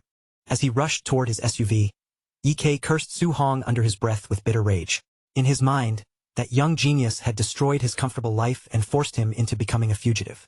But before Ye could even climb into the vehicle, a blazing cage of fire suddenly erupted around him. Flames rose from the ground like iron bars, trapping him in place. From the shadows nearby, Su Hong stepped out calmly. Looking at Ye inside the fiery cage, he mocked him with a cold question, asking where exactly he thought he was going. With escape cut off, Ye's desperation exploded. He released his peak Tier 3 energy at full force, trying to push back against the pressure closing in on him. Then Ye charged straight forward, launching a powerful palm strike with all his strength. As he attacked, he screamed that a mere Tier 2 brat had no right to look down on him. Su Hong avoided the strike with almost effortless speed, slipping past it before Ye could even adjust. His voice stayed calm as he told Ye that ranks no longer mattered between them. In the next instant, Su Hong countered with a sharp, decisive thrust. His spear drove straight through Ye's chest, ending the fight before the official could mount another attack. As the dying Ye crashed backward into his own vehicle, the truth finally hit him. The opponent standing in front of him was not just a talented Tier 2 warrior, he was a true monster. A moment later, the vehicle erupted into a roaring fireball behind him. Su Hong simply turned and walked away from the explosion, leaving the flames to swallow the wreckage. Nearby, a crowd of martial artists stood in stunned silence. None of them could believe they had just watched a Tier 2 teenager defeat a peak Tier 3 official in broad daylight. Not long after, a fleet of official luxury cars rolled into the street. The doors opened, and City Lord Wang and I stepped out in front of the crowd. The onlookers began whispering nervously the moment they saw him. Since Su Hong had just killed an official, they quickly decided they would testify for him and frame the incident as self-defense against the corrupt Ye. But what happened next left the crowd completely stunned. Wang and I did not even glance at the burning car at first. Instead, he rushed straight over to Su Hong like an overprotective parent, anxiously checking whether his favorite prodigy was safe. After confirming Su Hong was unharmed, Wang and I finally let out a relieved sigh. Then he noticed the rare 3-star purple bamboo in Su Hong's hand and could not help being amazed by the boy's incredible luck. While Su Hong stood there feeling deeply awkward under all that sudden affection. Only then did Wang and I turn his attention toward the burning wreck nearby. His expression grew serious, and he demanded a full explanation of everything that had happened. Soon after, Su Hong sat inside Wang Ni's private limousine and finished recounting the chaos of the past week. From the hunt to the ambushes to the treasure, he laid out the whole unbelievable sequence. Wang and I sat there in stunned silence, struggling to process what he had just heard. A Tier 2 kid had survived 8 straight days of being hunted by elite Tier 3 and Tier 4 enemies, and the story sounded almost impossible. He counted through the ridiculous feats one by one. Su Hong had defeated the Tier 3 fighters, injured both Tier 4 bosses, and even walked away with a rare treasure. Su Hong merely shrugged and confirmed that every word was true. Wang and I became even more excited to have such an unbelievable genius on his side. He grabbed Su Hong by the shoulders and, with a completely serious face, asked whether Su Hong wanted to marry his 40 daughters and help raise a new generation of powerful warriors. Su Hong immediately flushed with embarrassment and begged the old man to stop joking around.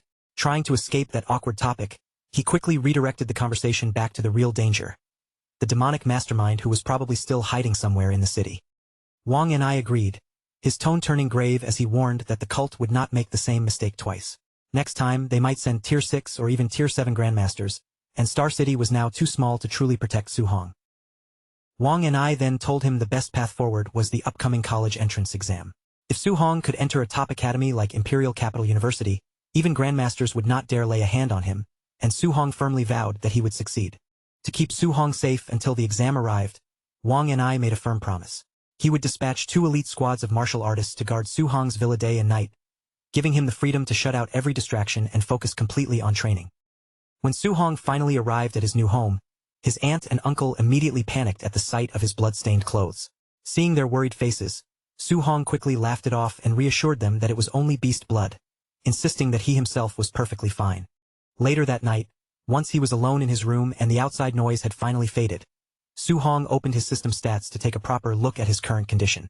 Thanks to the brutal survival streak he had endured in the forest, his martial value had piled up into a huge reserve. By now, he was sitting on more than 3,100 points. As Su-hong considered how to spend them, he quickly realized one problem. If he poured everything into vitality, he could force his way into Tier 3, but his newly awakened spiritual power would still remain weak at Tier 2. And because he now had to stay safely inside the city to avoid another assassination attempt, he knew he would not be able to freely hunt outside and grind high-value points for quite some time. After weighing the risks, Su-hong decided that balance was the smartest path for survival. Instead of chasing one extreme, he split his martial value between strengthening his physical body and upgrading his spiritual power. To test his improved telekinesis, Su-hong focused on a glass of water nearby. With barely any effort, he lifted the liquid into the air and guided it smoothly around the room, controlling every movement with perfect precision. By the next morning, rumors about Su-hong's unbelievable battle had already swept through Star City No. 1 High School, spreading from class to class at ridiculous speed. Inside the classrooms, excited students whispered and shouted over each other, claiming that Su-hong had destroyed 100 cultists with a single swing of his spear. At the same time, Qinshan and Li Tu had fully taken on the role of Su-hong's biggest supporters. They went from classroom to classroom bragging about his legendary feats, only to get called out when they barged into a class that was not even scheduled for them. One irritated student stood up and confronted them, complaining that his class had waited an entire week to hear the story. Only then did everyone realize that Qinshan and Li Tu had mixed up their schedule and walked into the wrong classroom. The classroom commotion ended almost instantly when one student looked outside, spotted Su-hong entering through the school gates, and shouted the news at the top of his lungs. Hearing the sudden uproar from every direction, Su-hong paused and looked around in complete confusion, clearly having no idea why the whole school had suddenly exploded with noise. Before Su-hong could even take another step forward, a huge wave of excited students came rushing straight toward him, moving like a wild mob that had just found its target. A cold sweat immediately broke across Su-hong's face. As he watched the crowd charge closer, he could not help wondering what he had possibly done to make the entire school chase after him. In no time, the students surrounded Su-hong from every side, their faces bright with excitement. One after another, they begged him to tell them about his legendary exploits in person. Nearby, Li Tu and Qinshan laughed as they bragged about how even Teacher Li had been shocked when he heard the news. Su-hong quickly coughed in panic, desperately trying to signal them to shut their mouths. But the two boys completely missed the warning. They kept laughing and even teased Su-hong, asking if he had caught a cold, completely unaware that Teacher Li was already standing right behind them. Teacher Li suddenly reached out and grabbed Qinshan by the head. With a dangerous smile, he mockingly asked why Qinshan was no longer calling him Old Li now. After catching the trash talkers red-handed, Teacher Li turned to Su-hong and told him the principal wanted to see him. Behind him, Qinshan immediately started begging Su-hong for help in pure desperation. When Su-hong knocked on the office door, Principal Li practically rushed out to greet him. With open arms and a face full of excitement, he welcomed Star City's favorite prodigy like an honored guest. Once they sat down, Principal Li tried to secretly slide several valuable Tier 2 cultivation pills to Su-hong under the table. He lowered his voice and insisted that Su-hong accept them as a private gift. Su-hong politely refused the offer, then casually revealed the reason. Those pills would not help him anymore because he had already reached the high stage of Tier 2. That simple statement completely stunned Principal Li. His eyes widened as he struggled to understand how Su-hong could have broken through so quickly in such a short amount of time. Su-hong then calmly explained that the recent assassination attempt by elite cultists had actually helped him. The constant danger had given him the perfect chance to grind battles and harvest a huge amount of martial value. Hearing how much Su-hong had grown, Principal Li became so excited that he immediately took off his jacket. He demanded that they head to the gym at once so he could personally test the kid's current strength.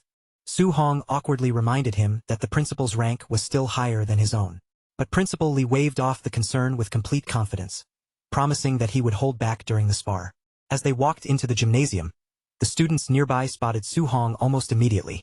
Whispers spread through the crowd as they repeated the rumor that he had defeated an entire army of cultists all by himself. Principal Li seized the moment with obvious pride. He announced that he was about to spar with the school star prodigy and ordered the staff to gather every free student in the building to watch. Feeling more and more awkward, Su-hong suggested that they find a private place for the match. But Principal Li misunderstood completely, laughing as he repeated that he would hold back so Su-hong would not lose too badly in front of everyone.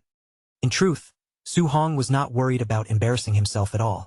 He was worried about protecting his teacher's dignity, because defeating the principal in public would destroy the man's reputation overnight. But with the entire gym watching, there was no way to back out now. Principal Lee stepped forward, ignited his fiery aura in front of the crowd, and confidently ordered Su Hong to make the first move. The students immediately erupted with excitement. For them, seeing the raw power of a Tier 3 martial artist up close was already thrilling, and they loudly cheered for Su Hong to give it everything he had. To avoid seriously hurting the principal, Su Hong chose a weaker but flashy technique that would still look impressive. He decided to test the waters with his B-rank cloud-hiding gale fist while quietly hiding the fact that he was holding back. Su Hong charged across the court with blue energy swirling around his fists. The opening attack immediately startled Principal Lee, who had not expected the boy to begin the spar with a B-rank technique. In the next instant, Principal Lee realized that this supposedly weaker opener already carried power close to a Tier 3 expert. His casual attitude disappeared, and he quickly summoned a massive stone glove to counter with his giant rock fist. The two elemental attacks crashed together in the middle of the court. A violent shockwave burst outward from the collision, nearly knocking the watching students off their feet. From there, the two went blow for blow, rapidly exchanging a fierce flurry of punches. The force kept building until one final impact sent both fighters sliding backward to opposite ends of the court. Principal Lee looked down in shock as the protective stone armor around his hand cracked apart and crumbled. Only then did he realize that Su Hong had shattered a Tier 3 defense without even using his full strength. The students gasped in disbelief, unable to accept that a Tier 2 fighter had actually forced back a Tier 3 expert. To preserve the school's pride, some quickly insisted that the principal must be holding back, because losing to a student seemed impossible. Behind his composed expression, Principal Lee was already panicking in silence. He had used 80% of his power in that exchange, and he knew his reputation would be finished if he actually lost in front of everyone. Sensing his mentor's panic, Su Hong instantly understood the problem. He suddenly dropped to one knee with an exaggerated gasp, loudly admitted defeat, and gave the principal a subtle wink to show he was throwing the match. The crowd bought the act without question. Cheers filled the gym as the students shouted that there was no shame in losing to the principal. Once Principal Lee recovered from his confusion, he finally understood what Su Hong had done. The boy had just saved his career and reputation, and gratitude immediately filled his heart. Playing along perfectly, Principal Lee stepped forward and slapped Su Hong on the back with pride. He told the crowd that Su Hong was a rare genius, and even admitted that he had needed to go all out just to avoid losing. The entire gym erupted into cheers. The students celebrated Su Hong's shocking strength, now convinced that Star City had finally produced a genius capable of entering the legendary magic martial university. While helping Su Hong back to his feet, Principal Lee quietly thanked him for saving face. Su Hong used that moment to bring up the upcoming college entrance exam, saying he needed a strong sparring partner if he wanted to break through to Tier 3. When Su Hong grinned and asked whether the principal would help train him, Principal Lee immediately broke into a cold sweat. He suddenly realized that becoming this monster's personal punching bag was a terrible idea. Even so, their agreement was set. From that day on, Su Hong established a brutal daily routine, spending his days training hard and sparring with Principal Lee to push his limits higher and higher. Even after night fell, Su Hong still refused to give himself a proper break. The moment he returned to his room, he sat down again and threw himself back into cultivation, tirelessly circulating his techniques while drawing in elemental energy without wasting a single breath. It did not take long before Su Hong's frightening endurance completely drained the principal dry. The old man was so exhausted that his body was practically trembling, and in the end, he had no choice but to call over his friend Chin Tian, asking him to take Su Hong off his hands for just one day so he could finally catch his breath. But after only a few short weeks, even the combined efforts of the principal and Chin Tian had been pushed to the limit. Both men looked as if they could barely remain standing, and with no other option left, they hurriedly handed Su Hong over to President Wu of the Martial Tao Association, practically begging her to deal with him instead. As a powerful Tier 5 martial artist, President Wu had no intention of going easy on him. From the moment she took over, her training was brutally strict, pushing Su Hong again and again without showing the slightest mercy, and she refused to give him even a second to relax. With only 5 days remaining before the major exam, Su Hong finally stood there covered in bruises, his body battered from the endless training. After forcing himself to catch his breath, he looked toward President Wu and told her that he was ready at last, ready to attempt his breakthrough. At first, President Wu clearly suspected that he was only using this as an excuse to slack off. She reached out and grabbed him by the head without hesitation, but the moment she felt the blazing aura surging out from Su Hong's body, it became impossible to deny that he was telling the truth. The realization hit her hard. In less than a single month under her relentless training, Su Hong's vitality had surged from 900 all the way to the peak threshold of 1,000. A speed so outrageous that even President Wu could not hide her shock. Once she understood just how quickly he had progressed, President Wu immediately made the decision. She ordered an urgent delivery of Tier 3 advancement pills, then left Su Hong alone inside the training room so he could gather his focus and prepare for the breakthrough without interruption. Inside the quiet training room, Su Hong sat cross-legged as his glowing aura slowly wrapped around his injured body, helping his wounds recover little by little. Then he activated his energy, steadied himself completely, and prepared to shatter his current limits and step into Tier 3.